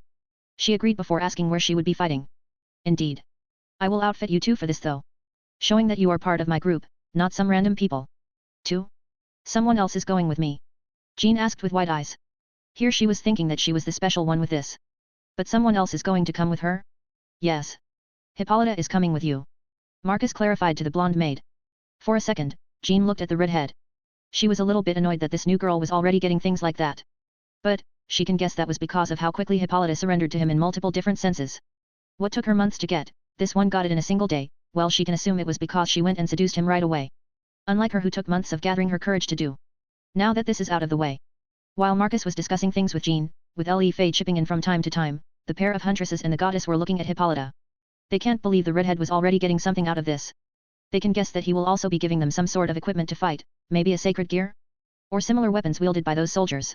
Lady Latia and Lady Sarafal are working together to get the new girls lodgings in the mundane side of the world. Lady Gremory is in the underworld dealing with some issues and Headmaid is back to her work. Le Fay gave an update on the current situation. So they are busy. Well, it's fine. Marcus waved his hand. Well, he can enjoy the new company he has at the moment. Maybe he can find some time to cuddle with the lion girl he just got? After finishing his breakfast, Marcus and his 5 maids went to the train station which took them to the barracks. Once again the newcomers were baffled seeing just how crowded the place was. They already saw thousands boarding the airship and yet, the barracks were full either way. Where are the soldiers coming from? By this point, people in this country would wonder where so many people disappeared to. How do you even have this many people serving you? Artemis asked with disbelief. They were all males with the same size and body constitution, are they? They are biological models. I thought I already said that before. Marcus asked her. He thought she already understood that? Wait, so it's true? They are man-made through magic. It finally hit her. So, he can make armies? She thought that he could just make something simple like homunculus. But that branch of magic is not that advanced and as far as she remembers it is also lost to time. Through science. 1 out of 3 things needed to have a perfect life is mastered by me. The biological body is also almost completely understood by Aurora and me. And, as I said before, the 3 hairs I got back then and the other samples collected by myself and with Citri's help allowed me to understand how to create a biological body to my exact specifications. I see. Artemis' eyes twitched from disbelief. No supernatural pantheon was successful in creating humans before. Sure, some beings made better versions. The best of them is the biblical god. Which Artemis sees a lot of resembles in her new master with him. Creation of Lilith, the being which became the mother of all devils, she was human before turning into whatever the thing she is now, then the angels, beings linked to the system. Oh, and how could she forget his first creation, the first bat? So, yeah, that god surely tried quite hard with his creations, so hard, in fact, that he split up his pantheon in 3. Now this, however, will it lead to the creation of some sort of new human race? Well, only time will tell. Chapter 30, Arming Maids and Going for a Trip. You two, step into that circle, I said to the pair. Hippolyta and Jean are the 2 girls who will be participating in this field expedition. Honestly, I would prefer if those fools hand the girl over without any need to exchange blows. Well, more like, beat them up, as the loadout I've prepared for them will kill them off without any much of a hassle, and most importantly, I will be going there in the middle of the day. Still, the possibility of them handing over that Teeps girl is small to non-existent, mainly because of their pride. Quinella did several million calculations on this and there is around a 87% chance of them saying no. Okay.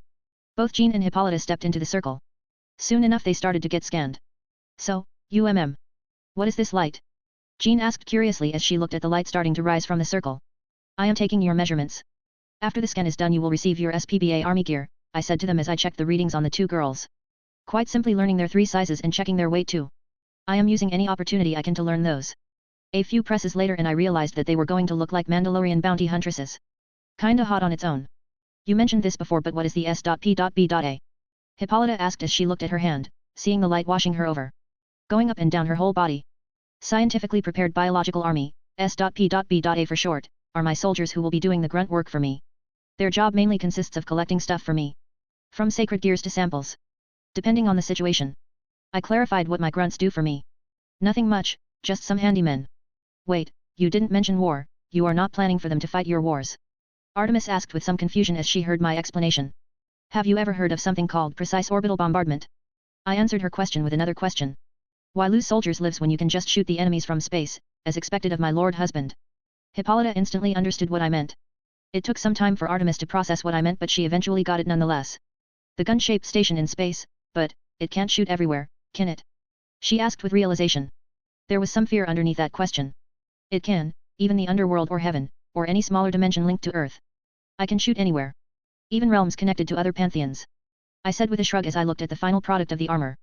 My gaze went to Hippolyta, who had stars in her eyes, while Jean looked slightly baffled hearing me talk about my Opsos class station capacities. Artemis and Atalanta looked pale like paper, realizing that I could most likely nuke Olympus with nothing but my word. Only Alife had a poker face. I can assume she is the only one in this place apart from Latia and Quinella who checks the logs on the projects. Well, the armors are done. Check them out. With a hand motion, I showed them the full 3D image of the armors. They looked like classic Mandalorian armor, only the difference was that it's a female version. Meaning the chest piece and the armor itself is much more slender. The left shoulder plate has the regular SPBA letters on it, while the right shoulder plate has the original emblem I've prepared for them. For Hippolyta, it was a Greek female warrior with a spear. There are also some different colorings on the armor. A third color of red has been added to the original dull silver and blue. For Jean, it was a symbol of the original French royalty used back in the 100 Years' War. Symboling her identity as the reincarnation of Saint Joan. Her extra color is a golden yellow, which fits quite well in my opinion. Oh, my gosh. I am gonna look like a Mandalorian bounty hunter. Jean clapped her hands in happiness. Wait, you only now realized that Master's army is based on the Mandalorians? Li Fei asked while face-palming. I never paid much attention to them. I only realized it now that I saw myself in this. She shamelessly shrugged her shoulders. I could only snort in amusement. Jean reminded me of those gal girls who only care about certain things. The rest can just go fuck itself. Kind of makes her perfect for me and perfect to be a saint. Assuming in her very first life as Joan of Arc, she was a devout Christian who only cared for her country and religion. Now in this one? Well, she only cares for me. The signs are already there, that she is quite in the hots for me. And of course, having fun. I bet she won't even bat her eye when we are going to lay waste to the entire vampire nation. And who are these Mandalorians you are talking about? They sound quite similar to Ares' pet project. Artemis said with a sigh. Pet project? Everyone except Atalanta looked curiously at the moon goddess. I included as she mentioned the word project. Yes. Back in the day, around what you humans call the Bronze Age, Ares descended in one of the cities which you all call Sparta. He created a society around the whole martial prowess and war. The goddess said with a shrug. Well, it's good to know that Sparta was a pet project of a war god. So my dad was the one who created Spartans? Good to know. Hippolyta said with a not caring shrug herself. While the rest like Li Fei and Jean looked on with some disbelief. I too, to a certain extent, after all, Spartans are part of humanity and its overall culture. So, knowing that Ares did something akin to a research or test project is something else entirely. Right. So yeah, you can say that the Mandalorians are based on Spartans, which are in the fictional world of Star Wars. A famous franchise in Western culture. I explained to Artemis. So your soldiers are indirectly based, once again, from my pantheon, good to know. The moon goddess said with a twitchy eyebrow. She was quite annoyed. Most likely on the fact that it was not related to her in any way, again. Yes. The best kind of warriors. I said with another shrug.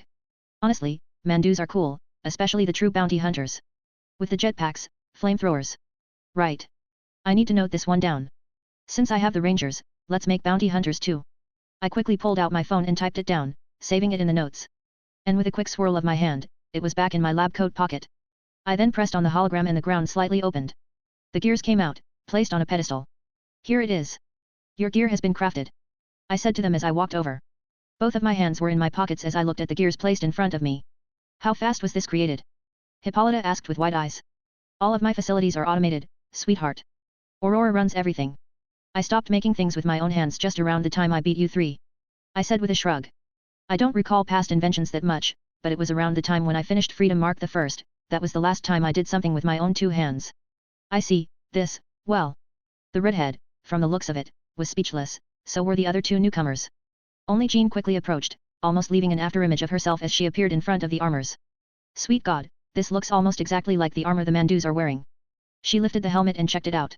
She could see her reflection from the helmet showing just how polished it was. Try putting it on, and check how superior it is to any Mandalorian ones. I said that with a proud tone. Hell, the Star Wars tech level was already quite lacking towards holograms. The girl listened to what I said and she quickly put it on. Gasp. You put Realitas tech inside? Damn, this is like not wearing a helmet at all. She exclaimed, realizing what was put in the helmet. Precisely. I know that neither you nor Hippolyta like helmets, so I improvised and decided to put some of my freedom tech inside the helmet. I said with a shrug. Freedom tech? Is that your winged armor that you had? Hippolyta asked with a curious look as she inspected her helmet. Have, not had. The scale mail you saw me in before is Mark II. The one I have at the moment is Mark IV, the final edition. Whoa. Mark IV? When? How? I remember Quinella just bragging about Mark III like it was yesterday. The blonde removed her helmet and quickly called a holographic window with her finger and went through several menus until eventually found something. Damn. I only checked last week. You already have the model done? And this one, you removed all the safety features. She asked with disbelief. Well, yet. All the systems which were to keep the wielder safe were converted into offensive capacities. According to the simulations, I could circle the globe in less than 10 minutes. That's nuts, that kind of force could turn a regular human into flesh paste. Jean said with a weird look. She couldn't believe that I would create something like this. Well, this was me taking all the limiters off and checking just how fast the energy wing technology truly is without any limiters placed on it. This is my final freedom. Before I fully switch to my strike freedom. The next generation of scale mails. Indeed. So, it's not meant for regular people to wear it. File says that even ultimate class beings are not recommended to use for more than 2 hours. How is that even possible? Does it drain magic or something? The OS. Aurora Borealis works with the armor for maximum response time. In other words, it would drain magic as the body would need to keep up with the response time. I had to upgrade the triangle diamond reactor for that kind of response power. I see, this is nuts, officially, this is nuts. She said while shaking her head. It is for my use only. I clarified to her. No regular human could even push this thing above 1% of its maximum performance. Do you even need a scale mail in the first place? Artemis asked me from the side. She was just behind Jean reading over the same thing the blonde was. For the first run? Yes. After that? No. I simply said to her. Adapt to it. I see. Hippolyta said with realization. She probably knows my ability to adapt the best. Correct. After that, I will switch to a different model. Still? But, you are like the third strongest being, maybe even 2ND, why do you even need this? Artemis said with a baffled tone. I could ask the same. Why do you need a bow? You can just punch the wild animals out? Or why wear clothes if they offer no augmented protection? I said with a snort. The answer is obvious, preference. Do you think I will fight someone again like Superman? Quinella goaded me because she knew what I disliked. Someone I wouldn't mind punching the very face out of, and erase an entire celestial body underneath its foot. So far no one else exists in this world that would make me do it again. That's why I will be switching into something else or even sending someone else to do the grunt work. I explained to her. She slightly paled. Nonetheless, the moon goddess got the message loud and clear. Now, go and change your clothes into this. I motioned with my chin at the armors. The girls quickly grabbed the armors and rushed to change into them, leaving us in quite an awkward atmosphere. While it's amusing to watch them squirm under my gaze, I decided that it's time for me to do something entertaining. And that is to play with my cat. With a few steps, I was in front of Atalanta who was looking at me with some nervousness and alertness. She wasn't expecting me to just out of nowhere start paying extra attention to her. I wasn't able to say this before. But, the maid uniform looks very beautiful on you. As I said that, my hand went onto her cheek and gently stroked it. The lion girl slightly lowered her guard. She tried to take a deeper breath and relax but she wasn't able to do much on that front. My thanks. She softly said with a nervous tone. From the looks of it, she is completely out of her element and doesn't know how to behave. Don't worry. I am not going to bite you. Or hurt you in any way. Her mouth slightly twitched hearing that. She most likely wanted to clarify why she was so nervous. Which I can bet is her blunt honesty. Before long, I stopped stroking her cheek and lowered my hand. I turned around and my gaze went to the silver-haired goddess who was looking at me with a neutral poker face. I inspected the uniform on her. She looked gorgeous in it. Her legs looked amazing with those stockings. Without wasting much time, I walked over to her. There was no reaction to my approach. She already expected that I would come over to her. In the end, I walked past her and got myself behind her. My hands wrapped around her waist as I pulled her into my hands. At one point, I could easily smell her hair and she was just smelling delicious. A smell of wild nature that no shampoo could replicate. Tell me. How are you faring? I asked softly, directly into her ear, her whole body just twitched for a second. My voice has tickled her. Strange. This is very much new to me. I am still learning a lot of new things. She said in a nervous tone. Not fitting for a proud and noble huntress. I see. I suppose it is quite a change from your previous occupation as you barely stayed in any form of civilization. I suppose I could spend some time and teach you some things. I said that as my hand gently stroked her cheek. At this moment I could compare the skin of Atalanta and the skin of Artemis. All I can say is that more research is needed. Why you would do that? Her voice had an unnatural amount of happiness. Which has raised my curiosity. After all, the moon goddess herself is, happy? To spend time with a male? Why of course. I am more curious to spend time with you just as much as you are with me. I said honestly. And it's the truth, she is a treasure trove of information. Just now, I had just learned the truth about Sparta. Now, I would like to learn the truth of some other events and how much Greek gods have interfered in them. Yes, it would be very interesting. She spoke with a fascinated tone leaning towards suggestive, which is curious on its own. Was she trying to seduce me? Well, that's just more interesting. Because it's quite hard to resist her as it is. But, if she is trying to seduce, well. Pulling her more into a hug, I could see her ears turning more pinkish. She was getting more embarrassed but she was still holding on quite well. It's quite fascinating seeing how she and Atalanta got into this, well, it would seem some of the demonstrations were enough to get them over with. That moment I moved in and kissed her on the neck. Her whole body shuddered hard.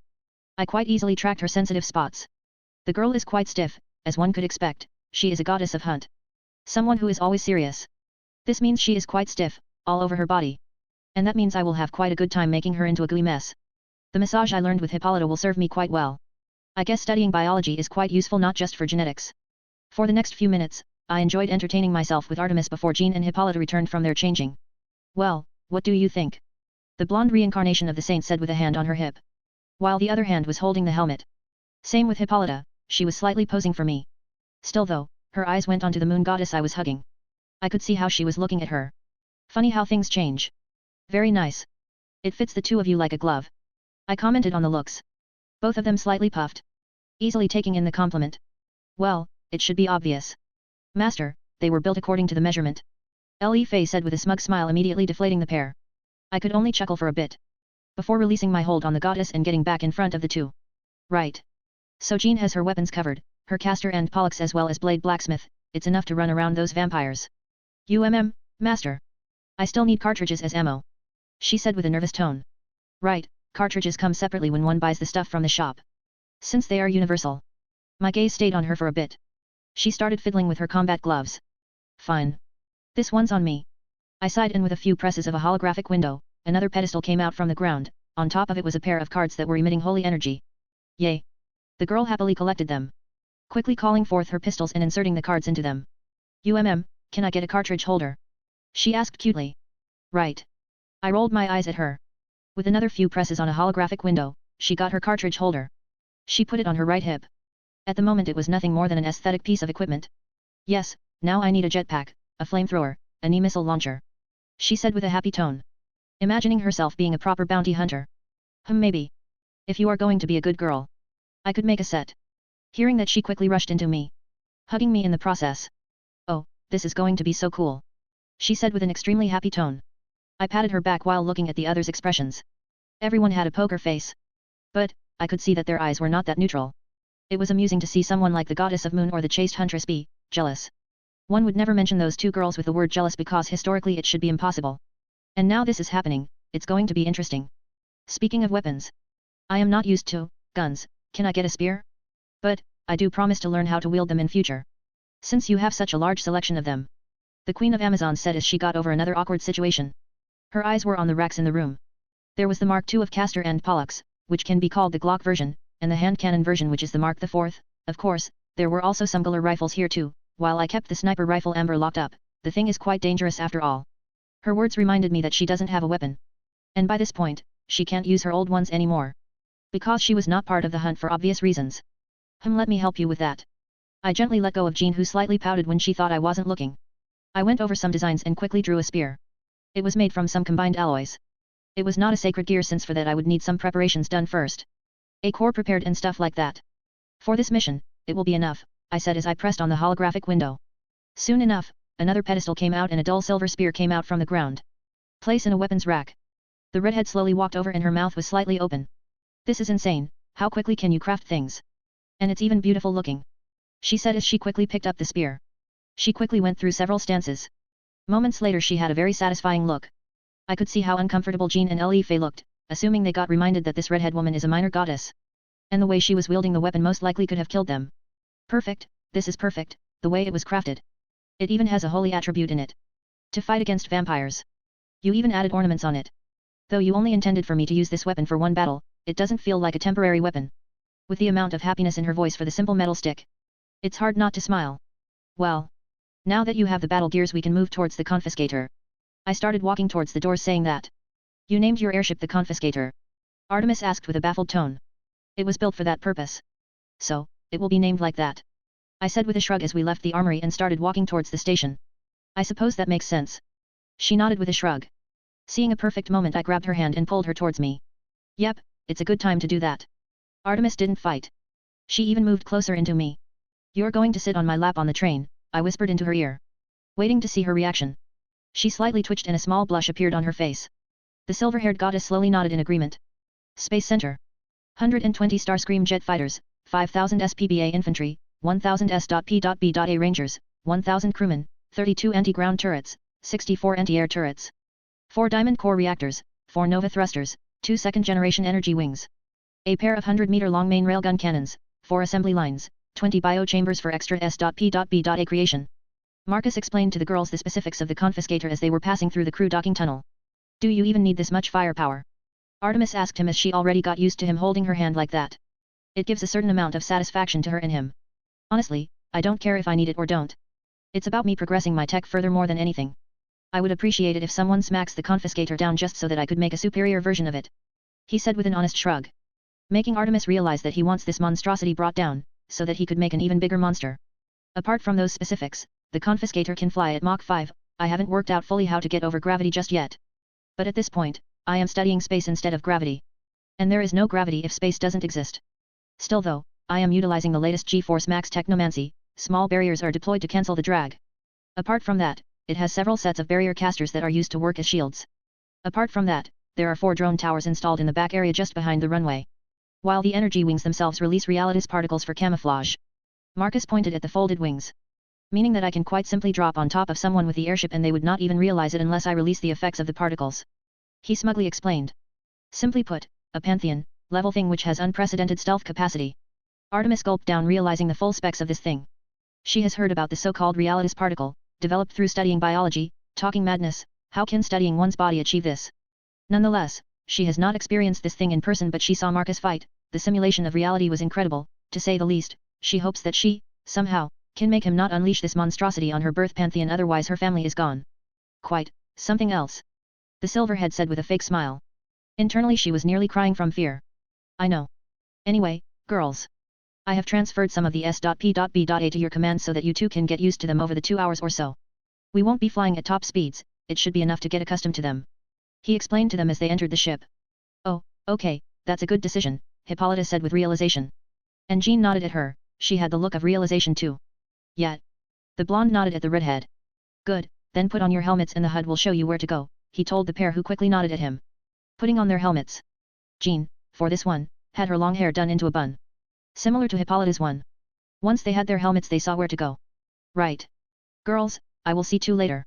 He waved at them as he started walking towards the bridge while the pair went in the opposite direction, towards the main lift. Soon enough the airship started to power its systems.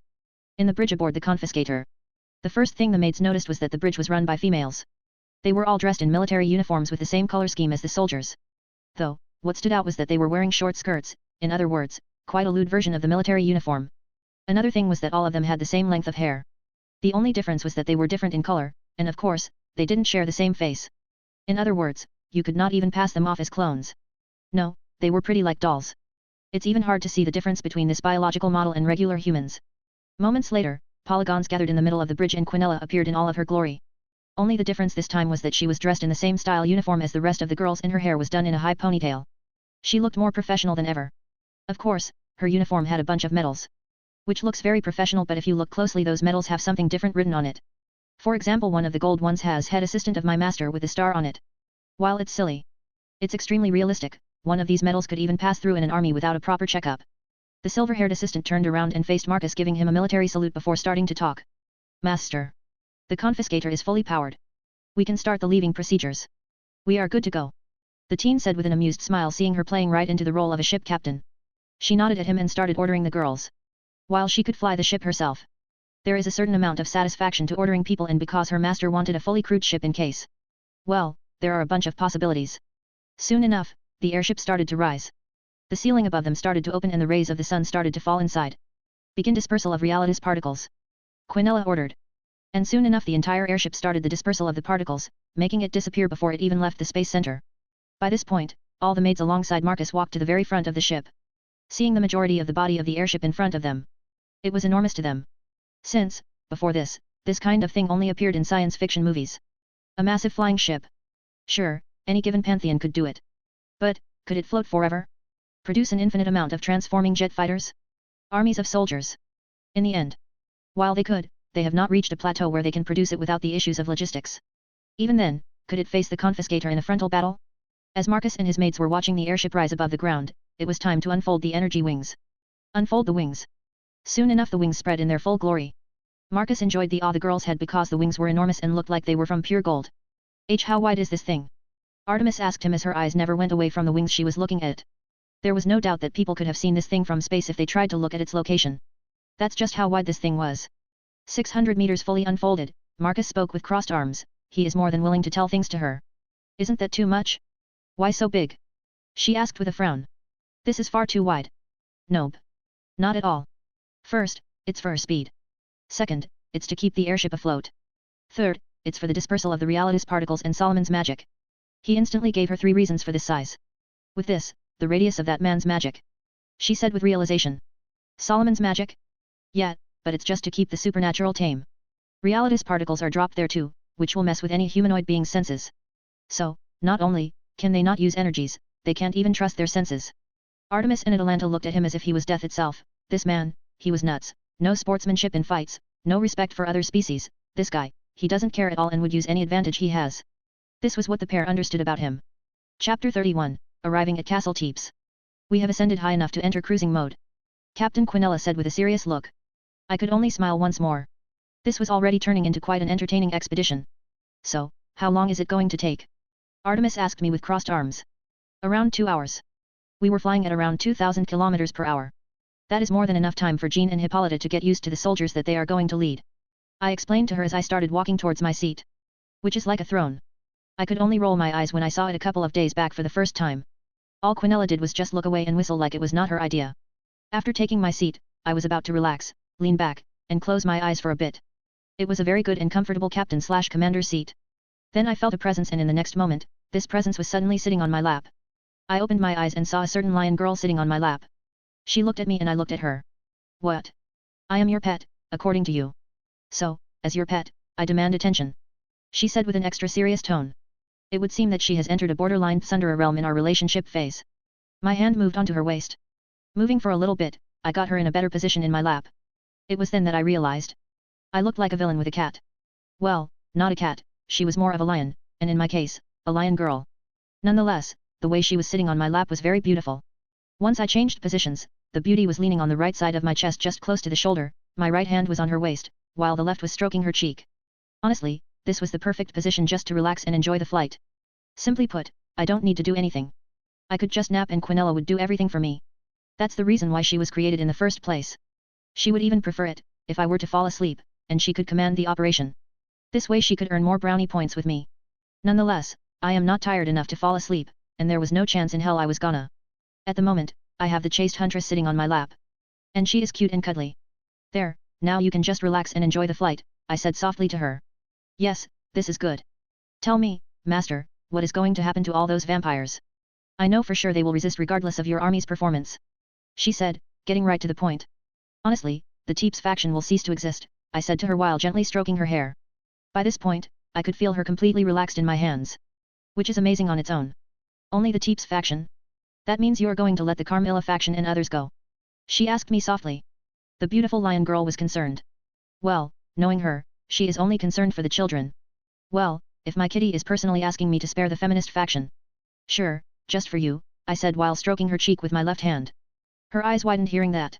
You, will do that? She asked with disbelief. Honestly, I don't care, Atalanta. I only want the cup so that I can return to my research. They can declare World War III on werewolves for all I care. Or go through a blood-drinking frenzy. I would most likely just send some people to collect some samples if that were to happen. Anyways, my point is that I don't care about them. So, if you are asking me to spare the Carmela faction, then I will. I said to her with an honest shrug. They think too much. Honestly, why would I want to wipe the vampires out? I would want them to stick around. Maybe if they are still around long enough someone could make 1 or 2 good vampire movies. Right, I need to type that down. Latia needs to buy some movie-making companies for me. Atalanta looked quite curious as to what I was doing. Movies, how are they related to this? She asked with a baffled tone.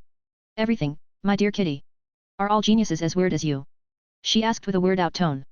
No idea, I've never met a genius before. I said with a shrug. Hanger. Hippolyta was sweating buckets under her helmet. She was testing out her new teammates for this field expedition they are calling. She did try to tell them that they were going to war, to kill, but, they simply told her that their master and creator doesn't do war. Simply put, war is something where 2 sides fight and have casualties, and this one? It's going to be so one-sided that their programming didn't even pick it up as a war. No, it's a field expedition. Surely enough, she was nearly beaten a couple of times in simple hand-to-hand combat with just 1 SPBA.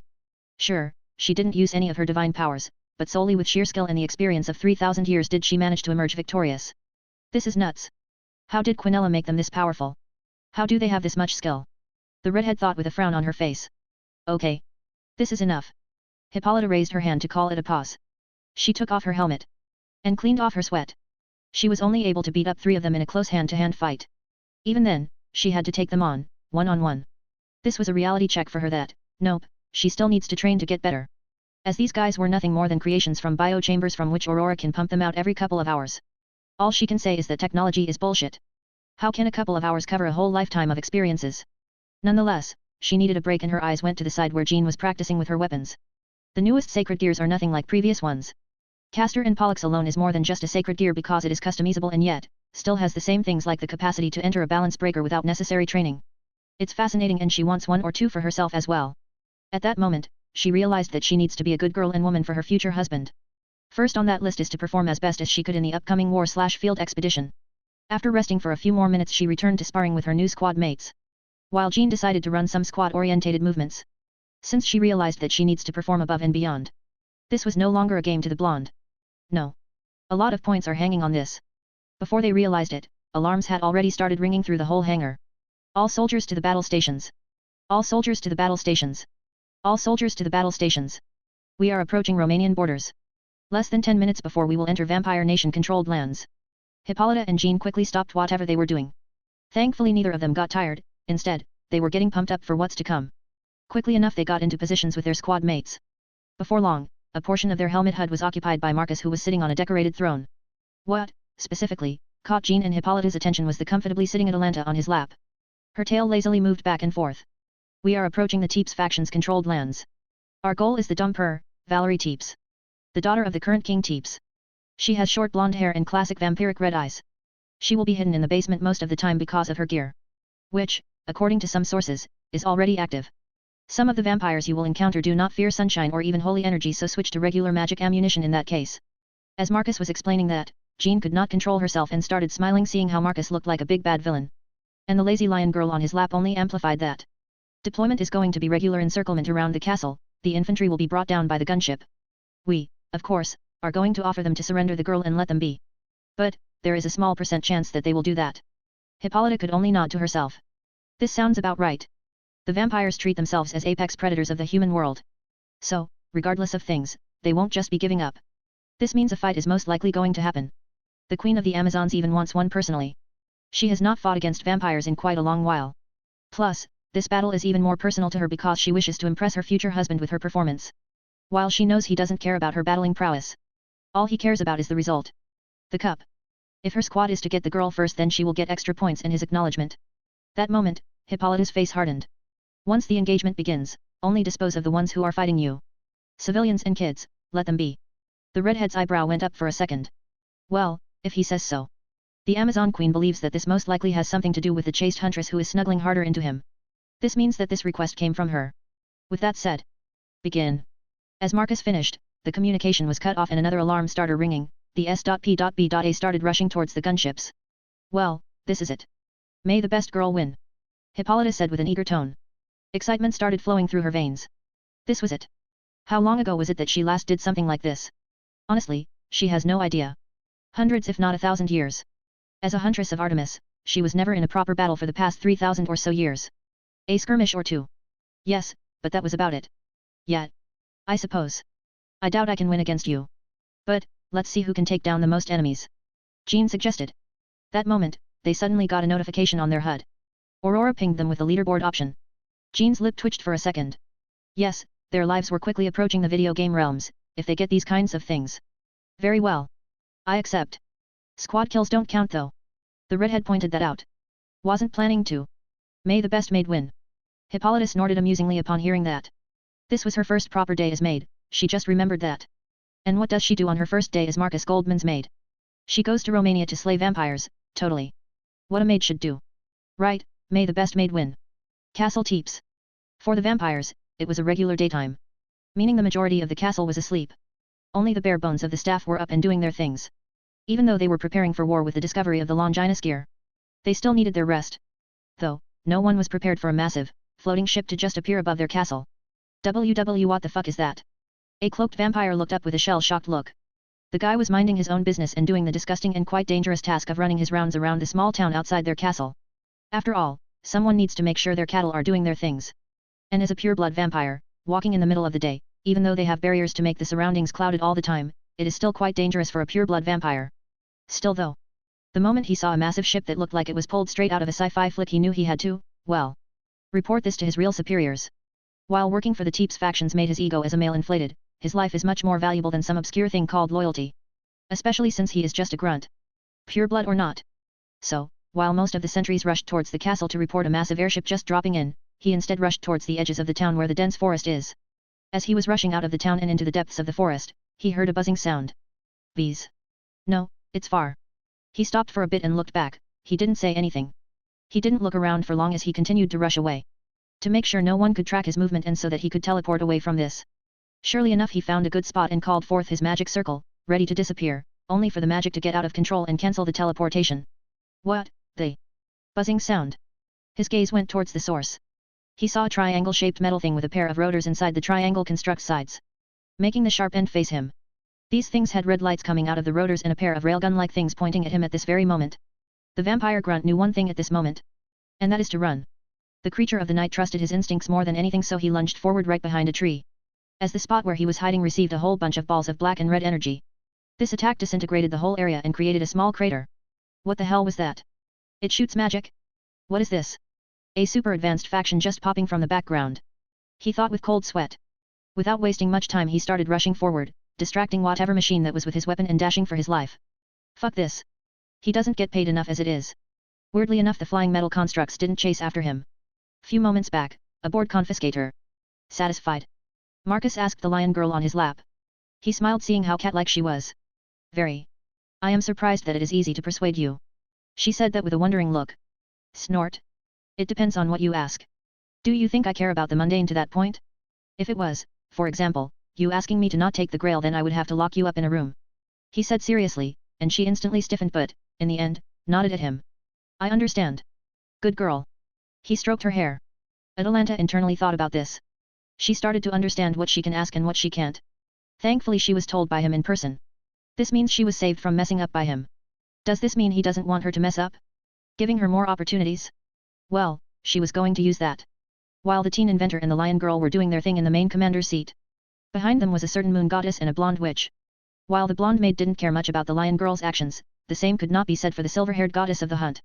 She had a stormy look, and was trying very hard to think of ways to turn this situation into her favor. The Olympian goddess did not expect her second-in-command to just move in like that. This was not something she had foreseen. Does this truly mean everyone here is for themselves? Even her most trusted huntress? An even bigger frown appeared on her face.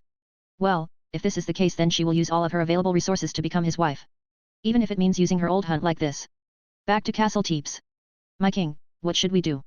One of the vampires asked his king as they looked through the darkened windows. They saw what is considered a sci-fi thing going on. Gunships similar to that from Star Wars were landing on the ground and dropping off armored men. And this is happening all around their castle. Who are these people? Where do they come from? King Teeps knows that the human technological level has not reached this kind of level. So, does this mean it's some sort of supernatural faction? But who? There is no news of anything like this. He has spies in the biggest factions all over the world. He would have known that there exists an extremely advanced faction of some sort. A moment later, light gathered just outside the castle. A massive hologram manifested. The king of vampires' face widened, seeing a massive human sitting on a throne. On his lap was a cat girl of some sort lazily snuggling into him. Hello Teeps faction. My name is Marcus Goldman.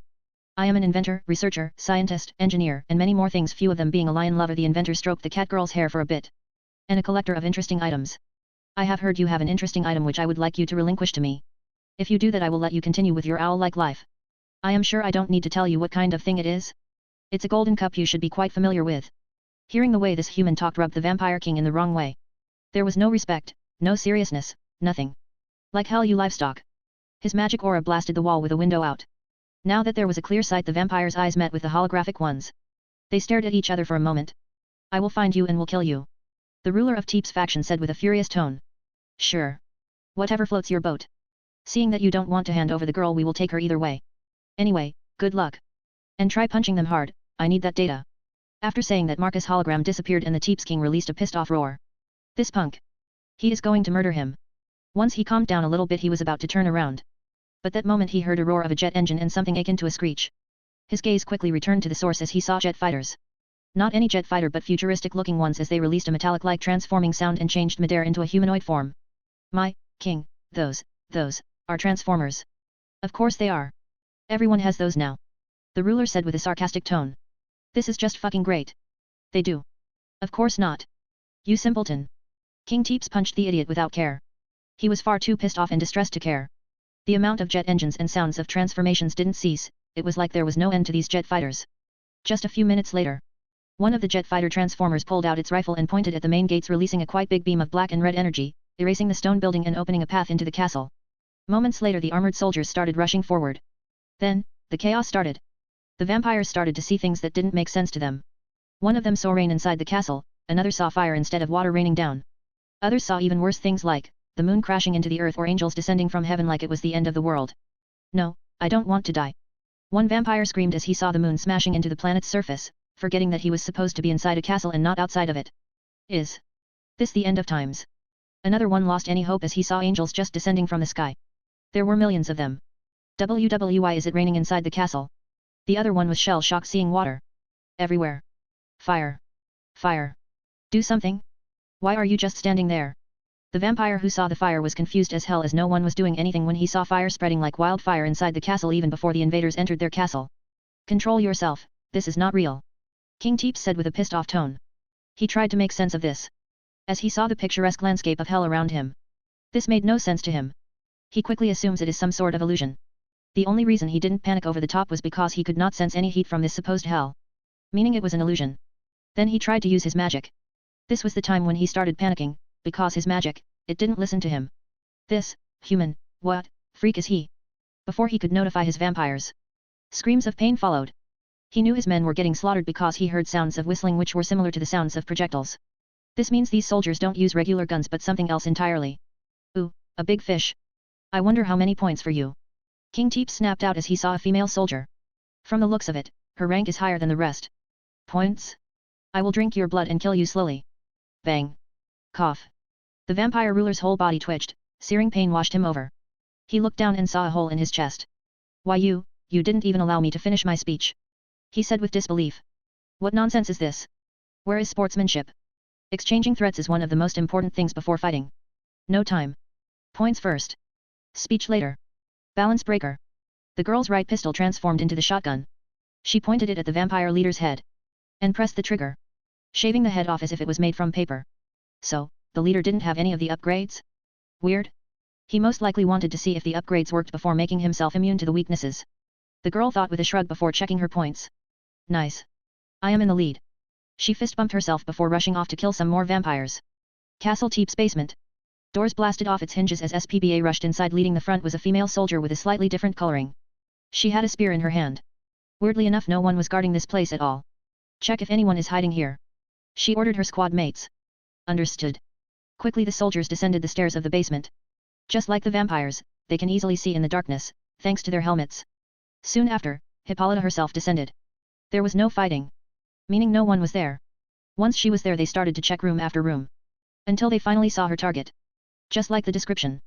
Female, short blonde hair, classic vampire red eyes. Valerie Teeps I presume. The Queen of Amazons asked.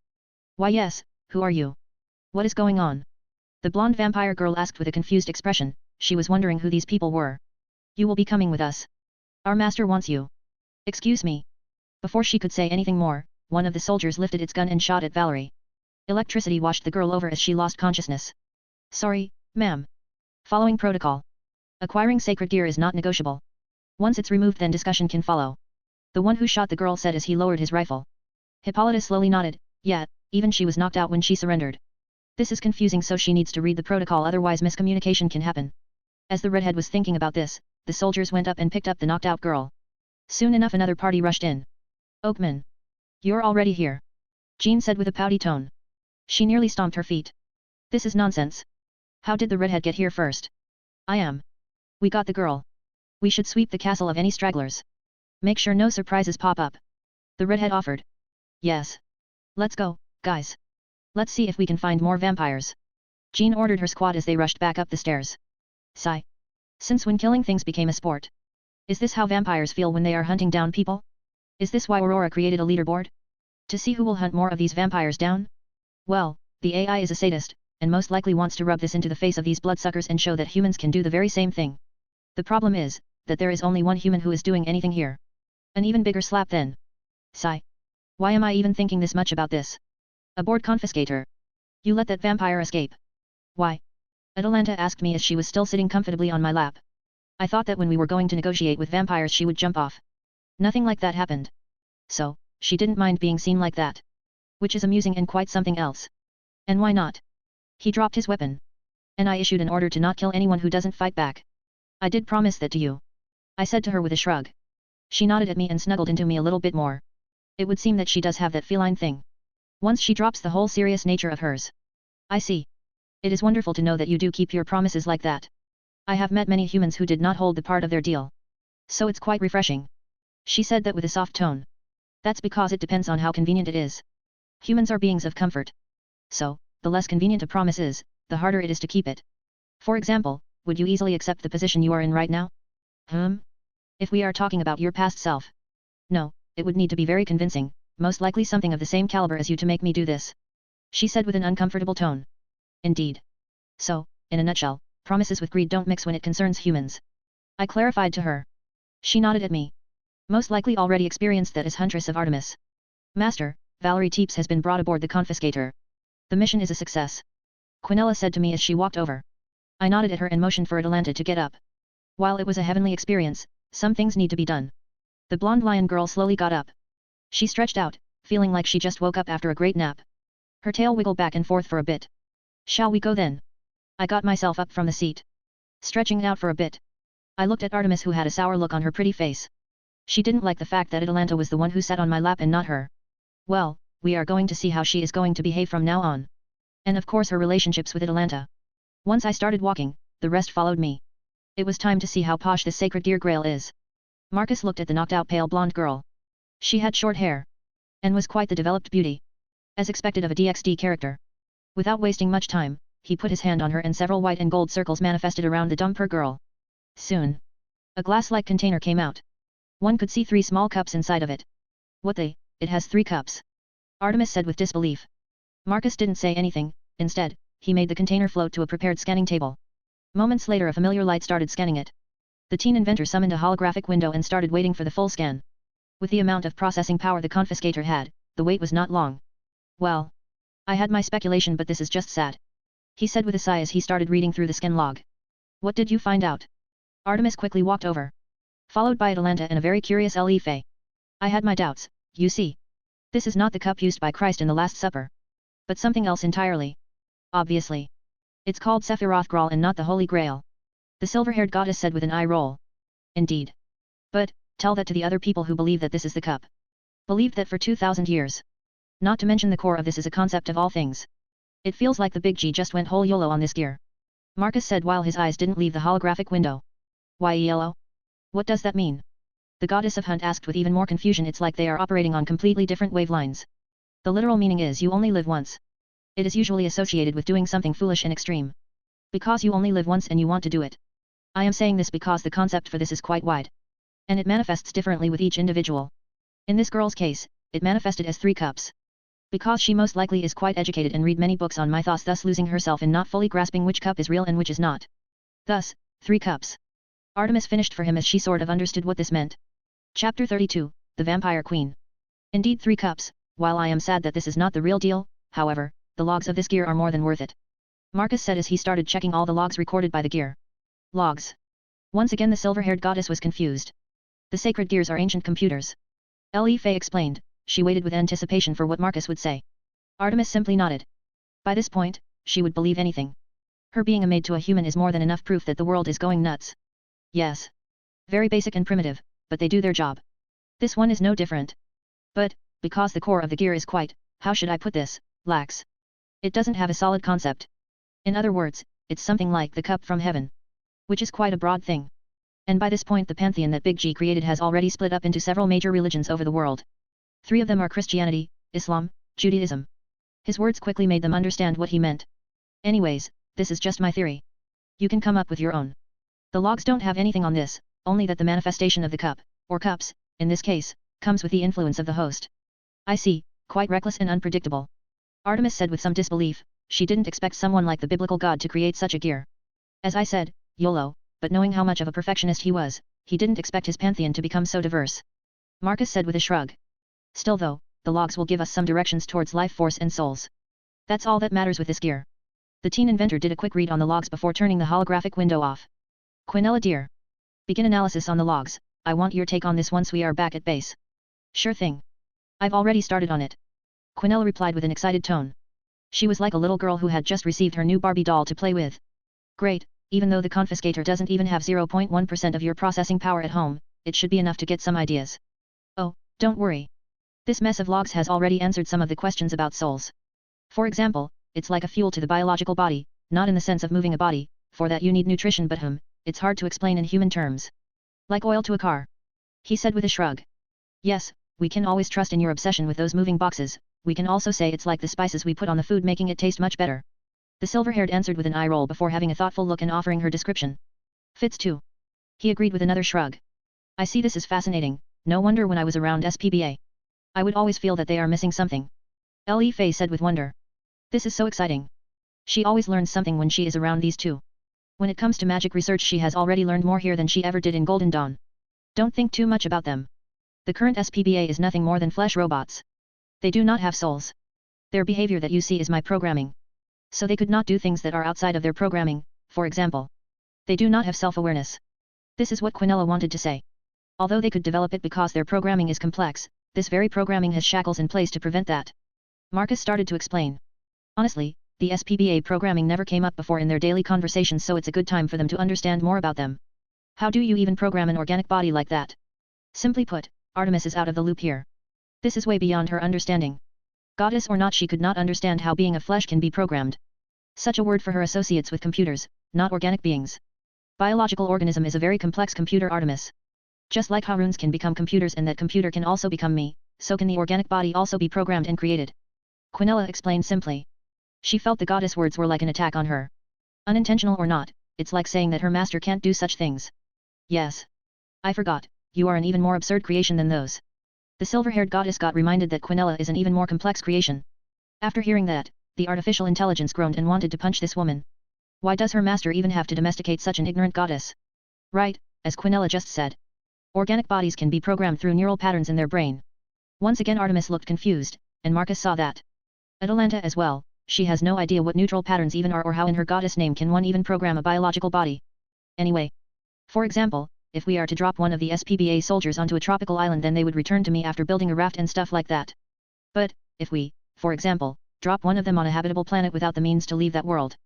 Now then, they would realize that they can't follow their programming, so they would either kill themselves or develop self-awareness, meaning they would become proper living beings, but could they develop their self-awareness before?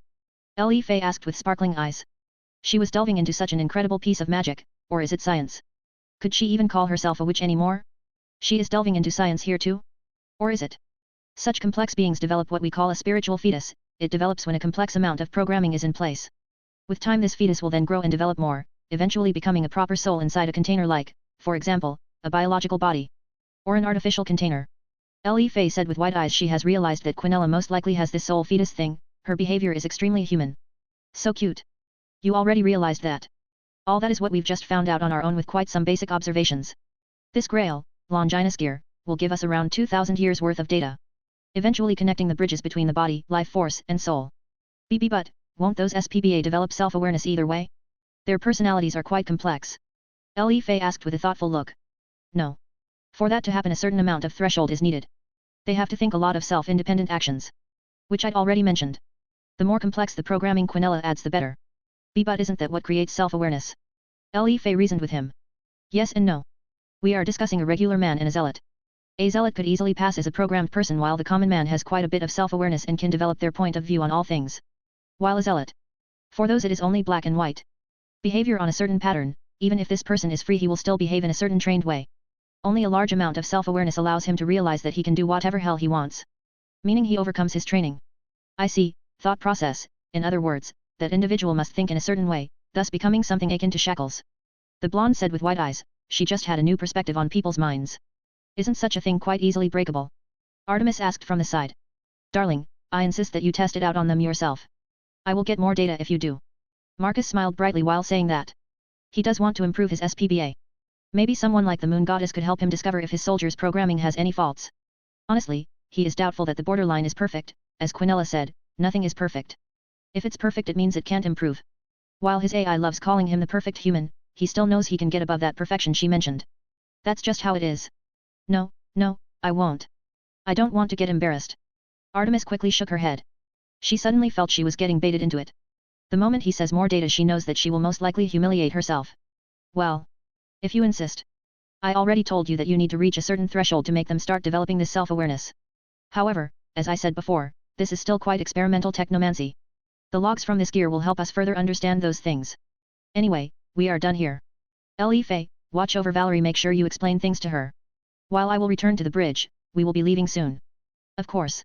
Leave it to me. The blonde maid nodded with a small bow. Marcus could only smile seeing her do that. The training Graphia put her through is showing its results. There is a group of vampires waiting outside the perimeter. Quinella said to her master. A holographic window appeared in front of Marcus. He saw quite a bit of vampires waiting just outside the perimeter of his confiscator. He noticed that the majority of these vampires are females, although there are quite a bit of males too, the majority are females. Quite the beauties. From the looks of it, the attire is different, and their magic reading is a little bit different. This means vampires of different factions. My analysis is that they wish to speak with you. They are not hiding in any sense. Their magic signature is broadcasted for everyone to sense it. Well, let's see what they're going to say. This will be the first time I am going to talk with another faction in person. Marcus said with a shrug. Second. You talked with me first, remember? Artemis said with an eye roll. Sort of? This is representing their faction as a whole. While you acted out on your own. The teen inventor rolled his eyes at her as well. Marcus raised his eyebrow at her. Seeing her pout angrily. To fix that, his hand went on her ass and squeezed it hard. Her whole body jumped a little bit. She nearly hissed at him. In turn, the teen squeezed her nose with his other hand. You are so cute. We will continue this when we don't have any pressing matters. She wanted to retort but then she had a knowing look. Yes, this is a good moment to get some one-on-one action. As you wish, my master, Artemis said while pushing her breasts onto his chest. There was quite a coy expression on her face. And yet, seeing this kind of goddess borderline seducing him is quite a turn-on. Before he pulled away from her, he squeezed her ass one more time. Well, it was time to see what these vampires want. He doesn't have much patience to stick around after getting the cup. Instead of walking towards the bridge, Marcus started walking towards the hangars. You two are coming with me. The teen asked his two remaining maids who were following him. Well, master should always have one or two maids with him all the time. Artemis reasoned and Atalanta nodded to her. This time they are acting as a unit. And you are not afraid of being seen dressed like a maid? Marcus asked the Moon Goddess. He was quite curious about how much she changed from just a single afternoon. Did Atalanta's boldness rub off her? Are they competing with each other now? Such ideas floated around Marcus, as he was thinking about this. There is no point in hiding. Your enormous airship appearance made it only a matter of time before everyone will know about your existence. In turn, mine being your maid. Artemis simply said to him. The teen inventor could only roll his eyes at her excuses. Well, whatever excuse she has is fine with him. Well then let's go ladies. Marcus both hands wrapped Atalanta's and Artemis' waists. Now he looked like a young master with a pair of beauties in each hand. The pair of huntresses could only accept this with some embarrassment. They forgot that their master can take them at the same time like this. A few moments later, after a short walk, they arrived at the lift lobby. Taking a short trip down, they arrived at quite an empty hangar. There are only the bare bones of troops left in the confiscator. Nonetheless, the cream of the crop is still there. The elites. Marcus Goldman's most powerful minions are still here. Quinella was mad about this.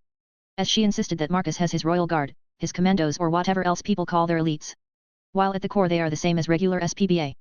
The only difference is that they have received severely improved programming and Reality's technology was used on them to receive field experience. Where it takes to create one elite, in the same span Marcus could produce around 20 regular infantrymen. For the simple reason that they experience combat training in specifically prepared simulations. As mentioned before, Quinella went nuts with those. She made them experience combat situations from the Trojan War to World War II. This means that even a stick is a lethal weapon in their arms. Unlike the regular ones, there were only 6 of them waiting for Marcus, any more than that and the teen inventor would have spanked Quinella. He doesn't need bodyguards. Well, he accepted the guard if they were going to look cool. Thus now they looked like the ceremonial versions of the regular Mandalorian armor the SPBA are wearing. With one-shoulder cloaks and more ornamental armor in general, they were ready to protect Marcus in style. Well, more like beating up someone in the inventor's name. Without even bothering to look back the 6 elites started to follow Marcus to the gunship which will take them to the surface. On ground. When the warning of an attack happened. The vampire factions quickly acted on that. While the majority of the vampire families and factions disliked the Teeps faction as they received news of their strange movement and possible civil war, they still are one singular supernatural faction that rules the majority of the Balkan nations, and they act as one large group when need be. So, they tried to move in. It didn't work so well. First, they can't teleport into the area. For some reason, their teleportation would be diversed. This meant that the attackers have means to nullify magic teleportation, which leads to them teleporting some distance away. Not that they needed to look far for these attackers. While they didn't believe that aliens were attacking, sure enough they changed their mind when they saw it. One only needs to look up to see the enormous ship of some sort floating above the Teeps castle. While the ship stands out like a sore thumb, the golden shadow it casts below didn't hide what was happening there. There were thousands of soldiers and squadrons of jet fighters which were transformers. It only magnified the threat this caused to them. So, are we fighting Mandalorians or Decepticons? One of the vampire on the lookout asked. Beats me, how am I supposed to know that? The other one just shrugged back. Like hell he knows. There are thousands of Jango Fett cousins over there and most likely around 100 Decepticon transformers. This is nuts. Since when did pop culture classics come to life to conquer the supernatural? Before long, they saw a gunship leaving from one of the hangars of the massive airship right towards them. Not only that, but they saw the ship's massive cannons move, pointing at them. Gulp. I think they noticed us. No shit. Sweat was pouring down from the Queen of Vampires Carmela's forehead. This was not the battle she was expecting to participate in when she learned that the Teeps faction was under attack from an outsider, which the spy said were aliens. She never expected it to be in the literal sense. Flying ships, robots, futuristic-looking soldiers, not only that but her magic just stopped working as well. They were dead in the water here. Soon enough those jet fighters flew over, signifying that the vampire had been noticed and the enemy army was moving towards them. Carmela was sweating even more. This was bad. Without magic, they can't use the majority of their vampire powers. At the moment they were barely above regular humans in terms of brute strength. Whatever they got from Castle Teeps should have been their goal. They didn't slaughter everyone. A lot of vampires and humans were left after. Maybe there is a chance to talk this over. As she was thinking about the current situation, she saw one of the troop carriers land not far from their location. What attracted Carmela's attention was one of the signatures inside this futuristic plane. It was a Greek god. For a moment she thought it was a plot of some sort from the Greeks, but this doesn't make any sense because the majority of the Greeks were extremely passive for hundreds of years. And it's simply absurd, because the Greeks don't have advanced technology of this level. Then, she saw it, the plane door slid to the side and she saw a very handsome man with a pair of women come out. Carmela's eyes widened to a comical level when she saw the goddess of hunt and her second-in-command dressed as slutty maids. This instantly sends warning bells to her. This guy, whoever he is very dangerous. To make Artemis into this, one needs a lot of power, and ability, because from the looks of it, the moon goddess and the chaste huntress don't mind being dressed like that. From your appearance, Carmela, I pressure. He said with a soft tone. It sends goosebumps throughout the vampire queen's whole body. Yes, this man is dangerous. Not only that, but it excited the queen. She has not met such a high-class human specimen before. Her vampire senses were going wild around him. Why yes. I am the ruler of the Carmela faction, and the supernatural side of things in Hungary. She quickly snapped out and responded as quickly as possible and at the same time straight to the point. Thought so. My name is Marcus Goldman. I am an inventor, researcher, scientist, collector, and many more things. I have collected what I wanted from the Teeps faction and I have no qualms with you. She sighed in relief after hearing that. So, this leaves us in an awkward situation. I suggest you turn around and just leave. Or do you wish to become battle data for me? For a second she sensed his power. She could not even describe it, it was just there, no end or beginning. The amount of magic. No wonder, the Greek goddess is so subdued, she most likely provoked him, ending up as a maid. Nonetheless, this doesn't answer why the Greeks didn't respond in any way when Artemis became like this, or they don't know yet. No. I don't want that. Can we discuss this over? Teeps faction was, one of the biggest vampire factions. Now that it's gone, there is a major vacuum of power. Do I look like I care about the vacuum of power? You can take it over. Turn some people into vampires. Rebuild the numbers. She can do that, and she will do that. But, that is not the problem. With this kind of attack on them, it will attract quite a bit of attention and there is a chance they either become someone's lackeys or worse, with their diminished numbers. While the Teeps were an annoying bunch, they were one of the strongest vampire factions. Yes. That is the plan, but the power vacuum to fill up is going to be difficult. Can we until that happens to rely on your security? She asked him. The vampire queen asked that because she saw how he looked at her. There was interest in his eyes. Oh yes, she has used her looks for many things before. And now, she might even snatch the help of a genius inventor who can make science fiction into reality. You want my protection? I just wiped a vampire faction and you want protection from the very same guy? He asked with disbelief. Carmela internally giggled hearing that. Does he believe she cares about vampires who are not her blood? The only reason she was here in the first place was self-preservation. Vampires would band together to fight threats.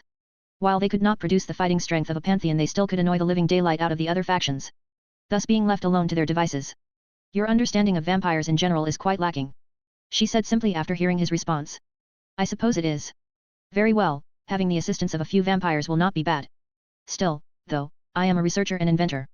Your kin will be provided with some of the samples like blood and hair. In return, you will be getting my protection. Who knows, maybe I will find something interesting and your kin will benefit from it, he said with a casual shrug. The vampire queen could only raise her eyebrow at him. Here she thought she would need to persuade him more. Maybe this is not going to be hard as she thought. Marcus, back on board on the confiscator. Honestly, seeing another fate character was something. I was not surprised or shocked, I even expected it in some way. Carmela's rider looks as hot. Her hairstyle and that silver hair, striking red eyes and those long legs, a perfect body type. Then adding on top of Artemis' previous teasing, it was hard just to brush aside what this vampire queen wanted. With quick thinking, I realized that we didn't collect any of the vampire samples. Why? Well, because they disintegrated. The holy energy-powered weaponry turned them into dust. There was not a single corpse in the castle left. While regular vampires can still resist the damage. Once it dies, the resistance disappears, thus the body turning into dust. Now, I have quite a bit of samples along with the vampires becoming my satellite, faction, nation. Well, that can be discussed later. You sure you want that woman close to you? Artemis asked me after we got away from the vampires, allowing them to discuss some things. Oh? Let me guess, she is famous for sucking out the blood of countless men? Quite far cry from the original Carmela who bathed in children's blood, I said with a shrug. Knowing the story behind it. Yes, well. You forget that Sarafal has tried to seduce me for years, and she is a devil who wanted to tie me to herself through evil pieces, and how did that turn out? I asked her, who quickly had a knowing look. She saw enough of how Sarafal acts around me. More or less I do want her to try to seduce me. I haven't tasted a vampire before, I said with a shrug. I am getting quite excited to do certain things to her. When she heard that she had an annoying look. You, Psy devils are a bad influence on you. On the contrary, they were a good influence. They taught me how to enjoy the fruits of my labor. As I said that, I wrapped my hands around her waist. They didn't stay there for long as the hands traveled down on her ass and squeezed it hard. Then they went under her skirt and squeezed again. This time I could feel her warmth. After all, only her panties were standing in the way. Very good. Once we are back, we will go through proper training with you. I said that while emphasizing it with a squeeze on her bum. The moon goddess slightly moaned to my touch. Her whole body shook for a bit. If this is what you want, she said with hotness. I do. A maid such as you needs proper training. After saying that I claimed her lips. She moaned more this time as I pushed her against a wall. Before long my hand slipped underneath her panties and one of the fingers brushed past her special place. This time her whole body twitched, hard. She did not expect me to do that. After teasing her like that I pulled back. That was underhanded, she said with a healthy blush. Artemis was picking her words properly. I can only bet that she was thinking of an extensive vocabulary to use on me. But she was holding back. Is it? You are my maid, you should be prepared all the time, I said while stroking her cheek. I will be, the next time, it is only my first day here. She said that with a serious nod. Which is amusing on its own. Artemis, the chaste goddess of hunt, being prepared for naughty things all the time. How absurd does that sound? I will watch you closely. Giving one more peck on her lips, I started walking forward once more. I am pretty sure the vampires are ready. I did however ignore the stare given to me by the chaste huntress who saw the interaction between us. Artemis fought back her embarrassment. This was quite humiliating and exciting. She never thought she would end up as a human's plaything. But, the way he pushed her against a wall. And how his hands were exploring her body like this, it was quite exhilarating. By this point, she has already accepted the fact that she will be taken by him soon. She has no idea what will happen to her afterwards. She can however predict that her divine power will diminish. Not that the goddess of maidens gave her a big power boost. Most of her divinity comes from Moon and the hunt. And she couldn't complain to him. After all, she was the one who put herself on this bet. Goddess. Atalanta got her attention. What is it? Artemis asked as she fixed herself up. She still felt hot and bothered though. He only played with her a little bit. But he touched all the right places and it sent her body into a hypersensitive mode. It's like he knew where to touch her. I suggest we double team him. What are you talking about? This. The moon goddess was utterly baffled by what Atalanta just said to her. Did she hit her head on something? Or did their new master do something to her? Goddess, listen. Hippolyta told me that, our master did things to her. That he completely dominated her in bed activities. Our only way to balance this, in some sort of way, is to do this together. Atalanta said with a thoughtful look. And Artemis could only narrow her eyes for a bit. Yes, this makes sense. Yet, in the same way, this is still a competition. I will think about this. The moon goddess said as she started walking forward. Towards where Marcus went. She wants to figure out if he is going to do things to that vampire queen. She is not concerned about his life. Not at all. The man can punch through a moon. The goddess of Hunt is more concerned about how this vampire woman will affect the current hierarchy. Atalanta soon enough followed as well. She wants to see this as well. Carmela quite happily signed the contract. She was expecting borderline slavery. Or something else for protection. But she gets an enormous amount of autonomy. This was akin to being a company under a large conglomerate. There are certain goals she has to accomplish and a few things she can't do. The rest? It's all free will. Quite fascinating. The beautiful vampire learned some things about her new leader. Simply put, he doesn't care. As long as she doesn't do certain things, she is free to do whatever she wants. However, she did spot some fascinating things. She is now his. Oh, yes, she read through certain lines in her contract. Quite devious. She was expecting such a thing from a devil. Not a human. Through multiple clauses, he makes her only serve him. Oh, she doesn't mind. She barely enjoys male company. Carmela, after all, is the leader of the pro-female faction, so males are a rarity in her place. However, now she is only going to serve one man.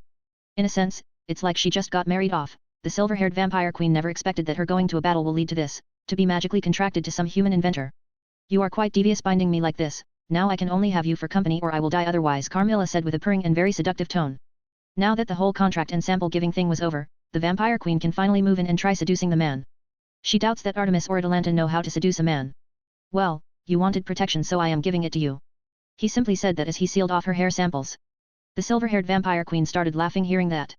By chaining me to yourself? You are a very fascinating human. I am very much interested in you. Now I want to see what you are going to do to me, she said that with a sultry tone. Honesty, she wants to taste him just as much as he wants to taste her. Blood included. Marcus looked at her with a smirk. Yep, he was going to have some fun before leaving Romania. After sealing the sample cases, he now focused on the waiting vampire queen. Chapter 33, Reactions from the Rest. Marcus approached the sitting Carmela, who was looking at him closely. She had a very lustful look on her perfect face. Her eyes were shining with a certain amount of need in them. The teen lifted his hand and stroked her cheek before leaning in and claiming her lips. That moment the beauty smiled internally. This was it. She wrapped her hands around him and tried to pull him in, but Marcus wrapped his hands around her and lifted her instead. Carmela quickly adjusted herself and wrapped her legs around him as well. The black-haired inventor's hands went on her perfectly snapped ass and squeezed it hard before starting to look for her sensitive spots. The teen already noticed how different vampires are compared to other beings. Her body temperature was slightly lower than regular people. But, this makeout session alone already helped her to heat up. Before long, Marcus was able to taste her mouth out and brushed past her fangs. He made sure he tasted everything. You are a good kisser, Carmela said hotly as she started to rub into him. Marcus only smiled at her as he took her to the bed. They were in the infirmary of the ship and there were a bunch of beds prepared for them. Who would have thought that this would be the first proper time the infirmary was going to be used in that way? He laid her down as he started to undress her. There was not much to undress as she was in a simple dress. With a simple pull, she was in her underwear, which were black lacy ones. It's like you were prepared already. The teen joked, seeing how sexy she looked. You think, this is my casual underwear, but I could get sexier for you next time, she said with a purr. Marcus could only smile more hearing that. Since she said that, well, she will be experiencing a wide array of underwear he is going to preparing for her. Oh, don't worry. I will give you a catalog. The teen inventor said that while starting to trace his finger on her pale skin. Carmela slightly moaned when she felt that. His touch was surreal. It's like he was using magic, or is it a natural thing? The beauty had no idea, but she liked it a lot. Later. When Artemis and Atalanta found Carmela, Marcus was no longer there, and the vampire queen was in a state which is clinically called sexual euphoria. Honestly, the pair wanted to figure out if it's even a clinical term or if Quinella was just messing with them. Nonetheless, this only confirmed the fact that they need to double team to even think of gaining something from being fucked into a drooling mess. Simply put, Artemis and Atalanta were thinking of trying to gain some control over Marcus through their bodies. It's not an unheard thing. While Atalanta wanted to do this so that her master would treat her with more respect and not just a household cat. It would seem that it's something akin to a pipe dream. But, they were going to try either way. There is nothing else left after all. I apologize, but... A new female voice started before suddenly stopping in its tracks. It was a young female vampire. Her eyes widened and she blushed hard seeing her mistress fucked into unconsciousness. I was wondering, what is going to happen now? Our new lord's armies have just returned to the airship and we have already started leaving Romania. The girl nervously asked as she was in the presence of a Greek god. I assume your mistress will be able to sort it out, after, well, she regains her consciousness. I have no idea what your mistress was thinking while trying to seduce our master. He is very capable in everything he does. Artemis said in an arrogant tone. Please don't ask me. I have no idea. Mistress is usually much more controlled with such things. The girl said with an embarrassed blush. What can she say when her mistress is laying in bed with her body soaked in their new lord's seed? This is embarrassing beyond anything she had experienced in her life, especially in the presence of such people, even though they were dressed as maids. When someone has a goddess for a maid, one should know that this individual is extremely capable. Yet, her queen has somehow fallen into a trap. And got put in her place. The younger vampire tried to understand how this happened. Why act so rashly? She has most likely fallen into the same trap I did. The goddess said with a sigh. She underestimated the fact that he was human. The chaste huntress said with an eye roll. The way she said human was extremely sarcastic to the point that it sounds like an old and boring joke to these females. I see, that most likely, my queen usually is more cautious. Well, it doesn't matter anymore. Your vampire faction is under our master's care. Stay with your queen and wait till she wakes up. Once she is up, call for Aurora. She is the AI of this place. I assume you know what an AI is. Why yes, of course. I will do that. The younger vampire respectfully nodded. She was flustered hearing that there is AI in this place. Just how advanced is this ship? She did see those transformers. But, can this massive airship do something similar as well? Good. We will see you later then. After saying that, the pair of maids left. They were going to find their master. Why? They have no idea, they just want to find him. Maybe earn some brownie points as the other maids call it. Or, just to get over this annoying feeling that this vampire queen, woman got to him before they did? In other words, they were confused. While the maids are gone, the younger vampire by the name of Elmenhilde Karnstein is looking around with more caution. Trying to understand how this place works. Does this place truly have an AI? Hello. Aren't you a curious little girl? Eve. Hearing a female voice coming straight from the walls, the vampire girl quickly jumped. She released a girlish squeak purely from shock. Fei was sitting in a chair, reading a book. While her assignments are boring, she can use that time to read about psychology. She found the whole biological programming fascinating. No wonder a certain ancestor of hers loved manipulating people. Well, hopefully, she doesn't end up in that rabbit hole. Deeply into her reading, she nearly jumped out of her chair when she saw polygons gather in a single place. She wasn't expecting for her to appear in person just like that. Before long, the blonde maid saw Captain Quinella in all of her glory. Because of the uniform she was wearing, her silver hair had some of a blue tint to it. It looked quite fascinating. She is still trying to grasp how her master created such a being. Starting from a simple AI which Fei was around to hear. The blonde was even there when Aurora 2.0 was born. And now it has this form. I did the reading on the logs. We are putting the girl into deep sleep until her soul can be healed from the side effects of using the cups, Quinella said, getting straight to the point. Side effects? The gear hurt its user. Fei tried to process what she just heard. Yes. Because she has 3 cups at the same time, she received 3 times the amount of damage from a single use of the gear. The silver-haired assistant said while crossing her arms. No damaged person will meet our master, are we clear? Put her into a deep sleep. Until I figure out a healing method, she is not to wake up. After saying that, she disappeared without warning. The blonde looked at the fellow blonde sleeping in the bed. Sigh. My apologies. Just following orders. She sighed and several magic circles appeared around her. The witch placed a simple sleeping curse on the dumper girl. The girl won't be waking up until the curse is lifted by Fei. Underworld, Grigori. The Governor-General was pacing back and forth in front of a blackboard. There were multiple reports pinned on it with several of his theories written down on it as well. They were interconnected with each other. Some of them are marked as clues. The fallen angel was doing something he never did before. And that is something similar to detective work. He was able to find some ideas about who this new inventor is. An inventor who reinvented sacred gears not connected to heaven's system. How does no one understand how monumental this is? After learning about this, Atriaris having never seen before sacred gear which enhances her family magic, he went on a spending spree to learn more. Only that there was very little to no information. For some time, that is. Surely enough, he pushed the Devil Council to reveal more, and sure enough, Sarafal herself gave some information to the Devil Council. After having a chance to read some files, he learned just how utterly dangerous and talented this human was. Azazel wanted to meet him immediately. But, there was no information on his location. So he went the long way and started putting clues together. The more he learned, the more he believed that this human was the reincarnation of their old man. Genius in runecraft, artificer, engineering, barrier magic. The signs were there. But the personality didn't match. Their old man was nuts in his perfections. This teenager was not. And not only that, but he is also contracted to Sarafal Leviathan. And the Satan was like his bodyguard in the literal sense. She is keeping the whole devil race at bay for him. All the files around him are classified and only for the Satan's eyes only. Meaning that Azazel can't ask any of his spies to get those files which are for the Satan's. Only the information which is revealed for the council did he see.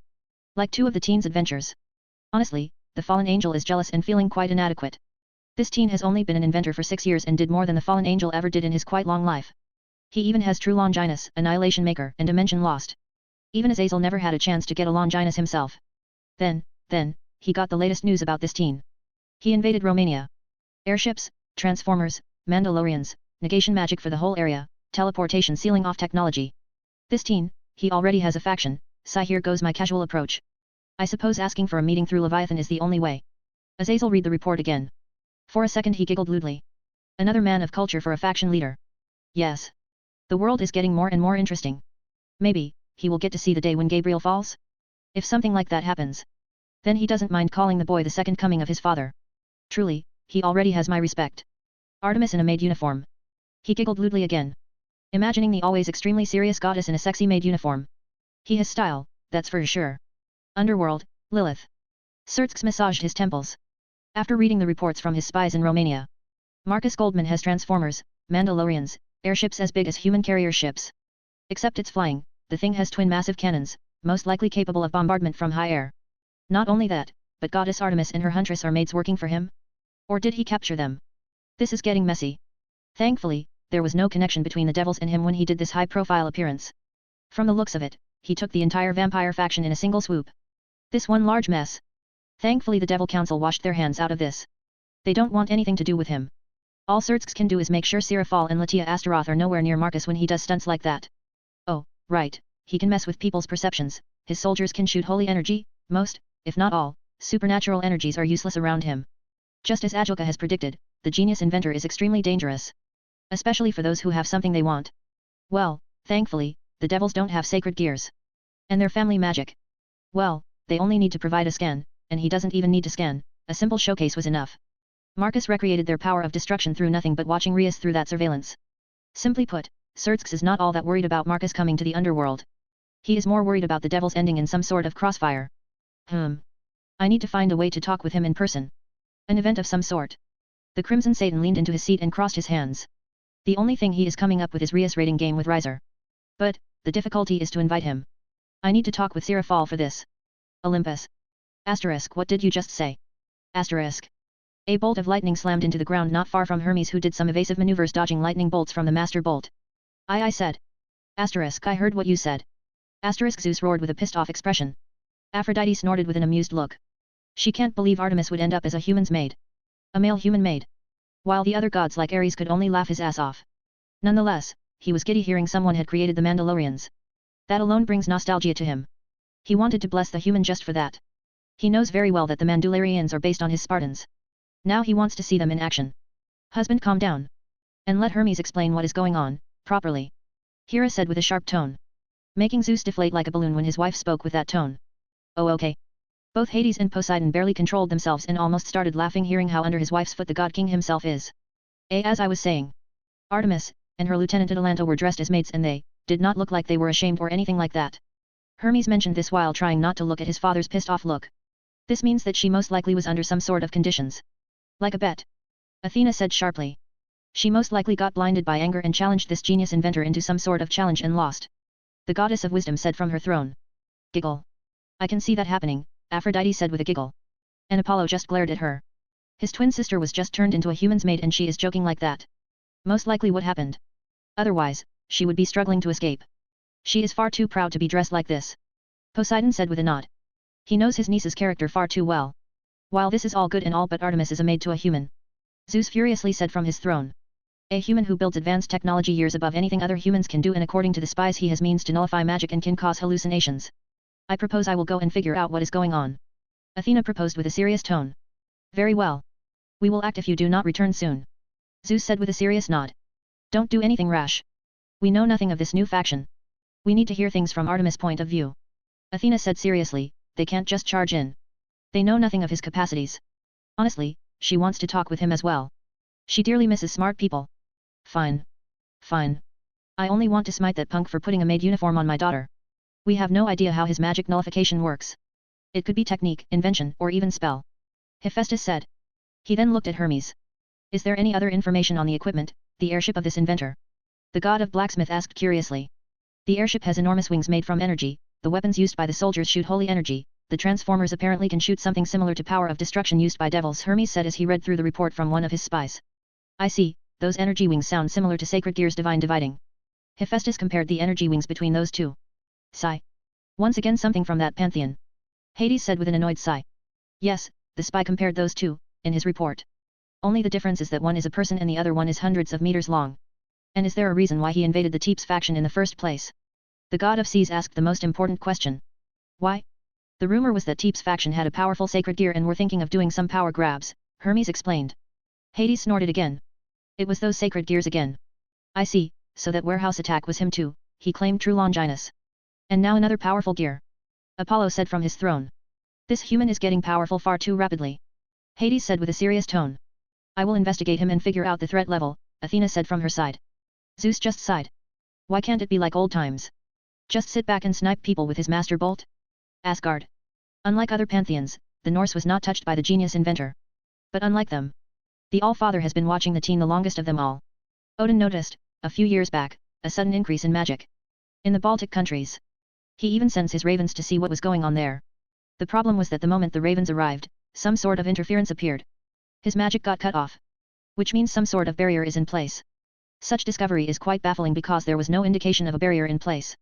Meaning the type of magic is similar to the surroundings, making it quite seamless with nature. Quite a smart disguise, but it only works if the magic is not large, which that place lost it a long ago. As of now, that place felt like a mountain of magic. It reminded Odin of the time when pantheons were empowered by their believers. The only thing which comes close to this radiance now is the Hindu pantheon and, somewhat, the Shinto one. Now, however, something else has happened. The inventor boy created something. Oh yes, he knew that it was an inventor boy. He noticed him flying his inventions through the sea, each time it would be faster. More impressive from the last one. This time, it was something enormous. A vessel of some sort through air. A ship? An airship? He felt it flying south. Towards Greeks? As the All-Father sensed a Greek god looking for something through Eastern Europe. Knowing the angels, they won't go to do anything. Their territories are far too big and they are not that well armed nowadays. For obvious reasons that their god is not around anymore. Oh, he knows. They tried to play it off, but you can't dismiss the sudden lack of energy from a powerful deity. This means that this deity, most likely Artemis, provoked him and now he is going to collect his dues? Well, that's what he thought until he got a report from Romania. The chief god could only smile silly seeing this. He, it seems I will be having a good friend. Some of the Valkyries could only sigh from disappointment. Their god became an old pervert. While the other Valkyries continued to keep their poker face. A gift I suppose. He looked around. His eyes ended up on a pair of Valkyries. He is a healthy young man. And constantly spending time tinkering is not healthy. A break or two is needed. Lord, what are you planning? That teenage inventor is very dangerous. In mere few years, he had built a pantheon. A blue-haired Valkyrie said with a serious tone. What she saw in the report is dangerous. Such progress in development is monstrous. Oh, he did build one. But he is a researcher and inventor. Do you think he is going to expand?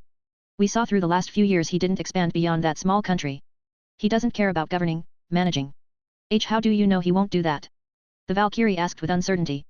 Please Bryn, you are asking me of all people? Was I mistaken to give the title of Brynhildr to you? Odin asked with raised eyebrow.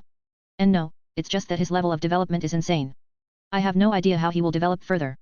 Oh, he will develop. I do miss the times when countries used to have personalities. When it only takes one man to decide how the nation will progress. I do believe those days are coming back. The Valkyries looked at the chief god curiously. What is he talking about?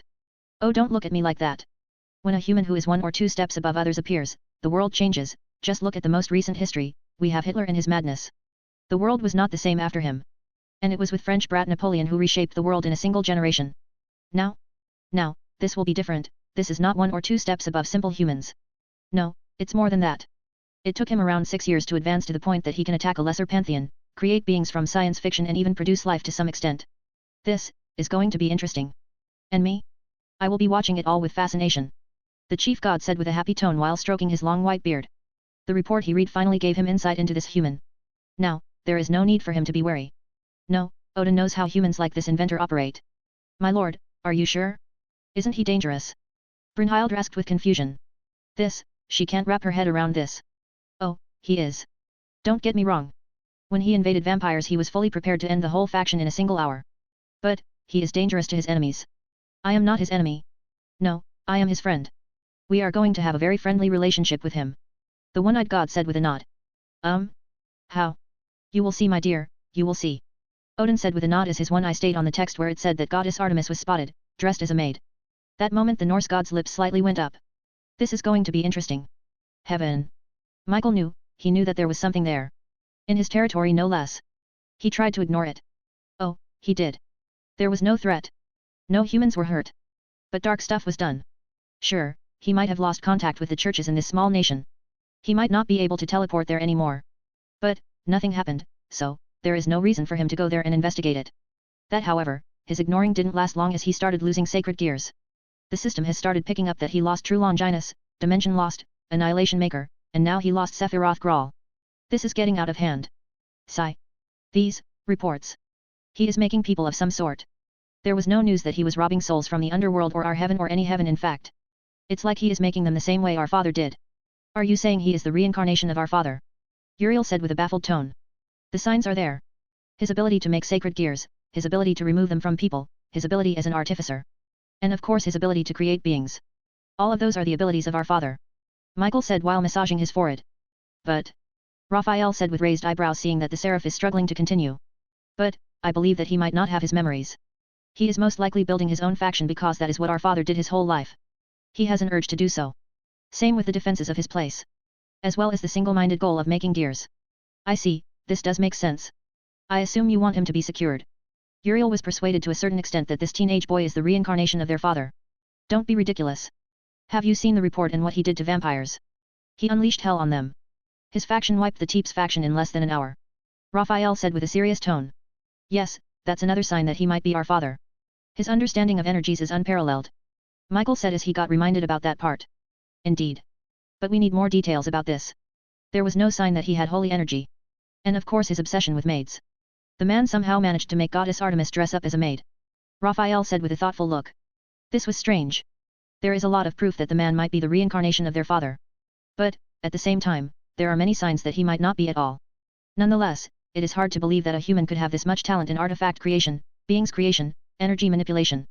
These are signs that he doesn't have a simple background. They need more details. While the three males were discussing this, the only female in the group was spacing out and thinking about what Michael just said. This Marcus Goldman may be the reincarnation of their father?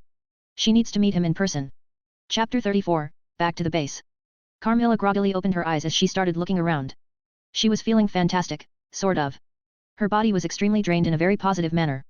While it's good, it's bad at the same time. You're finally up. For an ultimate class vampire you sure do sleep a lot. The silver-haired vampire queen snapped out from her drowsiness when she heard an unfamiliar female voice. Her eyes ended up on an extremely beautiful woman with silver platinum hair. It looked as if it was made from some sort of glass which reflects colors from it. Who are you? I am our master's assistant, the artificial intelligence Quinella. I am the one powering all the systems in this place. The woman announced with an arrogant tone. The vampire queen could only frown a little bit. While she can understand where the arrogance comes from. But, isn't she a machine? No, I am not. I am not something as primitive as a machine. Our master has already passed that stage when he was 14. Do you think he will stay in such an early stage for that long? No, by this point, I am a soul inhabiting his technomancy. She said while arrogantly brushing her hair. I see, my apologies then. Is there a reason why you were waiting for me? Carmela tried to get into her diplomatic persona for a second, not thinking about the possibility that this artificial intelligence can read minds. Apart from giving you some gadgets and telling you that we will be working together to set up security around the vampire countries. We are back at base, and you need to get a shower. Quinella said while frowning and pointing at the vampire queen's current looks. The fellow silver-haired woman looked at herself. She was bathed in her man's seed. A consequence of her actions. She tried to play with him and, in return, got played like some sex toy. A new experience that's for sure. For a vampire with a couple hundred years of experience. While she did sleep with a few men a long time ago, all of which turned into her meals afterwards, this was something completely new. She was outperformed and fucked into submission. I will clean myself up. Is our master around? She asked about the elephant in the room. No, he left hours ago. You have been asleep for 14 hours. The flight back lasted less than an hour. The airships are already docked in and the SPBA alongside the crew already left the place. You and your assistant are the only people left on this ship. But don't worry, master has assigned a maid for you too. Carmela felt quite ashamed hearing that. She was out for that long? She doesn't even sleep that long regularly. This just shows how dominated she was. Her eyes went to Elmenhilda who was sitting there with an embarrassed look. The girl looks subdued as if she was and is trying to look as small as possible. I see. It was my fault, the man was hard to resist. The vampire queen finally admitted that she bit more than she can chew. Of course he is. Our master grew up around Sarafal Leviathan and Venelana Gremory. Two of his pillars. Sarafal spent years trying to convert him to reincarnate and become her queen. The silver-haired vampire queen's eyes went wide hearing that. Right. He is Solomon's successor and he has his pillars. Wait. Sarafal and Venelana? Those are like high-profile devils. Oh, so you finally understood? Good. Master decided to play nice so you ended up as just his relief stress. The vampire beauty started laughing hearing that. It was a good sort of laugh. Though her whole body is tired, She needs some blood. I was used as a way to relieve stress. This is amusing. And quite refreshing. Can't remember the last time I felt like this. Good that you are finding some entertainment in all this. But we have things to do. Quinella said with some frown. She thought that she would be able to rile up this woman. The assistant wanted to put her in place for trying to use her master. But, it appears this vampire only found it amusing. Marcus, earlier.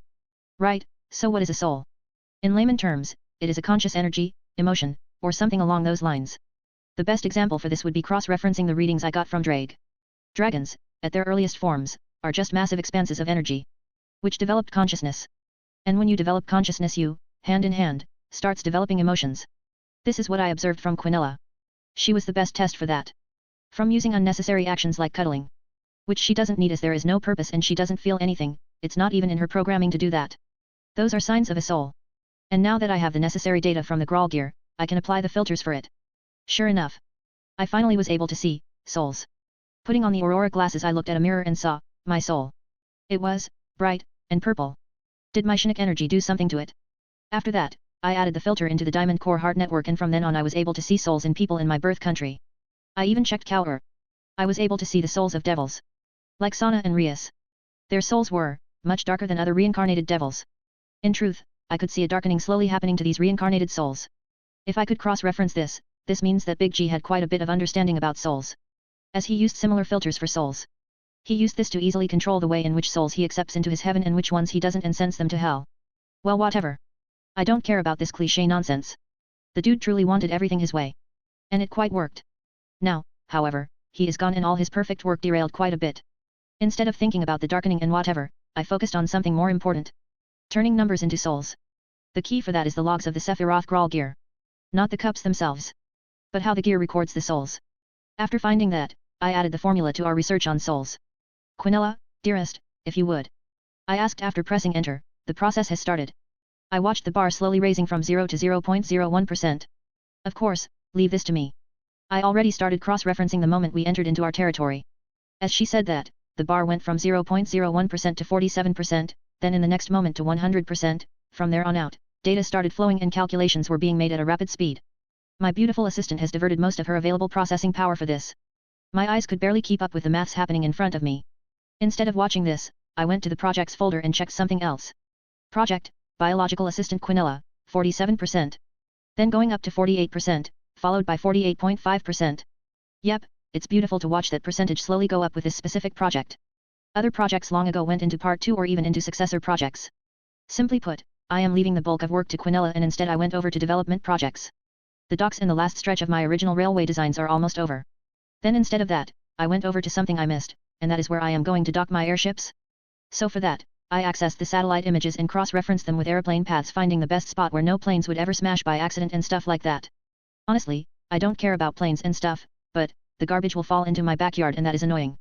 To get over this, I found the perfect height I can use and it's not that far from the space center too. So, while Quinella was doing her calculations and building the bridges between life, soul, and body, I am designing the airship port for my airships. And of course, checking the current project running in the space center, the heart for Ars Almadal Salomonis is almost complete. What is truly going to be interesting is launching it into space. Unlike the others, there won't be any rockets, or something as primitive as that. No, it's going to be accelerated into space. Through a magically built mass accelerator. Courtesy of Gundam. Sometimes you only need to watch anime to learn a good replacement method for rockets. After checking the space center I returned to my work on the airship docks. Taking the shape of a tower. Stretching it close to a kilometer.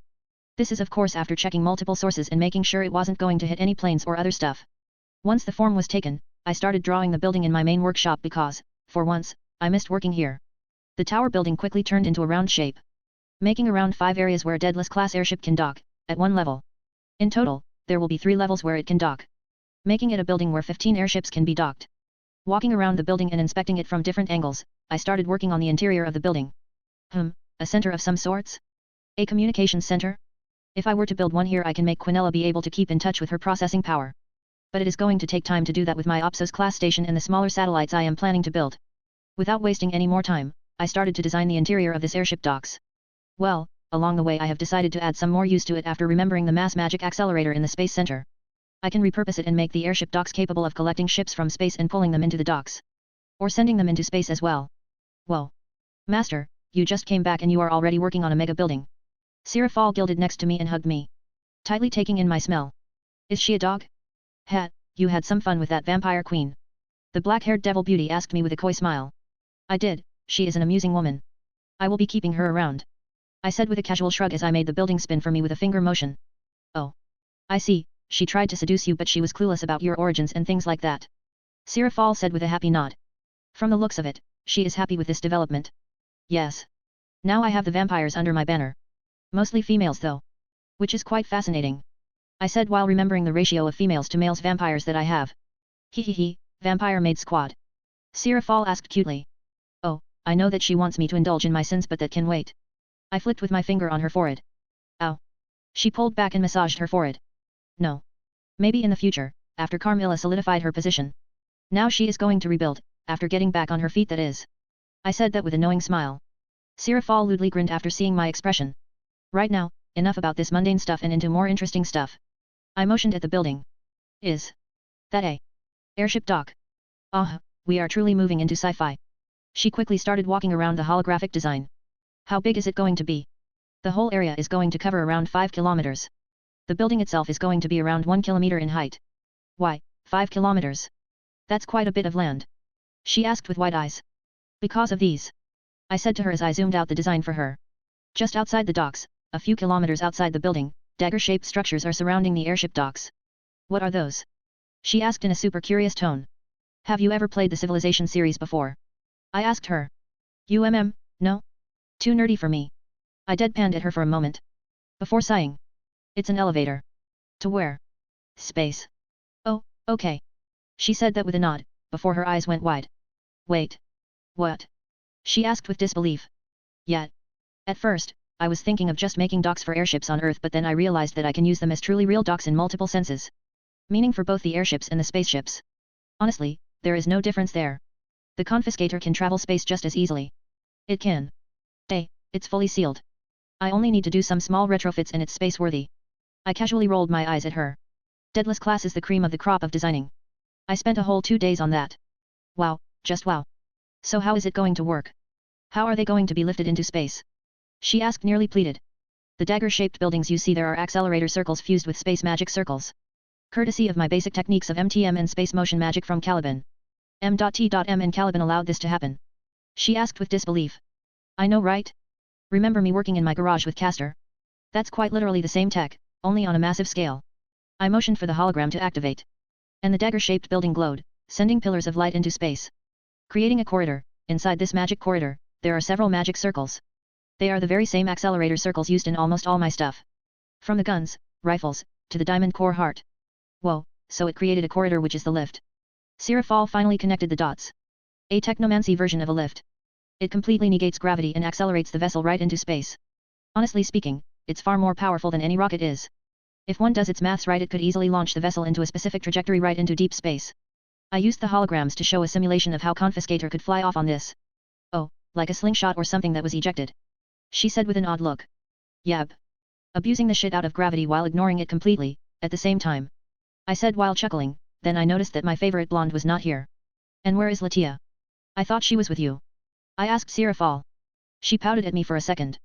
She is busy in the capital. The HQ of your mundane company is up and running. For now, it's just an office floor.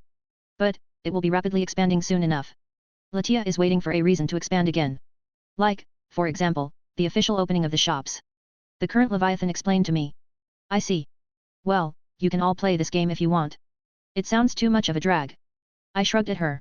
I see no reason why not to just build a skyscraper. It will be the first one on this side of Europe, to be perfectly honest.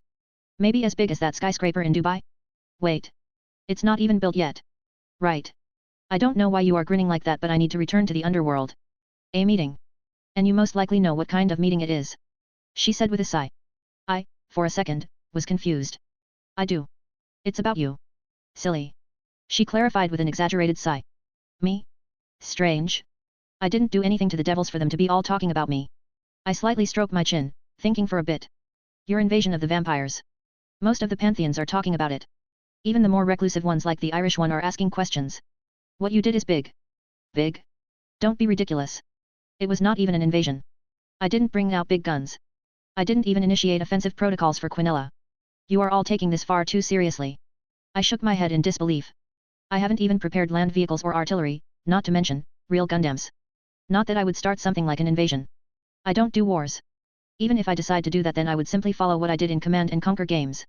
First orbital bombardment, then send in some bombers followed by artillery, and then send in tanks, and for the last the infantry. One needs to follow specific invasion protocol. If you say so. She shook her head. It would seem the way we see stuff is different. Well, I'm gonna make her play some strategy games so that she would see how I do conquests. Anyway. I have to go. A meeting to attend to. While you should rest. It was a long day for you. She said that while snuggling into me. Behaving like a cat this time. Much better than a dog. Yes, cats are the best. Especially the lions. After a quick kiss, she walked out towards the teleportation point. Leaving me alone in the workshop. My eyes went on the airship docks. This is going to be good. I will be able to do some moonwalking, no puns intended. Now that I think about it. I punched through the moon first before even walking on it. How strange is that? Snorting for a bit. I saved up the project and started walking towards the living rooms. Time to find my cat and maids. What an interesting day today, got the Grail sacred gear, had fun with Vampire Queen and started designing a space elevator. It's one of the more productive days. Latia Astaroth. The blonde beauty looked around at her new office. There was some satisfaction on her face. She thought that she would have one of these kinds of offices one day. Maybe when she is in her 30s or 40s. Knowing how hard it is to please devils which are too attached to their old style of bureaucracy. Where one needs to work 20 plus years to get some sort of promotion to even get an office of your own. Even though she is a member of the Pillar clan. Her being from a branch clan requires her to work extra hard. Nonetheless, she brushed those thoughts aside and focused on now. Her being summoned like that and then being contracted to Marcus was the golden ticket to the top. Now she is the head executive of Goldman Industries. Even before becoming 20 years old. While she had to fake her age to 18 as she needs to be an adult to work full-time, it doesn't really matter. She was at the head of a company that will dominate the market in many things. Well, she would have preferred that this company would be worldwide. But, Marcus only cares about his small country. Honestly, he was just being petty. Latia knows full well that many people will ask and even insist that he should open its branch stores all over the world, but Marcus won't do it. Simply put, he won't be selling any of his stuff outside his county boundaries. Why? Because he decided so. And what can she do about it? Honestly, the blonde tried bedroom tactics, seducing, persuasion, reason, nothing worked. She even told him that he doesn't even need to care about the mundane side of things. Yet, he decided that for once, the world shall spin around him, instead of money. After hearing that, she banged her head into the wall. And decided not to question him anymore. Arguing with a nut inventor is pointless. No wonder her uncle doesn't have a wife or anyone he likes. It's hard to work with people like that. It's scary enough that they have the firepower to be stubborn and unreasonable. Thankfully she likes and even loves her boyfriend. In the end, she doesn't care. The only thing she cares about in this situation is her clan profiting and fulfilling her boyfriend's orders. Speaking of orders. She just received an update on land acquisition. Using her fancy laptop she went over and checked this update. Her eyebrow slightly went up. What in? He wants that much land. Why does he want that much land? Aurora, do you know? Latia spoke without restraint. She knows well enough that the AI is always listening and ready to assist. Yes. Our master in all of his haste forgot that he doesn't have a place to dock his ships, so he started planning for this. That moment the screen changed and the blonde saw the design for airship docks. This is going to be humongous. The main docking building will be around 1 kilometer tall. It will be able to hold 15 Daedalus class airships. In 3 levels. While the true reason for such large land is the space elevator. Excuse me? Did you just say, space elevator? Latia needed to double check on the last word. She just heard space elevator. Correct. I think it's about time we build something like that. Space is vast and there is an ample amount of things to discover. The blonde beauty just leaned into the leather chair. Her brain tried to process what she just heard. They will be going to space soon. And it won't just be a one-time thing. No, this thing will make space travel a regular occurrence. Making it normal to travel in and back from space with enormous vessels as well. Daedalus class airships can be easily transformed into a cargo ship too. It was built in a way that the hangar section can be changed into a cargo hold. Meaning that they can easily visit other planets and collect rare or even never seen before resources. Honestly, she knew she would have to go to space or some parallel dimension soon, especially when her life is tied to someone who can casually design a space elevator. However, she thought that it would be much later. Maybe when Marcus does something down to Earth first. How long is this going to take to be built, according to your estimation? Latia asked curiously. Less than a year. Even with my capacities. The blonde beauty slightly raised her eyebrow. That's fast. A kilometer-tall building. With smaller 12 buildings which are hundreds of meters tall, and it is going to be done in less than a year? She is not even mentioning the ritual-like carvings on the surface of this place. Or the underground stuff he is going to build, which is a massive station for the gathering of soldiers or other equipment. I am still going through multiple sets of calculations and running simulations to make sure it's possible and that the space elevator won't mess with the planet. Nonetheless, I suggest you start acquiring land for our master. He is quite embarrassed that he forgot about the docks and wants to fix that problem soon. Aurora said with an amused tone. Assuming she finds a blushing Marcus cute. I see, then I will start with this. Most of my jobs are already done. Now it's just daily management. Latia said with a nod, she had a thoughtful look. Honestly. The land acquisition of this scale is going to be annoying. For one, she is barely keeping herself under the radar as it is. The amount of land she bought is already staggering. If not for the fact that she is free to use any means. Which is hypnosis and mind-altering. She would have been under a magnifying glass. Their company already owns more than any other company or private person in this land. I suppose sinking my claws into the government is not out of the question. The blonde thought to herself, she needs the minister responsible for land management under her control. Thankfully, she can use any means and no one is going to say anything. Vampires rule their lands with hypnosis for hundreds of years. She can do that too. Honestly, she would prefer if they would take over the country. I should bring this up to Marcus. He wants to do things in the open. Taking over the nation would be much better than just market control. Latia thought while stroking her chin. Honestly, doing this kind of thing is much better than staying in the underworld and doing some boring stuff in a barely moving government. With a smirk worthy of a devil she started writing emails to her clansmen. She needs to discuss the best way of doing both things at the same time. Marcus. Once I was back in the living room, I was having a hard time deciding what to do next. Should I go to my bed and read some stuff? Or watch TV? Thinking for a bit I decided to watch some TV. After spending several hours designing the method of uplifting ancient recorded videos and showing them in full 8K resolution. I haven't used the TV much for anything else. Oh yeah, we had some movie nights, but those are recorded movies, not TV. Without wasting much time, I dropped on the couch and took some pillows. Making it into a makeshift seat. After getting comfortable I looked for the remote. It was on the other side of the table. Right, improvisation it is then. Lifting my hand and pointing at the TV remote, a purple glow surrounded the remote and it started to float towards me. A couch potato dream, Chinook powers. I could make a fortune from that alone. As I mused to myself, the remote ended up in my hand. I pressed the TV button and the black screen came to life. The first thing I saw was the first channel, it was my birth country's first channel, or as I used to call it, the Old Men channel. The only thing I used to remember about it is the concerts and some national events, or even the Pope election stuff happening in Italy. Even the reporter used to be bored talking about those events. So, without wasting time I flipped to BTV, or also known as the Baltic channel. The only thing I could remember about this one is Pokemon at 1600 hours and WWE in the late evenings on Friday night. Switch. TV3. Simpsons and Friday movie night. Right, switch. Eventually, I ended up on the Scandinavian channels, then, Germany channels, skipped French altogether. Their language makes me laugh, while I have nothing against laughing, I want to watch something interesting. Eventually I ended up on the Discovery Channel. Yep, at this moment I remembered that I was living on 2007 Earth. And the TV shows are old and well new to this period. But they were too old for me because I saw them a long time ago. So, it was strange seeing stuff like West Coast Customs. It's a kind of good tuning car show. Based in LA. Without wasting any more time I decided to watch this. It feels nostalgic and quite amusing watching things being done in the old style. No robotic hands. No holograms, no AI assistants. No changes to the engine. If it was me I would tune it up to my standards and put more electronics just to increase the overall performance of the car. This does remind me that I have not fixed the BMW in my garage. In the end, it was nice seeing classics on TV like that. After that I watched some dudes getting gold from the bottom of the lake. Reminded me that series like that exist. Met. I would rather collect old ships, wrecks. Oh. A smile appeared on my face, oh yes. This is going to be good. I brushed my finger and a hologram appeared in front of me. Quickly going to Google I entered something simple. Bismarck sync location. And yep, it's right there, even on the map. These guys, they like giving away such free info. Opening another window this time. A project.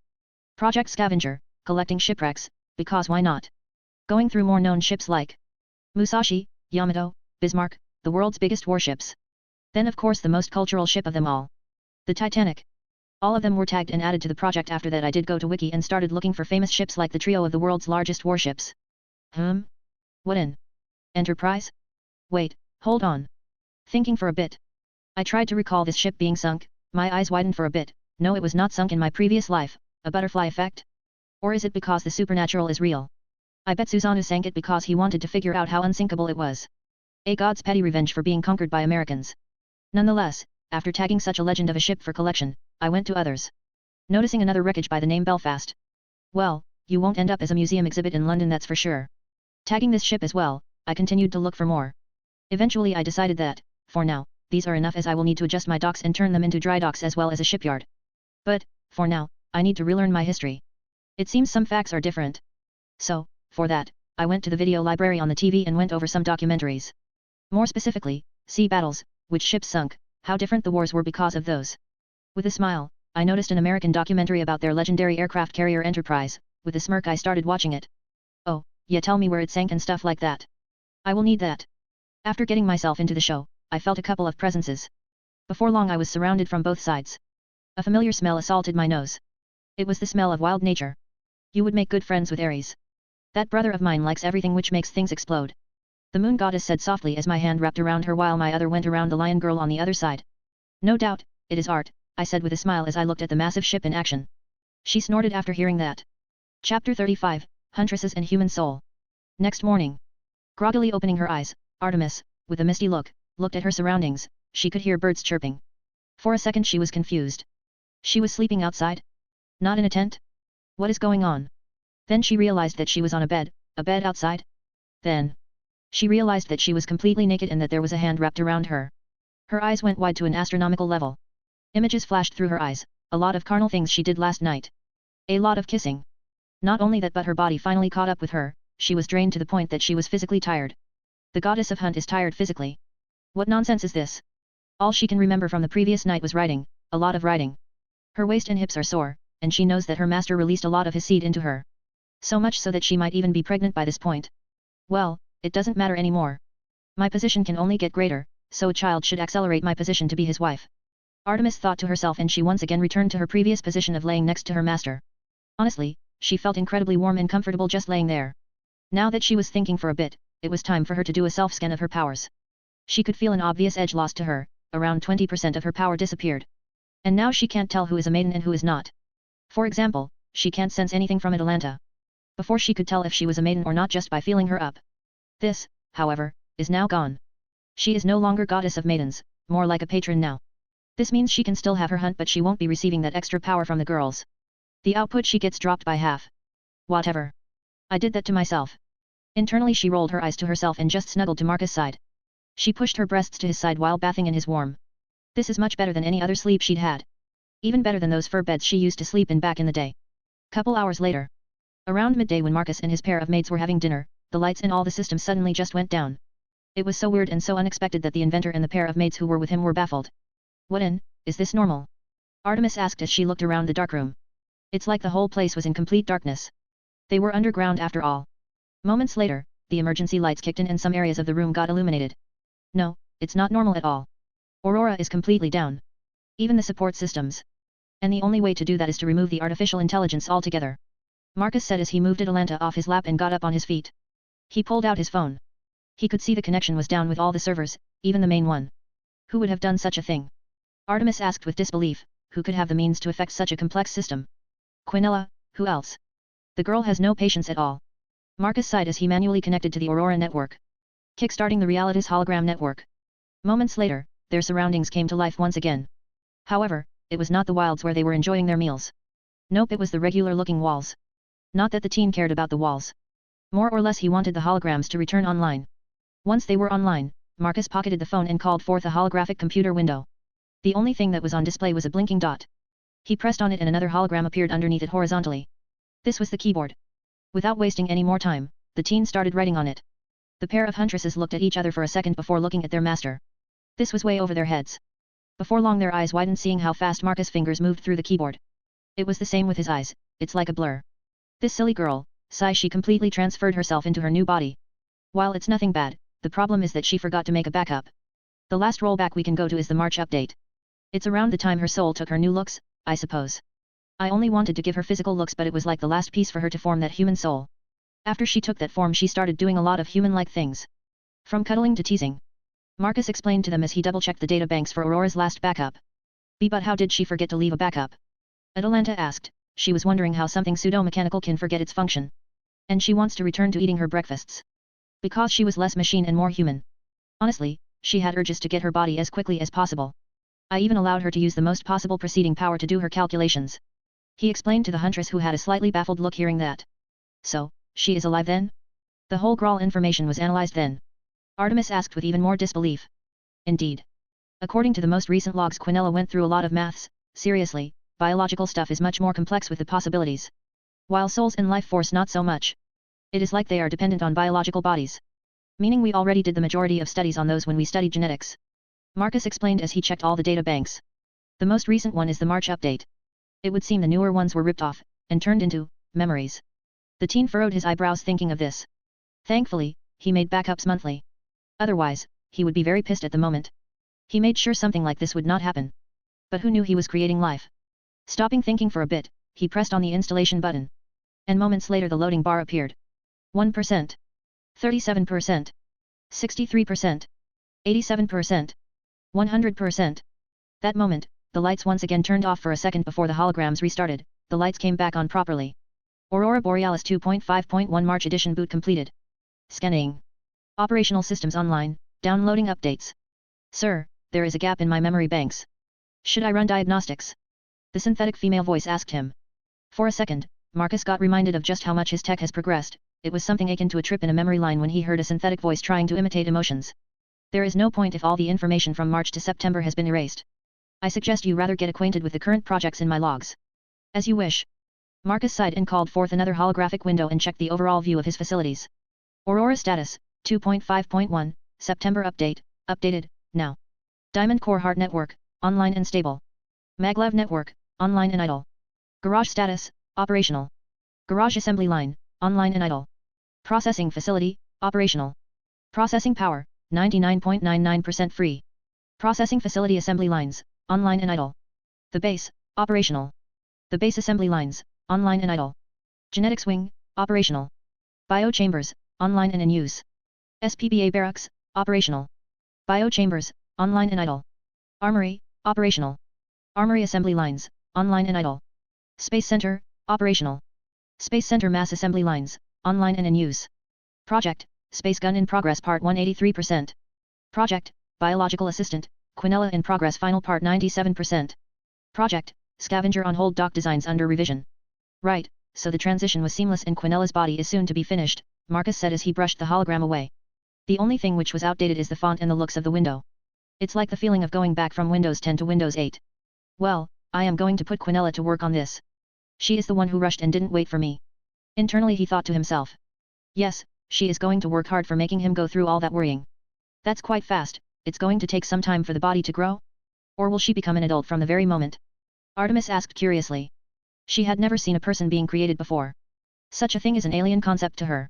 It's going to be her perfect body form I designed for her. She is obsessed with those looks. The teen inventor said to them as he got back to his seat. The food is still warm. Wait, so you designed her looks? Artemis said with disbelief of some sort. She thought that Quinella assumed that kind of look, but instead, it was a complete design by Marcus. This sounds quite close to her father's experiment, the whole Pandora mess. I designed everything. Not just her looks but her personality as well. Their master responded with an obvious look. His gaze was even questioning them for asking such ridiculous questions. So, you like women like her? Atalanta asked about the elephant in the room. If Marcus designed everything about her then it means she is the perfect woman for himself. Artemis realized that as well when Atalanta asked that. One of the types of women I like, yes. The silver-haired goddess looked at the blonde lion girl after hearing that. Right, so their master likes narcissistic, egomaniac, sadistic bitch of a woman? I know that look, it's the same gene Nle Fei had. You think that she is evil and self-obsessed, which she is. Both had baffled looks when he agreed with a nod. But, you are missing the point. She is the very first being to get over double programming done by me. I programmed her as computer AI and on top of that, she went through biological programming while being artificial intelligence. In other words, she is arrogant, egotistical, and narcissistic for me. Her beauty is designed by me, which means that she is proud of her looks which are given to her by her creator. She is arrogant of her power and capacities which are designed and created by her master. She was one of my first creations to see the apex of biological programming. And do tell me, did she betray me? Marcus asked with raised eyebrows. Honestly speaking, the only scheming she was capable of is how to please her master in the best way possible. Simply put, Marcus can't wait for that.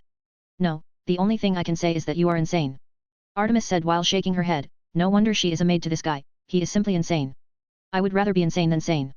You won't see a sane guy develop women of their own creation, create means to go to space on their own, or create infinite energy. Honestly, by this point, with my increased intelligence, I realized that there are only those who make and those who don't. I am someone who makes. You, on the other hand, don't. But then again I can't say that to you because you are a goddess of specific domains tied to you which shaped your personality. Right, another thing. Artemis realized that, nope. She should not start this kind of conversation, because she would most likely get roasted. Her master would compare some things and it would lead to her one-sided verbal beatdown. She can say whatever she wants to him. But, Marcus is a self-made man in the most literal sense.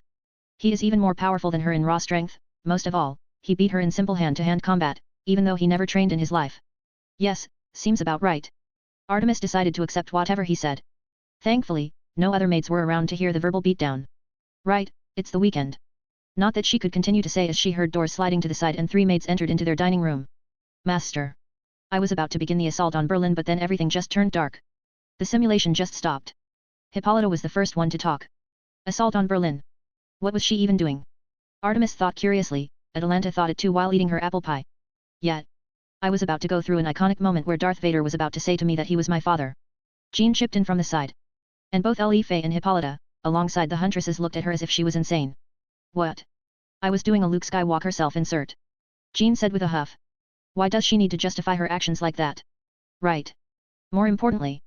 I lost the book I was reading. The moment Aurora went down the whole room died. The whole library including. I wasn't even able to bookmark it. Fei said with quite a pissed-off tone. This reminded Marcus of kids when the internet goes down when they are about to do something big on an MMO game, he can safely say that they got addicted to his toys. It's an overall victory for him. Right, to sum it up. Quinella Aurora is gone. She transferred herself into her new body and it left a massive gap in the system. As you can expect she was quite giddy to do that and forgot to leave a backup. So, I had to backtrack to an older version of Aurora. The teen inventor explained to the other maids. So, when will she get her body? Fei asked with some trepidation. Very soon. Genetics wing, the base. The sounds of computer beeping and liquids could be heard in the biochambers in the genetics wings of the base. Unlike the barracks and their biochambers, the ones here are much more posh and there are only a few of them, they are very much multi-purpose. In style, they looked like nothing more than a sealed water tank, with several pipes for the control of chemicals. There was nothing much there. From the 5 available, one of them was in use. Inside of it, there was a beautiful woman who looked no older than 18, with long silver hair, she was floating in the middle of it. There was a face mask in place to allow her to breathe. Apart from breathing, there was no other indication that she was alive. Though this kind of state didn't last long as the computer terminal was not far from her beeped. Showing. Data to soul transfer, 100%. Once the beeping ended, the beauty in the biochamber moved, her finger twitched. Chapter 36, Quinella Awakening. From the very beginning, when she understood her existence, she knew her purpose. Her very reason for existing. Her goal. Everything was prepared for her. Unlike other life forms on this blue world. She has a purpose from the beginning. Unlike regular humans who aimlessly wander on the planet's surface, wasting the limited resources of this world for pointless things, she, on other hand, already knows what to do and what is expected of her. A perfect piece for the puzzle. Her name is Quinella and she is the biological assistant model. The perfect assistant, created to help her master in any way and form he requests of her, and she will make sure it's done to perfection. Her consciousness surfaced and the very first thing she heard was a liquid of some sorts. At least that is what her mind tells her. She could feel this liquid all over her. Making her understand that this is how it feels to be inside of a biochamber. She didn't feel anything underneath her or above her. The silver-haired girl knew she was simply floating inside of it. She quickly realized that her body is now naturally feeling things. She could now even feel her breathing mask on her face. And the rubber strings around her face which was keeping the mask in place. This was new to her and now she finally understood how it feels like to simply feel. Her master's technology is something she is in awe of and, somewhat, annoyed of at the same time. Annoyed because when she was an AI with a hard light body, she would feel extremely close to feeling and experiencing things like humans. Still, no matter how much she tried, she could not experience anything through those actions. The only thing she compares this to through her research is like holding things with extremely thick gloves. No matter how hard you try you won't be able to feel anything while holding stuff with those kinds of gloves. After feeling her surroundings, she felt her body, the body designed by her master and created through millions, close to 1 billion simulations. Putting it from a regular human's perspective, she has spent hundreds of thousands of years finding the best variant for her genome before bringing it to life. And now, she can finally feel her heartbeat, and it was amazing, the feeling of her heart pumping blood throughout her body.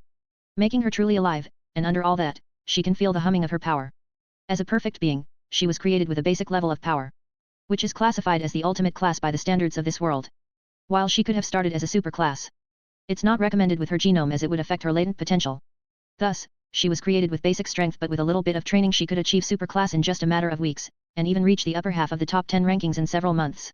Not that she will be doing that, not now at least. She has much more pressing matters to get to. Using her Chinook energy, one of the more experimental powers that she has added to herself, she accessed the cameras in the room and saw that her master was already there. Looking at her with a fascinated look, and so, were his stress relievers. Internally she smiled to herself, her powers can access Aurora technology just like she predicted and her master is already here waiting for her to come out. Without wasting any more time, she opened her eyes. Marcus. She was beautiful. Honestly, the hard light hologram was hard to resist. Now, however, it will be even more so. Her body was a complete copy of the design I drew. She created the DNA strand to the very perfection to the smallest details of that drawing. Honestly, this kind of amazes me. With her creation, I can now officially create proper life. Well, I already could do it with the SPBA. But those are not quite there yet. Not that they will be there anytime soon. Not before we have completely mastered this specific technomancy. To see the impact of a soul on a biologically programmed individual can lead to unforeseen developments. Something I don't want to see. She looks identical to the hologram, this is incredible. Li Fei said with awe. She was the only person in the room who understood the amount of effort needed to make a biological body look exactly like that. This is not some flesh crafting or plastic surgery. Well yet? You expected her to be something else? Jean asked with some disbelief. It quite amused me how clueless some people can be at times. You do realize that there was nothing to base on the physical body? Only a hologram and a drawing? It's like billions of miniature organic puzzle pieces coming together to work perfectly. She is created from the very DNA strand to look like that. It's, simply put, an engineered life creation. Something you could only see in extreme science fiction. Even the biblical God could not do that. He created his angels which should follow his degree, but look what happened. The first creation left and created a faction of his own, while the other half became far too curious with some things like lust or greed and have become the fallen. So you're saying they are failed creations? Jean asked with raised eyebrows. She has an amused look. No doubt she is going to use that as a verbal assault on some unlucky angels or fallen in future. Perhaps? Maybe in the biblical God's eyes they were. This, however, is different. Because from her looks and to her personality, she is the creation that our master has designed her to be. Li Fei explained with a certain tone. The way she said it sounded like she truly believes it. I could only internally smirk hearing that, the blonde witch has quite a lot of confidence in me. Is she as strong as you? Hippolyta asked me, changing the theme of conversation. If you are asking about her reactive adaptation then, no. It's not as powerful as mine. For such power like mine, you need to go through several genetic adaptability sessions. And her genome is built quite differently. But, she is still quite strong, around ultimate class at the moment, and she has pretty much limitless potential in general. I explained to the redhead beauty. She slowly nodded at me. There was a certain look on her face. She most likely sees it as a challenge. I see, so you can create beings this strong now. Artemis said with some sweat rolling down her forehead. I rolled my eyes. Finally, some people are slowly, but eventually catching up. Sure enough, the conversations have stopped as Quinella has opened her eyes. The chemical water started to get drained out and Quinella finally touched the ground. She looked around for a moment, inspecting her hands and then her feet. She took in the sights before removing the breathing mask. Once the chemicals were all drained out, the biochamber opened and she could finally get out. The first few steps were a little bit shaky but quickly she started to properly walk. Once she was in front of Marcus, a pink aura surrounded her. That moment, her silver hair turned into pink one. The group of maids' eyes went wide when they felt her energy signature. It was, a lot. Not as much as Artemis, but the beauty was just created. With a simple burst of energy, the chemicals were removed from her body. She was dry. Marcus took in the sight of the naked beauty in front of him. The way her hair hides her most important parts is quite amusing and sexy. The ultimate tease for a male. Quinella likes the traits he'd spend his time creating. Master Marcus. Quinella spoke for the first time and the first official thing she said was her master's name. Once the words left her lips she moved her hand to her mouth. There was a bright smile on her lips. So, this is what it feels like to talk. She mused with a fascinated look before focusing back on her master. She took a step forward and leaned into his chest. The moment she felt his warm body, she took a deep breath.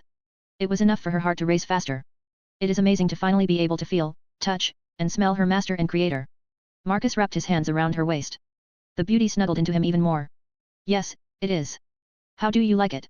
He asked her softly while stroking his hand through her back. Quinella purred hearing his voice. Yes, she knows the effect it has on girls. She recorded that on several occasions. And now that she experienced it in person, it makes her tingly, especially when he speaks so tenderly and with so much care. She feels like she could blow up the moon with just a snap of her fingers. Yes, this is very good. She rubbed herself into him more.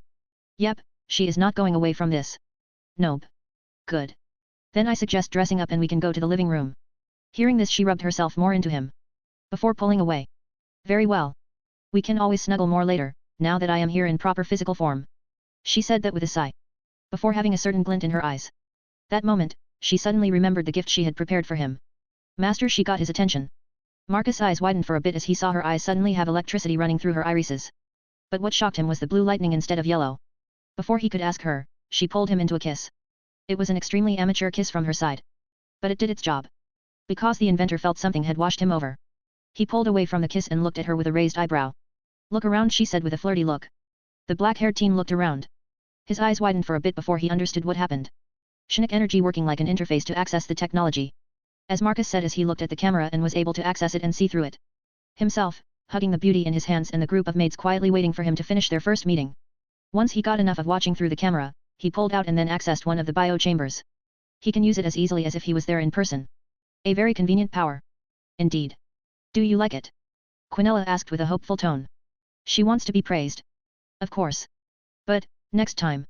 He squeezed her ass hard, making her squeak from such abrupt action.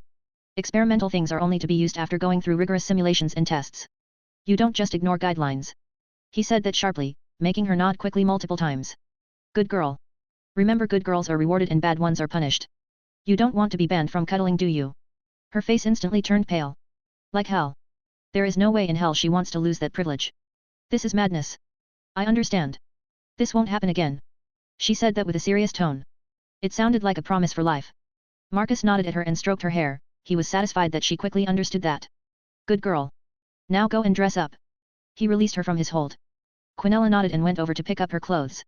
They were prepared by her when she was still a hard light hologram. She smirked, feeling his gaze on her. Oh, it was expected that he would look at her like that. But now she has that exciting feeling in her gut. Her body knows that her companion finds her body very enticing. While she wanted to tease him, she could always do that later. Now she wants to leave this place and go to the living room where she can snuggle with her master more. First, she put her white panties on, then followed by a bra. However, this was a good time to show the difference between her and those cute maids. Little help, Marcus. The silver-haired assistant of his showed her back to her master.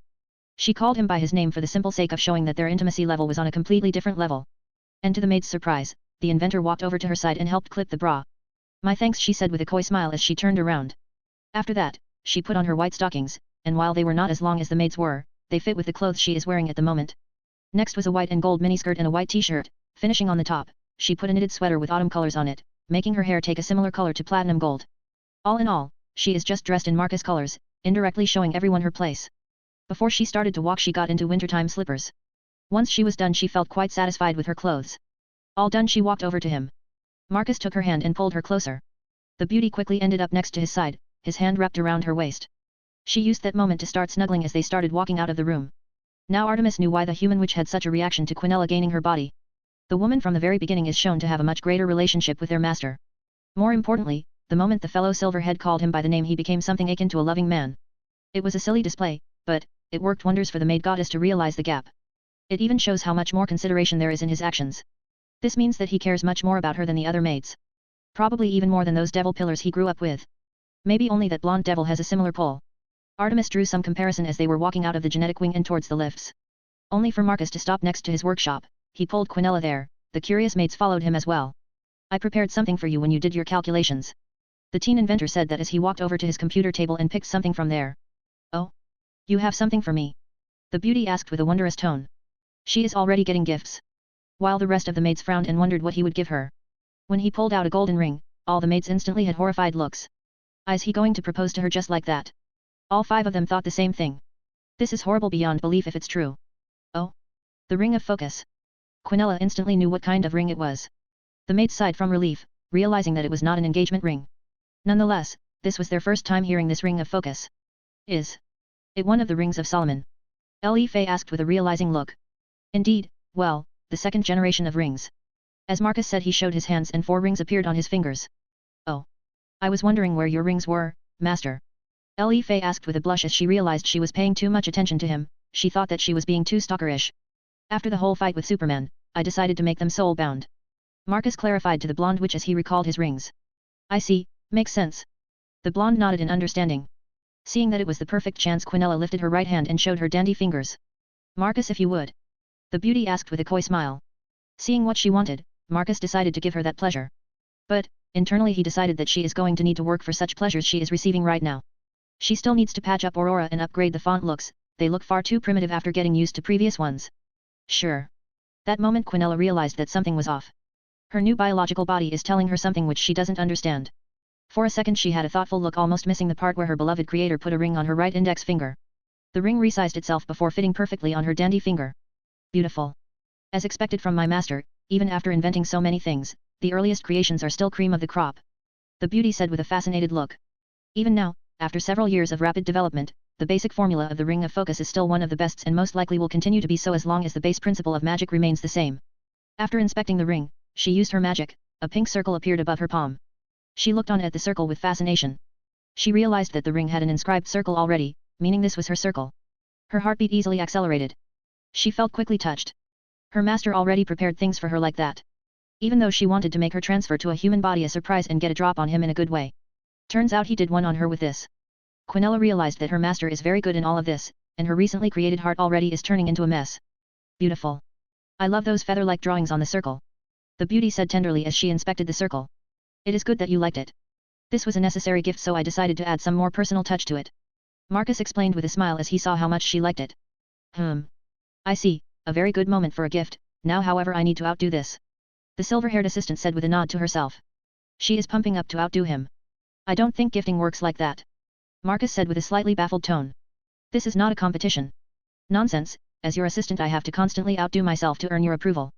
She explained how she sees this. She nodded to herself while saying that as well. The teen just rolled his eyes at her. Quinella missed that because she was looking at the ring with fascination. For the beauty, it felt like an engagement or even a wedding ring. Right. Now that you have this, let's go upstairs. He offered his hand to the silver-haired girl who quickly took it. Once again she snuggled to him as they started walking back to the corridor. Completely ignoring the looks Artemis and Atalanta had in the workshop, it is hard to ignore two suns in the room, as at the moment, the workshop holograms had two suns as the background image. These were the Alpha Centauri stars. Well, this was their first time in the workshop. Quinella was sweating buckets of nervousness as she realized something, she forgot to make back up. How did I forget this? Is this a human thing? I don't like this at all. Now Marcus has that look. No. Don't look at me like that. Well, your first job as my proper official assistant is to patch up Aurora and make the fonts, Marcus said with a matter-of-fact tone. Making the silver-haired beauty nod a couple of times in a very short span. Don't worry. Leave this to me. She quickly said with a serious tone. A holographic window appeared in front of her as she called it with a thought. For a second she grimaced. She realized that this was quite an early font look Aurora had. Way before her self-awareness manifested. She quickly started fixing this as she wants to get to the part where they snuggle. Not this. But she understood that her haste caused this, a lesson she will remember. While Marcus used this moment to check out the space gun project and the docks which are under revision since the Scavenger Project is going to expand the sizes of the docks, adding dry docks in the process as well as to make sure ships the size of like Enterprise can easily fit.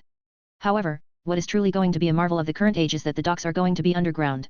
Creating lifts powerful enough to lift containers with water and ships is going to be entertaining to make. Still, the exit point is going to be just outside the beach, so another set of powerful holographic reflectors is going to be built. I need to check how Reality's particle works with water. As Marcus was enjoying his afternoon, tinkering with designs for the docks, Quinella was working with blazing speed to patch up and upgrade Aurora. She, however, worked to make sure Aurora does not develop self-awareness, and does not reach certain conclusions. As someone who was an XA.I, she knows how to work around them and place these specific restrictions. She doesn't want a competition or a sibling. While Artemis and the rest of the maids decided to do something else. This is way above their understanding, seeing the pair just do their thing. For this, they decided to do something entertaining. Why don't we go and kill some dinosaurs? Jean offered to them. Is there a specific reason why dinosaurs? Li Fei asked curiously.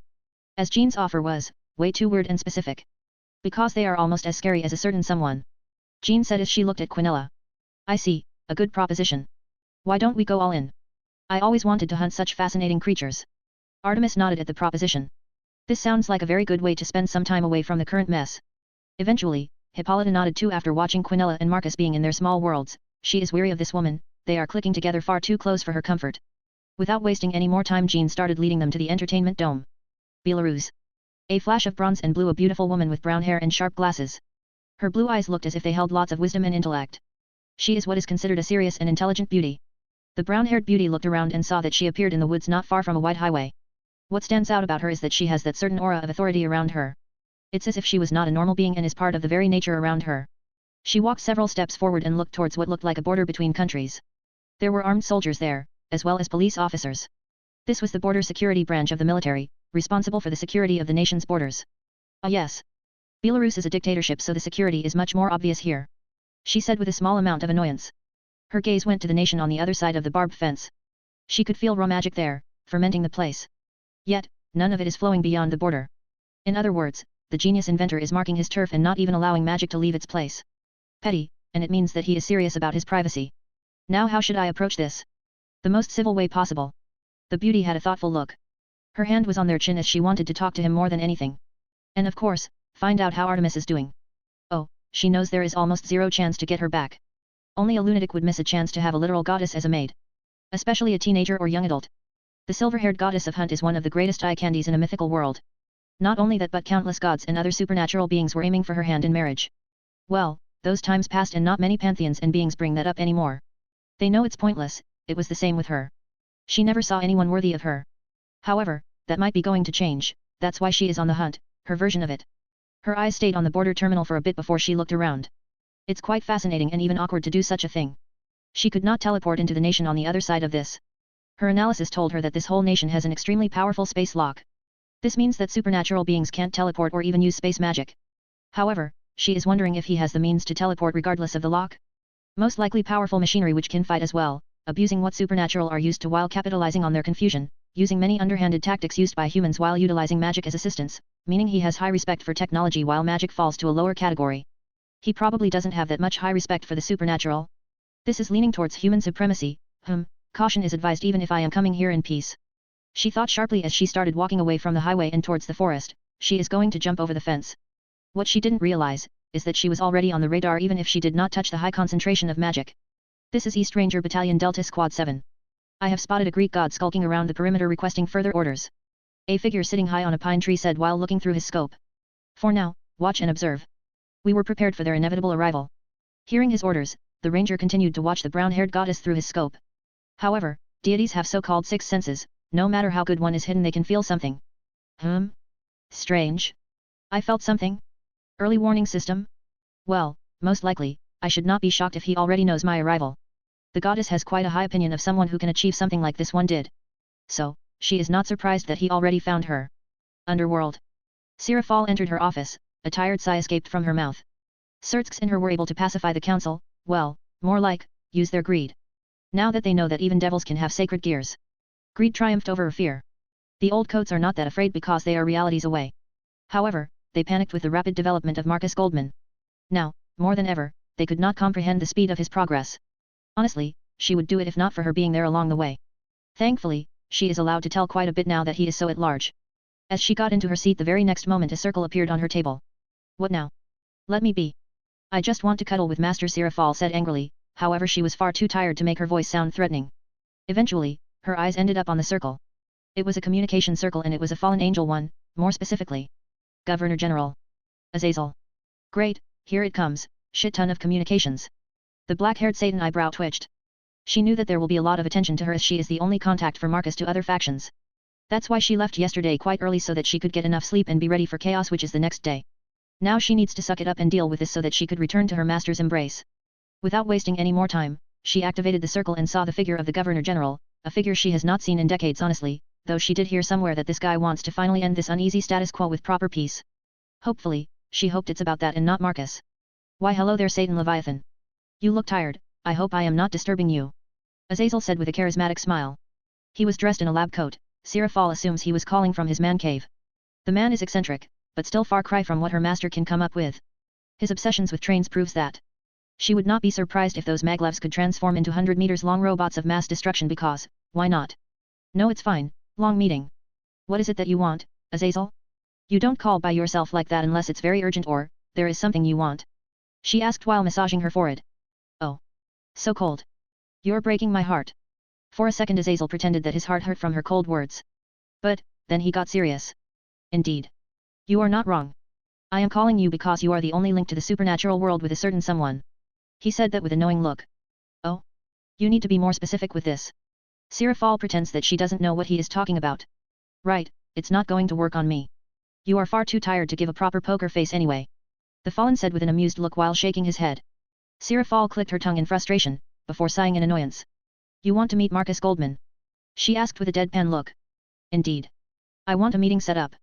And for that, I am willing to spend quite a bit. Don't look so annoyed, your race will profit from this. He said with a bright smile reminding that of a kid. Sarafal could only sigh before focusing on her connection with her master. Soon enough she got the information on when to make the meeting. Very well. I will set up one meeting with him. Sarafal said with a tired sigh. Nice. Chapter 37, Chinook Outburst. It was just around that time when I finished the design for my car. Yes, I have finally decided to fix it up. It will be a good way to waste time before the main docks are finished. Honestly, I haven't done anything with my own two hands for months now. It was also a good reminder that I'm a mechanic too. But, back to the matter at hand. I'd just sensed a divine signature similar to Artemis entering through the eastern border. Focusing on the connection to the diamond core network set up in my nation, I dived right into it. My vision quickly traveled through the barrier. One could say I was traveling as fast as I was in my scale mail. In just a few moments I finally saw her. My first thought about her was that she was like Sana, on steroids.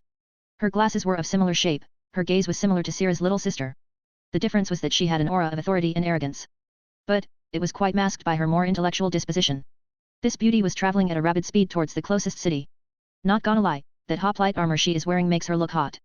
I thought to myself. Honestly, I have never seen hoplite armor in person before. The only thing I remember is that movie with Brad Pitt, Troy was it? I wonder if Helen was truly that hot? So many questions I want answers to, anyway. Athena, sweetheart, let's see how smart you truly are. If you can track me down, we will have a date. With an amused smile, I stopped tracking her and opened my eyes. Marcus, Master, we have a new arrival. Quinella said as she opened her eyes and looked at me. Waiting for an answer. Indeed, can you tell me who she is with the details you saw? I asked curiously.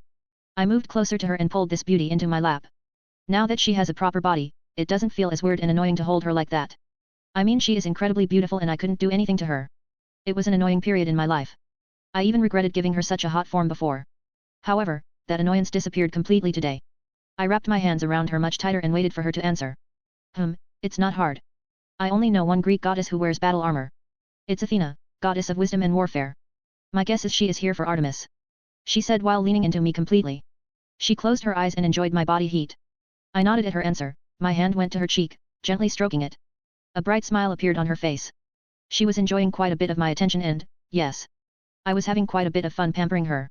While I wanted to do nothing but pamper her and have my way with her, there is still something I need to do, and that is to see how smart the Greek goddess of wisdom truly is. Such an incredible piece of collection traveling through my lands. I need to figure out just how much she lives up to her reputation as a goddess of wisdom. With just my thoughts alone, a holographic window popped in front of me. It was a map of the country. Mentally going through filters, I tagged the moving target on it, and named it Athena. Picking some SPBA from the barracks, I send the command to start tracking the goddess, and of course, give command for the rangers to move as well. I really should get the designs for the bounty hunters done soon. Once everything was in place, I closed the window. Not even once touching it, talk about convenience. I wonder how Athena will feel when I mention to her that I ordered her surveillance in the game with just a mental command? Oh, yes, I have some ideas already planned for her. What are your plans for her? You hunted Artemis down, are you going to outsmart the goddess of wisdom? Quinella asked me as she watched what I did on the screen. No, I want to see how smart she is. How does one consider a god of wisdom? Can she produce the same amount of processing power as you? Or can she analyze close to your speed? I am curious about her capacity. Quinella slightly snorted hearing that. That's ridiculous. I have a direct link to a processing facility. There doesn't exist a being who has my processing capacity in this world. Theoretically, it should not even be possible with magic. I am capable of doing at least 1 trillion different calculations at once without even overclocking. I am not even including the simulations. You designed me for perfection and no one from the previous generations can compete with that. She said with absolute certainty. Previous generations, she picked that up from me when I called the sacred gears made by Big G as last general. My beautiful assistant expanded on that. And named all the pantheons last gen. You forgot that you can always expand the processing facility and the processors can be and will be updated. I reminded that to her. Oh, of course. Silly of me. Like always, my master is right. She said that with a self-satisfied nod. After hearing that, I could only chuckle at her. With a tired sigh, Latia returned to the base. She was done for the day. She can finally return and rest in her boyfriend's hands. The hunt members have properly settled down, the shops soon are going to open.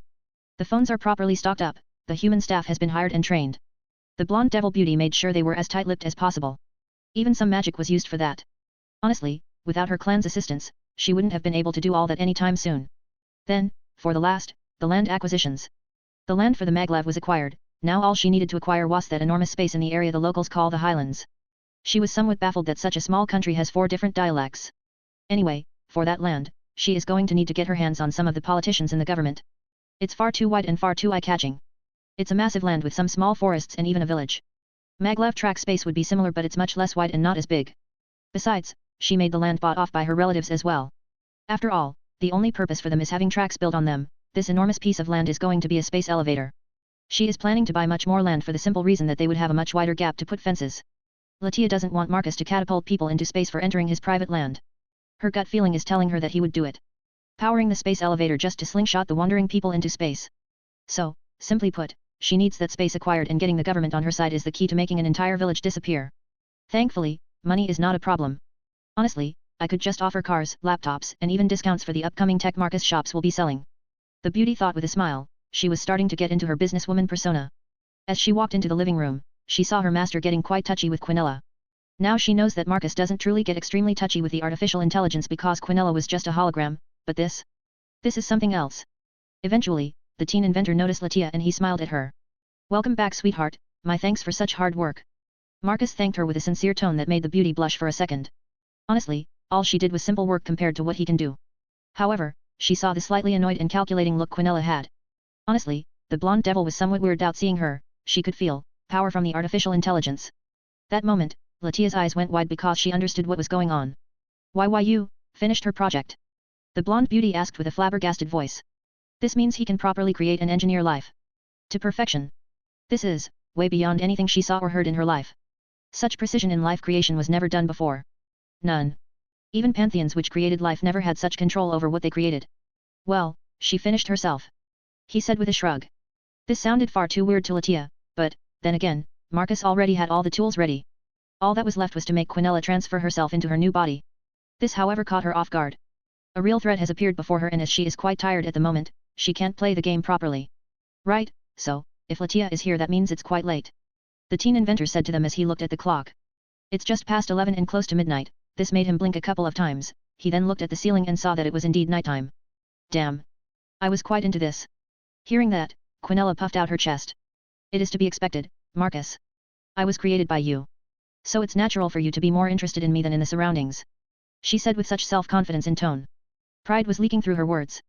The beauty knows she is hot. She was made to be hot after all. I suppose you are right. He said that while leaning forward and kissing her neck.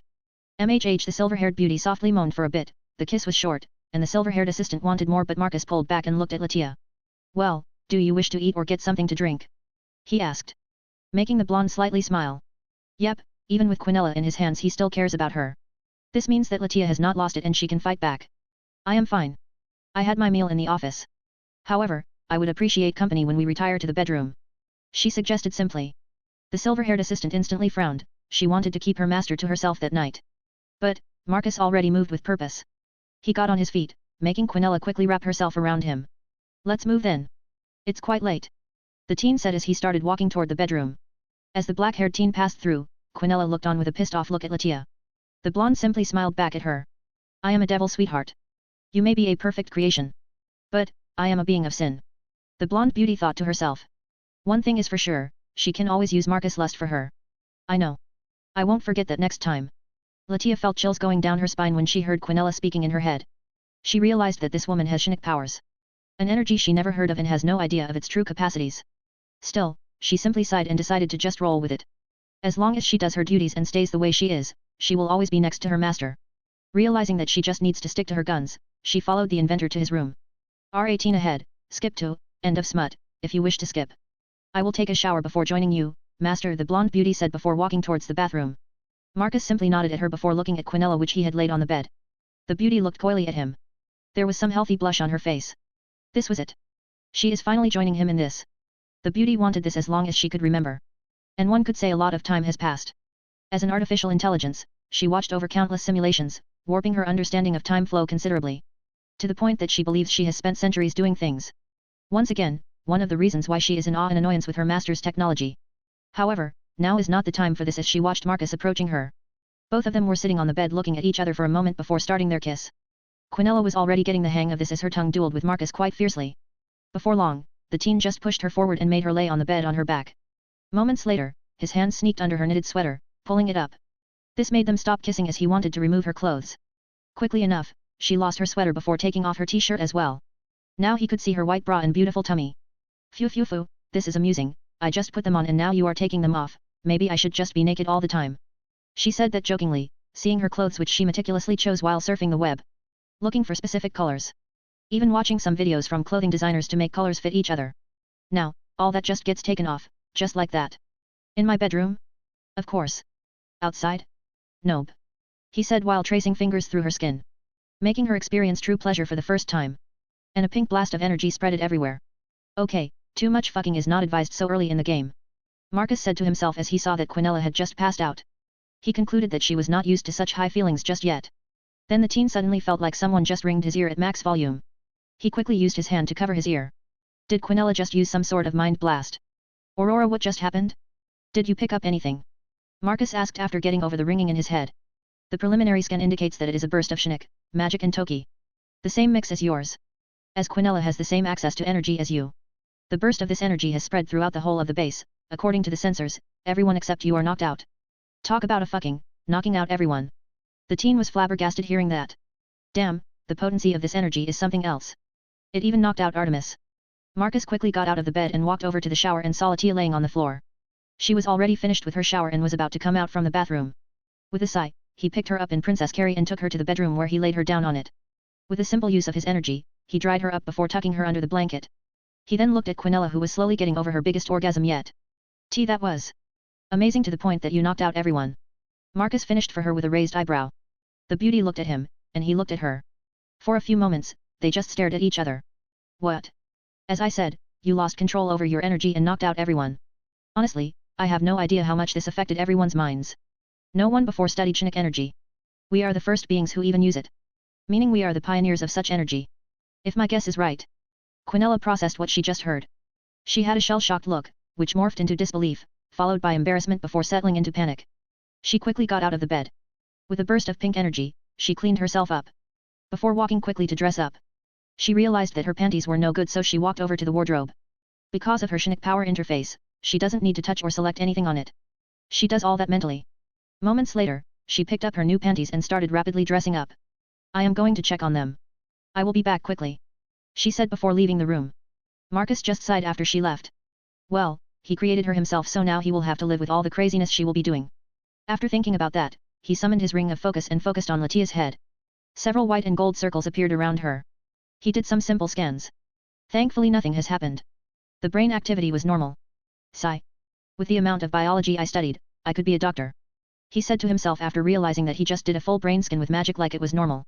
Met, too much of a drag. Now that I think about it, I remember one of my previous life schoolmates ended up as a vet. The amount of BS one has to go through to become classified as a doctor of any type is insane. Nope, he is going to stick with his stuff even if checking out females would be fascinating, to say the least. Nonetheless, he decided to call it a day. Tomorrow is Monday. Right, the shops are opening soon. Meaning my mundane side is going to be affected quite a bit. He thought with a sigh. His eyes went to the bed. He realized that he needed to change the blanket. Now that the steamy session was over, it started to smell. Entertainment dome. A T-Rex was confused as hell. One moment these feral mammals were attacking him with their thingies, and the next moment, they all just collapsed onto the ground. The massive bus-sized creature looked around, trying to find whatever attack knocked out these feral mammals. Weirdly enough, there was nothing there. He once again made a confused face before leaning forward using his nose. He poked one, then another. They were not responding. He shrugged for a bit before turning around and walking away. Honestly, he could just eat them, but they are just bones with barely any flesh on them. He probably would not even feel that he ate something. Moments later, after the massive bus-sized dinosaur walked away, the simulation has ended and Quinella, with a sweaty forehead, entered the large room. They are truly down. Damn. Why is this stuff happening to me on my first day? She quickly walked over and put her hand on Li-Fei. She quickly scanned the human girl. There was some panic in the silver-haired girl's eyes. She was worried that her accidental burst of energy somehow damaged her creator's stress relievers. This was no joking manner. Especially on her first day like this. This is a bad reputation for her. Her concern is that regular humans could be the most affected because of their naturally weak bodies. However, she found nothing wrong with the blonde witch. At least from basic scans. Quinella quickly moved towards the blonde fake saint. A quick scan showed the same results. She sighed in relief and walked over and scanned the lion girl, followed by the redhead and finally the maid goddess herself. Once she did that, she made them all float with her Shinik power. She started carrying them back to their rooms. Next day. Marcus was humming with satisfaction as he was looking at his drawing. He used the whole page of his notebook to draw how his tuned BMW was going to look. He drew the fixed stock car look on his computer but not the tuned-up version. For a moment, he was thinking to make it look like it did in his previous life. But, he changed his mind when he heard some schoolmates talking about a classic game. A legend in his eyes. The original Most Wanted from 2005. The tuned-up look from that BMW instantly stuck with him. So he quickly drew his BMW to look like that. Without even realizing that he spent an entire afternoon tinkering with it. When the long break started, he took his stuff and went outside to eat. Honestly, he was enjoying the last remaining days of sunshine before the ugly October and November were going to kick in. Before long, he pulled out his sandwich and pulled out a much bigger drawing notebook and started drawing something else not related to cars. He was drawing a ship now. As he was getting into his drawing he felt a presence next to him. You got time to attend school? I thought a meeting about me was going to take days because of how big the event was. Marcus asked sarcastically as he stopped and thought for a moment. He was thinking about the underwater capacities. Honestly, his go-to things like P.O.D and electroblasts don't work that well underwater. Magnetism? I could implode other ships since they are made from metal. And for animals sound or vibration. Honestly, I want to see those squids which earned them a spot as Kraken in the myths, or do Krakens exist? I should ask the Norse Pantheon about them. For a second he got quite thoughtful on this. Nope. It ended after 8 hours. She said that quite happily as she hugged his hand. 8 hours? The raid was less than 6, including the troops' deployment to the ground and the flying back and forth. Marcus stopped drawing for a bit before looking at her. His brown eyes looked at Sierra's blue. He was in quite the disbelief. Sigh. I know. There is nothing I could do. They were nagging. And bitching. And moaning. Sarafal said with a big eye roll. For a second she remembered an absurd theory about how Marcus was going to turn them into batteries and stuff. Pity she can't say stuff about the perpetual energy he has. Well. Perks of being one of the leaders, you have to listen to their complaints. The teen said with a not-so-caring shrug. I didn't. Whatever. Let's forget about this boring stuff and just snuggle. As she abruptly changed the theme of conversation she moved to change their positions. Moments later, Sarafal was sitting on his lap enjoying his warm body. A very satisfying sigh escaped from her lips. She could just melt away without any care. Normally she would just do that but she changed her position somewhat and started helping Marcus eat his sandwiches while he was drawing something. Honestly, it amazed the black-haired beauty how he doesn't even use the eraser even once. It's like the lines he drew were perfect. Like there were no basic faults like that. Not only that, she can see that what he was drawing looks like another airship, or it's a spaceship. Still, for someone to do that, it's absurd. The amount of ability. Is that another airship? She asked curiously as she looked at the drawing for a bit. Just watching how with each brush it looks even more like a vessel of some sort. It's a submarine. Marcus said very simply. A submarine, will be diving. She asked with quite a curious tone. Indeed, meet. The Scavenger, the Attila-class submarine. He said with a happy tone. Is there a reason why you are going with Attila? She asked him. This was quite a very specific name. It was the same with Daedalus, as in the past, this guy flew with a man-made glider, from Knossos to mainland Greece. People warped it a little bit and made it so that he flew with wings, more impressive, but, still, her point is that Marcus had a meaning for his confiscator. And now what about this submarine? That should be obvious. We will be pillaging shipwrecks collecting downed ships. Who is not better than to name it after Attila the Hun? The scourge of gods, the most infamous pillager of them all? The one guy who brought the West Roman Empire to its knees. Marcus said as he remembered all about the infamous nomad. Right. I guess I skipped him when I was studying human history. Sarafal said while sweat dripping. She knows very little about some barbarians nomads who managed to pillage through Europe. Not her cup of tea. She prefers something more tame and modern. I see, then we should watch some documentary about them. Quite a fascinating bunch. They are the ones who invented those bows and used the early horseman tactics. Marcus said while trying to recall why the Huns were so dangerous. He could remember why the Mongols were, but not so much about the Huns since they existed several hundred years before the Mongols. No? I would most likely fall asleep midway. So, I would rather not watch it. However, I can see that such a name fits it very well. Sarafal quickly started using her diplomatic persona. Yeah, I suppose so. I will most likely switch and watch some stuff on the battleships. I still need to watch where the Bismarck sank properly. They said somewhere in the Atlantic. While my original guess was that it was somewhere in the Northern Sea. The black-haired beauty sighed in relief. Thankfully she dodged that bullet. Watching battleships is much more interesting than some barbarians who ran around over 1,000 years ago. Chapter 38, Goddess of Wisdom Exploration. The Goddess of Wisdom didn't know how she should feel about this town. Even though she has finally reached a town of considerable size. Well, in this nation's standards. Almost, around 50,000 people? Even then, it's still just her wild guess. She can barely read anything on these small nations which appear and disappear in 100 years or so. Depending on the whims of bigger nations. Border changes and such means nothing to a god. However, this is not about the nation but this town. From her casual observation, she understood that this town was built here because of a nuclear power plant not far from here. In other words, it was built here to support the workers which were brought from Russia. Because, simply put, the people in this place speak Russian even though it's not the main language and the secondary doesn't even exist. Quite the weird place this is. She thought as she observed people speaking not far from her. The goddess made herself invisible as her appearance would cause quite a bit of stir in such a small community. Now that she is here, she needs to find a way to communicate with this guy. She could just use Sarafal Leviathan which, according to some sources from the underworld, has some connection to him. But, that is quite boring for her because she has not done anything similar to this for centuries. And she especially wanted to use this opportunity to learn more about him herself, instead of just using other people's sources. Eventually, after thinking for a bit, she decided to look for the highest concentration of magic in this small country. Even that, however, is quite difficult, because the magic saturation was already extremely high in this place. If this is to continue for several hundred years, then, there is a possibility of people being born with unique magics or even the birth of a deity. I should ask him how he does this. Did he install some sort of magic generator all over the nation? What for? Is the barrier related in some way? With a frown, she looked around. She has so many questions she wants to get answers to. Eventually, her eyes ended up on a large advertisement. Her beautiful blue eyes quickly widened because she saw the poster morph into letters. What on? Welcome goddess, to my little backyard. I hope you like the stay here. I know you are looking for me. So, here's a hint. Find a town that was named after a woman who befriended a wolf. After she read that, the letter disappeared and she saw the whole thing return to being a normal advertisement, which shows discounts in the local supermarket. A few moments later, she started laughing. It lasted for a few minutes. Before calming down, she cleaned off some tears from her eyes. This is new. This is so new. When was the last time I played according to a human's rules? Very well. Let's play this game. She chuckled to herself. There was a bright smile on her face. She can already guess the rules for this. Because, for obvious reasons, the humans around her were suddenly all gone. This shows the insane control he has over this population.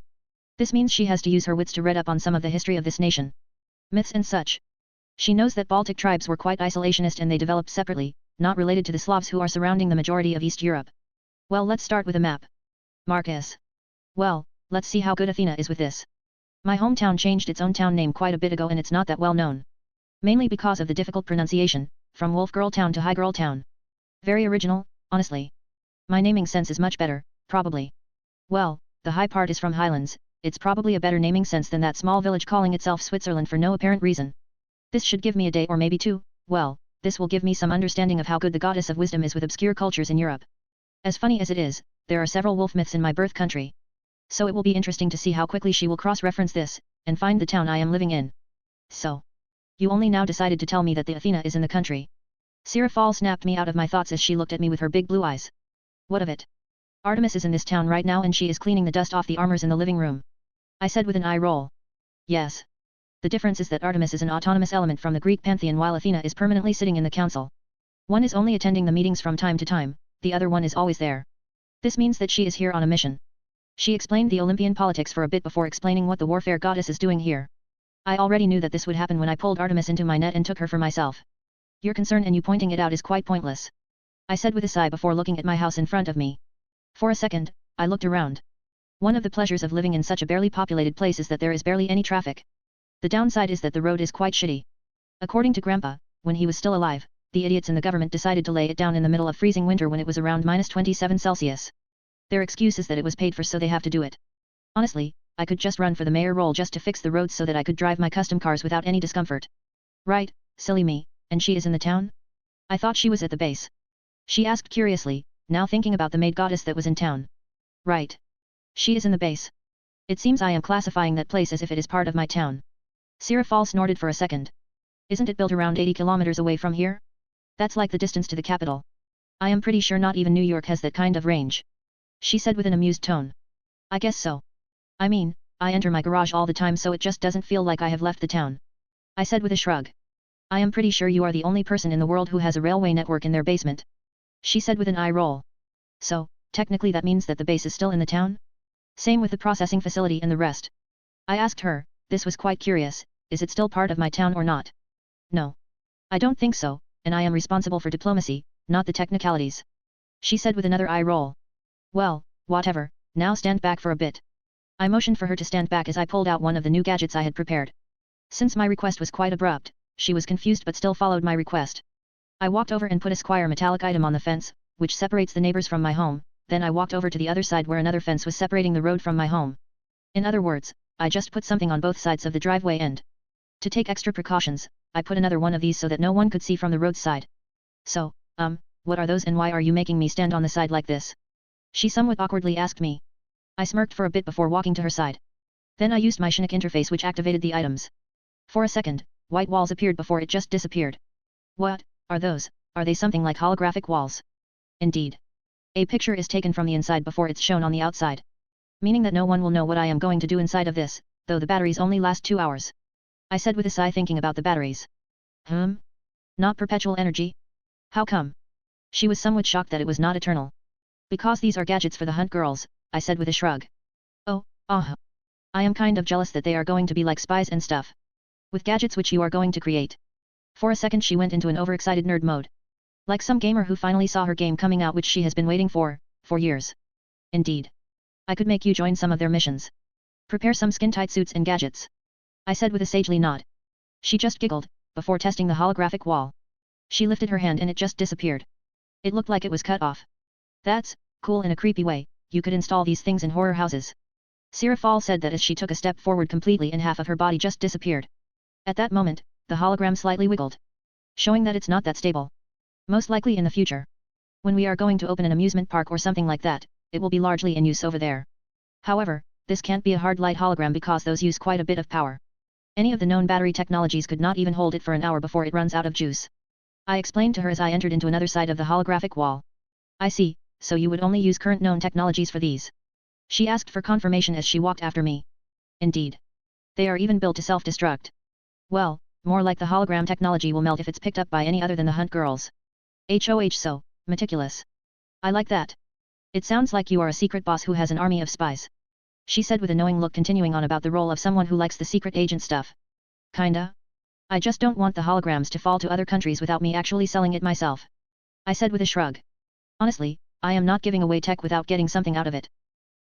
Not that you need money, you can print that yourself, honestly, there is very little that anyone can offer to you, which means that the technological gap is going to only increase. She said that as she concluded the result of my future actions herself. Most likely. I will leave these debates to the people who care. For now, I have more important things to do. I said as I walked towards the garage doors and pulled out my keys. Unlocking the doors moments later, I opened them and I saw the dusty BMW which was not touched for years now. For a second, I sighed in disappointment to myself for leaving it like that for so long. That's why I was going to fix it myself. Pocketing my backpack and the school jacket into the storage ring, I rolled up my sleeves and went forward. Opening the car's doors and moving towards the handbrakes I released them and then went back to the front of the car. After the brakes were released, I quite easily pulled the car out of the garage and towards the end of the driveway. That moment, a section of the driveway not far from the garage started to lower. I quickly walked to the back of the car and started to pull it into the workshop downstairs. Once there, I pulled the handbrakes once again. Aurora, start the scanning of the car, I will be back in a SEC. I ordered Aurora as I went up and started collecting my gadgets. By that point, the driveway was closed so no one would have seen the entrance to the underground, not that there was anyone. Still, one should never take such unnecessary chances. When I entered the garage, I left another gadget in the middle of it. This one, however, is slightly different from the rest because it has a connection to the energy network via a cable. Once it was in place, I walked out of the garage and activated it via my SYNOP interface. A moment later, hard light holograms manifested and I could see the image of the totaled car. Then I closed the doors and walked behind the garage where the stairs were located. The hatch is automatic and it only responds to a selected few people. Before long, I was back in the workshop. Looking around for a bit, I realized that some time has passed since I last worked here. Aurora, is the skin complete? Yes. Do you wish to see the result? The female voice asked me. Is it just me but is Quinella sounding strange? Sarafal asked me from the side as she was sitting in the couch area. That's because it's Aurora, and not Quinella. My assistant took the confiscator and flew to vampire country. I said with a shrug. You let an AI do all that? Sarafal, for a second, was baffled. I looked weirdly at her for a bit. Right. You don't know. I doubt you check the main logs anyway. But, Quinella became a full-fledged human being yesterday. Well, not any regular human being, but what she classifies as the perfect human. I said with a shrug. A hologram appeared in front of me. I saw the scan of the car. Honestly, this brings me back to the days when I used to do this back in my previous life. Buying a complete wreck and then fixing it and then pumping it up with technology of my design. Should I just do that as well? Transformer protocol? Space motion technomancy? Perpetual energy core? Ramold the frame with the sacred gear alloy. So many choices.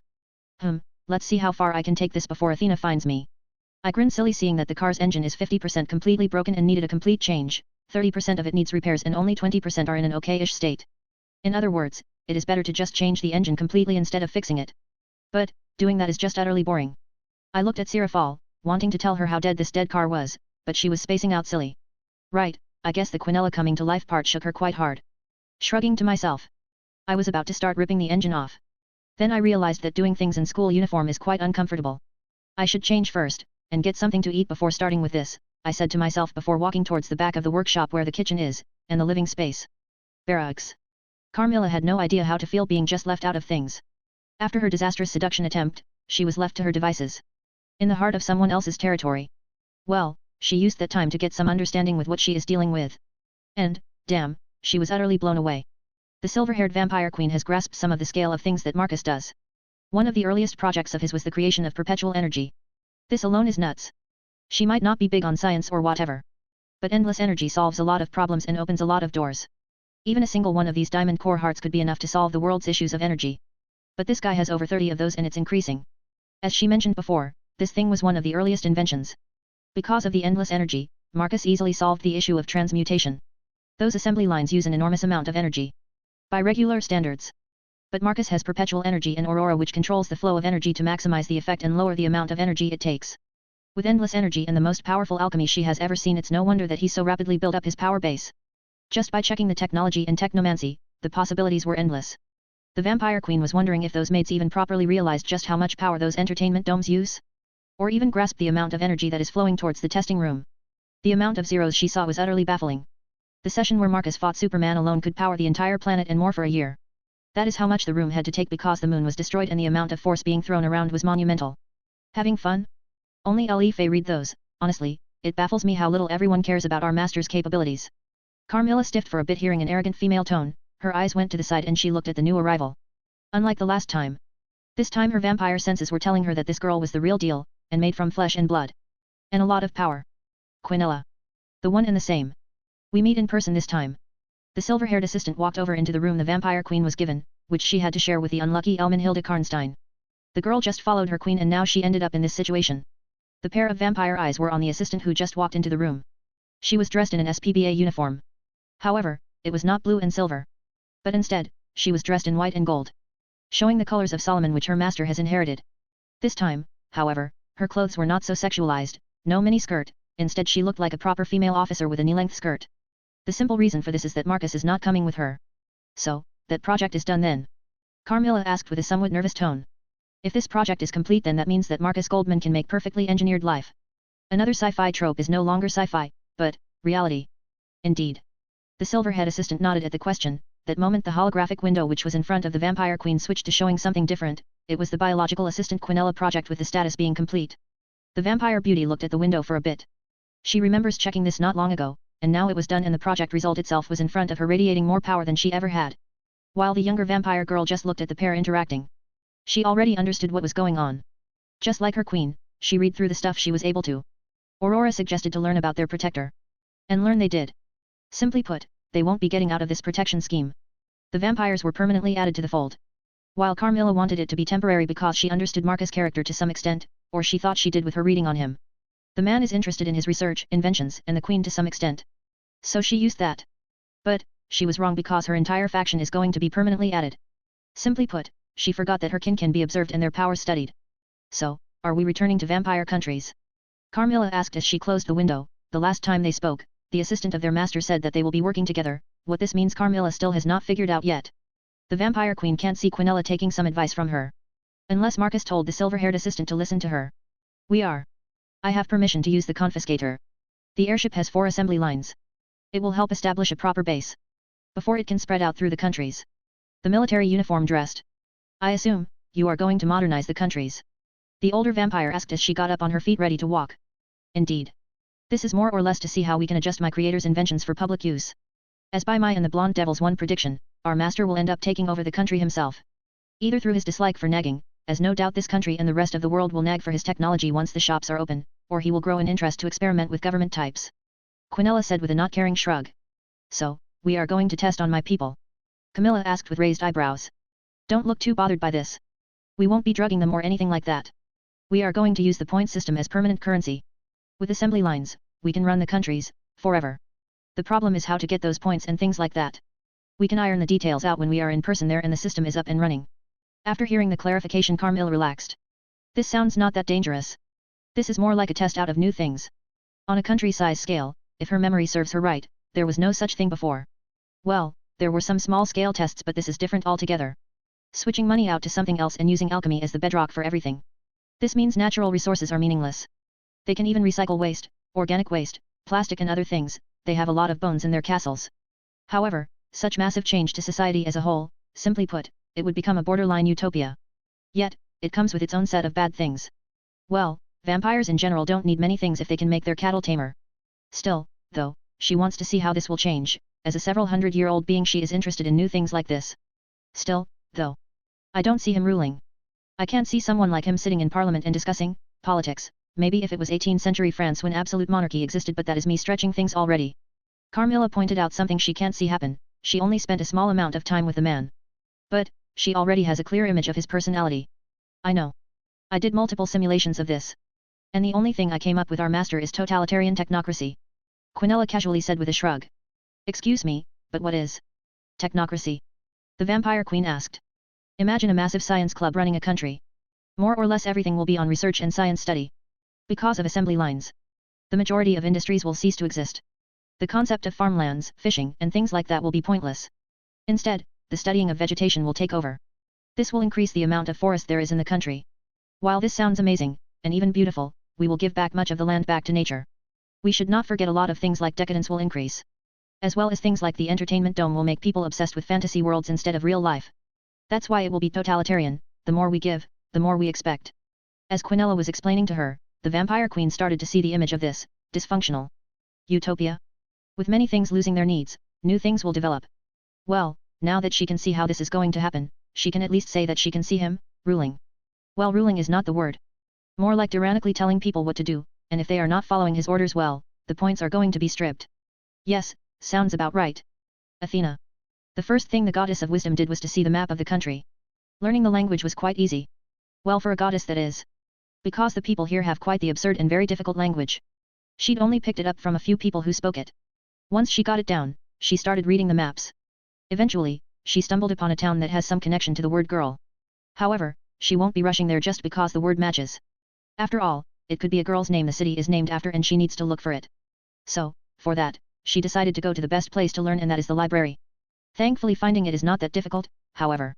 She was in a town dominated by the Russian majority. A lot of literature was in Russian and is about Russia, not something she has an interest in at this specific moment. However, she was able to find some history and myth-related books to the place she is right now. Her powers work like a sixth sense. An intuition of where to look for what. That's how she easily finds stuff in her humongous library. She should get new books for her library. Especially since she just glossed over quite a bit of minor cultures. And focused on big ones. Now, because of that, she is wasting time with this little game. However, on a different side of things, she is enjoying playing little games like that. Walking around for a bit, she eventually stumbled on the books she was looking for. With several books in hand, she went over and found a place to sit. Before long, she started reading. If anyone saw her read, then they would think that she is just skimming through pages. Because she was flipping one after another every second or two. If that didn't freak one out, then the pages moving on their own would. Reading one, then a second, and finally a third book, she was done. She walked back and placed the books in their place before leaving the library. There are few myths about the wolves in this place. The most famous one is the Grand Duke having a dream about a metal-howling wolf. After the dream, the man consulted with the shaman or the druid of their loose religion on nature and decided to build the true capital there. Well, I quite honestly forgot that these people still had paganism even in the late 14th century. Thinking for a bit, she realized that this might be a problem. These towns were built way before the biblical god faction influenced them. Meaning some of the stuff was most likely passed down verbally. Because, honestly, she did not find anything about a girl meeting a wolf in any sense. There were more stories about man-eater wolves than befriending one. This might be because she was in quite a new city compared to the rest. Built in the early 1950s while others were built in 1400 or even earlier. Meaning that she needs to get deeper into the country instead of mingling in this borderline border town. Sighing with annoyance, she realized that she is going to be a tourist here. Her senses are useless in this country because of the high amount of magic in the air. None of her powers are good for tracking. Unlike Artemis. So, this means she will be using a bus to get deeper into the country. That man, this is embarrassing. He knew this. So, he set it up on purpose. Most likely set this up based on his experience of capturing Artemis. The brown-haired goddess frowned even more before deciding to suck it up and do it. As she was in a not-so-friendly territory where she could not throw her temper tantrums. And so she ended up looking for the bus station. The main one, where buses go between cities. Honestly, it was so small she spent hours walking around in the town looking for it. The other issue with this was that there are very few buses and she will spend hours waiting for one. By this point, she just wanted to bang her head into a wall. Marcus. Oh girls, you're finally here. My gaze went to the side as I saw my maid trio walk over. Should I call them the Hunter trio? Anyway. They finally arrived at my garage. Yes. We were quite perplexed that you did not go to the base after your school activities. Artemis said while sighing. Yeah, I decided to do some things about my car, and wait until she arrives at this town. I explained to them as I motioned with my finger at the screen. Artemis' eyes, alongside the other two's, opened wide when they saw Athena herself sitting in the waiting room, in a bus station. You know what I find funny? She could easily get a phone and use the GPS to the next city or just use the roads, but I guess just running from city to city can be exhausting. I said with a shrug. Honestly, deities are weird. They are powerful but they have their sense of comfort. They don't act upon certain things. Master, phones don't have GPS. The ones in the newest cars are barely functioning either. Sarafal said from the side as she was looking at Athena on the screen. She had a complex look on her face. Only your phones have it. I think you are giving too much credit to the current human technological level. The black-haired devil said with a sigh. Right, damn. I forgot to check up on the stuff they have at the moment. I said with realization. I haven't checked what regular people did for the past couple of years. Don't worry, you didn't miss anything of note. Only a few good anime came out. Apart from that. She shrugged at me while saying that. I nodded at her as I looked at the screen. I should name this show The Woes of the Goddess of Wisdom in Unknown Lands. My gaze then went on to the trio of the arrivals. The most pale of them was Artemis as she realized that the Goddess of Wisdom was in my lands. Chapter 39, Working on Car and Things Happening in QA, R18. First thing is to recreate all the missing parts for the engine. Begin assembly, Aurora. I ordered the AI as I walked towards the car. Dinner was finished, watching an annoyed Athena was fun for the first few minutes before it just gets boring. So instead, I decided to return to something much more interesting. Understood, beginning transmutation of the pieces that need to be replaced. I nodded at her, before starting to disassemble the front of the car. It was quite easily done as I am using Sonic energy. The process of which is simply to put my hand on the piece, send some energy into it, find the screws and the bolts, and undo them. Then the part comes off. Rinse and repeat. Easily enough, the whole front was disassembled in less than an hour. It was quite weird to look at an entirely pure machine like this. Even my Starscream fighters are half magical. Just by working on this, I realized how backwards this was. However, this allowed me to adapt. Just by looking at this, I know how to improve, what to rip off, and what to add. Half of the engines are not needed and can be easily discarded. The internal combustion engine sound can easily be replaced because I've always loved the sound of the BMW. The parts are finished, according to the scans I did before. To my side, quite a large pedestal came out of the ground and it was full of car engine parts. But, before those can be put on, I need to first fix the one which I can fix regularly, as they only have some bends and can be easily fixed.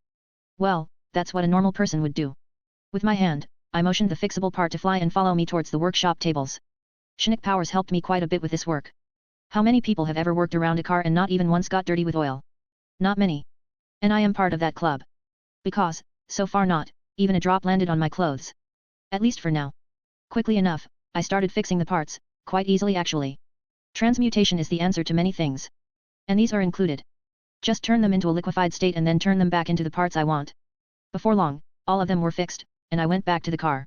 With a simple hand motion, I made them fly into the car and start getting them assembled again. Once the engine was fixed, I started patching up the frame. It was quite easy, especially with the amount of mind power that I have, I could easily bend metals however I want. And with the magic circles helping, it was even easier. The paint was, well, easy, magic easily solved that as well.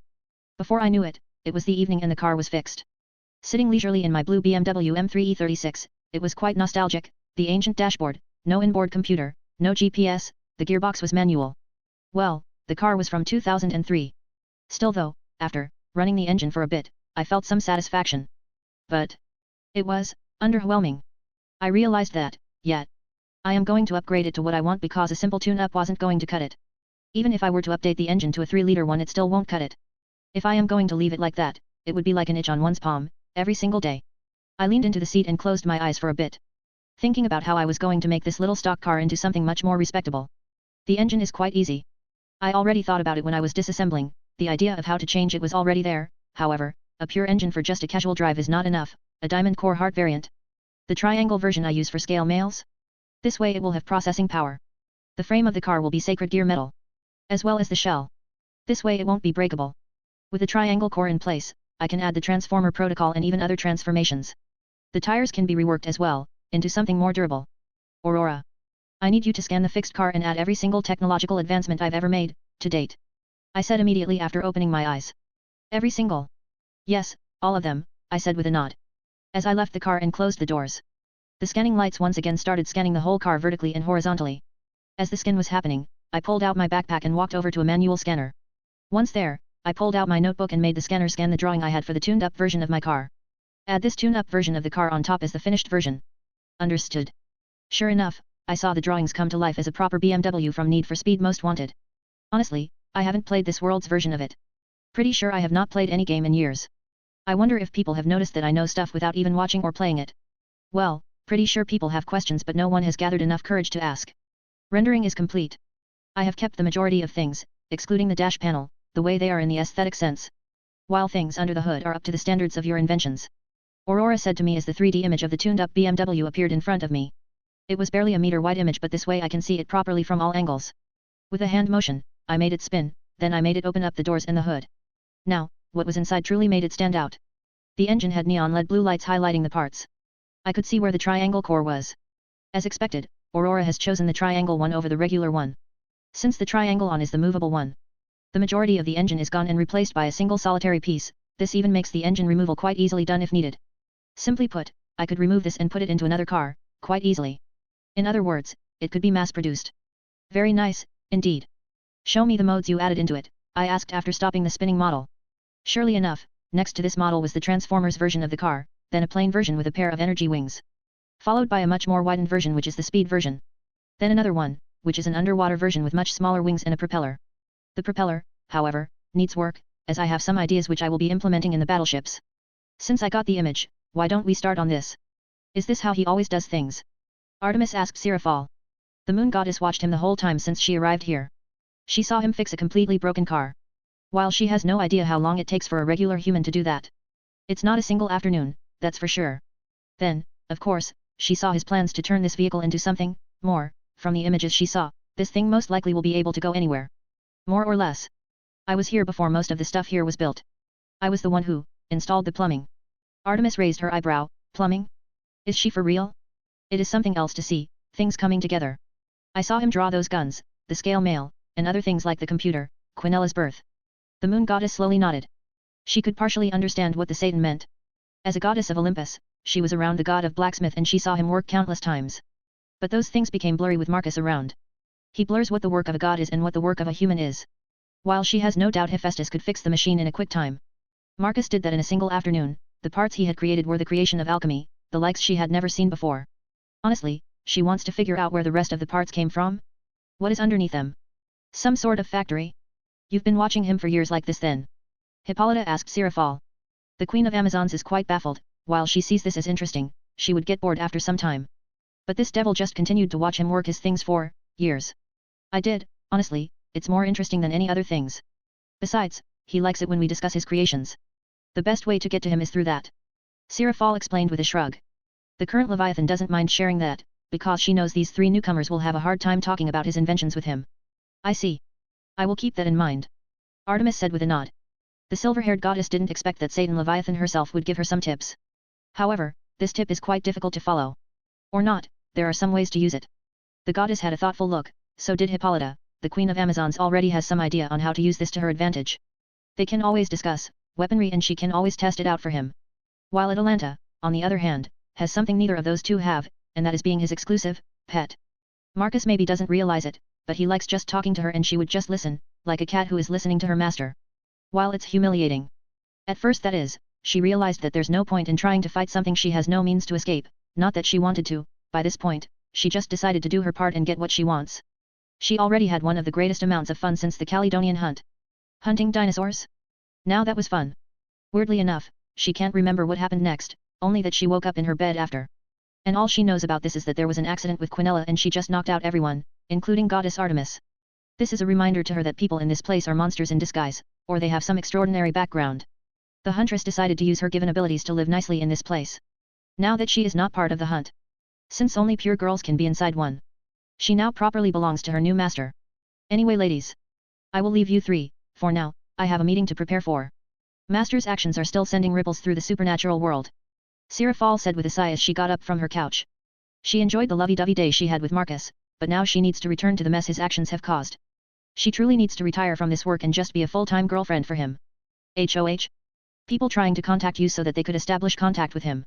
Artemis asked with a knowing look. This sounds about right, she has heard that Marcus only outside sources Sarafal. Well, when she was in Olympus, she only heard about Sarafal having a human inventor as a contract. Not that she would have contacted her for obvious reasons that her pride was at stake. Pretty much. People like Azazel and Michael are moving. This might lead to peace talks, finally. And as someone responsible for diplomacy, I am at the very spearhead of all of this. Artemis' eyes widened for a second. Peace? Between those three factions? Well, this is big. If they are going to unite, then it's going to be a big deal, or should be. However, her interest in all that diminished considerably. Now that she is living the life of a maid, it's no longer her responsibility to care about politics. Sure, she wants her pantheon to survive, it's her family, no matter how eccentric they are. That can be easily taken care of with her serving her new master. She already understood how Sarafal has her gear and how her little sister got hers. Timing is important, and listening as well. All Sarafal did was offer a good solution at a perfect time. As the new maids were thinking, they saw Sarafal walk over to Marcus and they talked for a bit. Before the teen inventor kissed her, well, it was hard snog. The current Leviathan quickly finished because she knew it would get out of hand, so she quickly rushed out to the teleportation point. Artemis had a thoughtful look before looking at the screen on the TV. She could see that Athena was on the move and had already arrived at a bigger town. Most likely looking for more clues. Her eyes narrowed for a bit. She knows her family well, and they are not the best when it comes to diplomacy. So, it's up to her to smooth the talks. Marcus has been having a blast working like this again. He took the car completely apart. Remolded the frame and turned it into a special alloy mixed with sacred gear metal. Following that, he started working on the engine, which is going to be more like a heart and not a car engine anymore. The way he saw the car reminded him of that nice ride from the Back to the Future, the 1981 DeLorean DMC-12, now that was a ride, for 1980 that is, it served nicely on how to make it possible to fly design-wise and, yeah, time travel. With his current tech level, Marcus could time travel at least to the theoretical level. As he already can cut distance with space, adding limitless energy and speed factor, and it would be possible to use the car to travel time. However, the key factor is missing, and that is time magic itself. Meaning that Marcus needs to find someone who has some grasp on time magic. I guess I know my next summon. Thankfully, this one is going to be very fitting. According to Sarafal, she likes mecha. So we are going to get along swimmingly. As Marcus thought about that, he finished his shower and left the bathroom. It has been some time since he used his home instead of the base. After installing Realitas Technomancy in his home, he no longer needed to be there as there was a hard light hologram doing a bunch of things for him. However, today is different because he was working in his garage instead of the base, so he decided to sleep in his room instead of his spacious, holograms and Realitas-powered bedroom. Still, though. The moment he entered his room he saw that his bed was occupied by a certain maid goddess. Artemis? You didn't go back? Marcus asked her as he walked into his room and closed the doors behind him. He walked over to his wardrobe. The silver-haired beauty's eyes followed him like a hawk, taking in every piece of his naked upper half. As someone who had just awoken to the pleasures of flesh, her interest in her man went up through the roof. As someone who has double digits of women serving you, I find it odd that you are not keeping one with you all the time, Artemis said as she elegantly got up from his bed and walked towards him in just a few steps. Now, there is no need for you to dress up in any way. The beauty said with quite a hot tone. She took his hand and led him onto the bed and made him sit. Losing his towel in the process as her pull was quite powerful. She, quite awkwardly, got on his lap, facing him. There was quite a big blush on her face. Quite a contrast with her silver hair and pale skin. Marcus only raised his eyebrow at her. This was odd. He didn't expect Artemis to try to seduce him like this. Honestly, he had his way with the moon goddess in Atlanta because they were trying to seduce him back then. Now, it would look like the goddess of hunt is trying even harder. He only needed to think for a bit before he realized that the reason for this is the goddess of wisdom having a journey in his small country. Smiling for a bit, his hands went onto her incredible ass and gave a firm squeeze.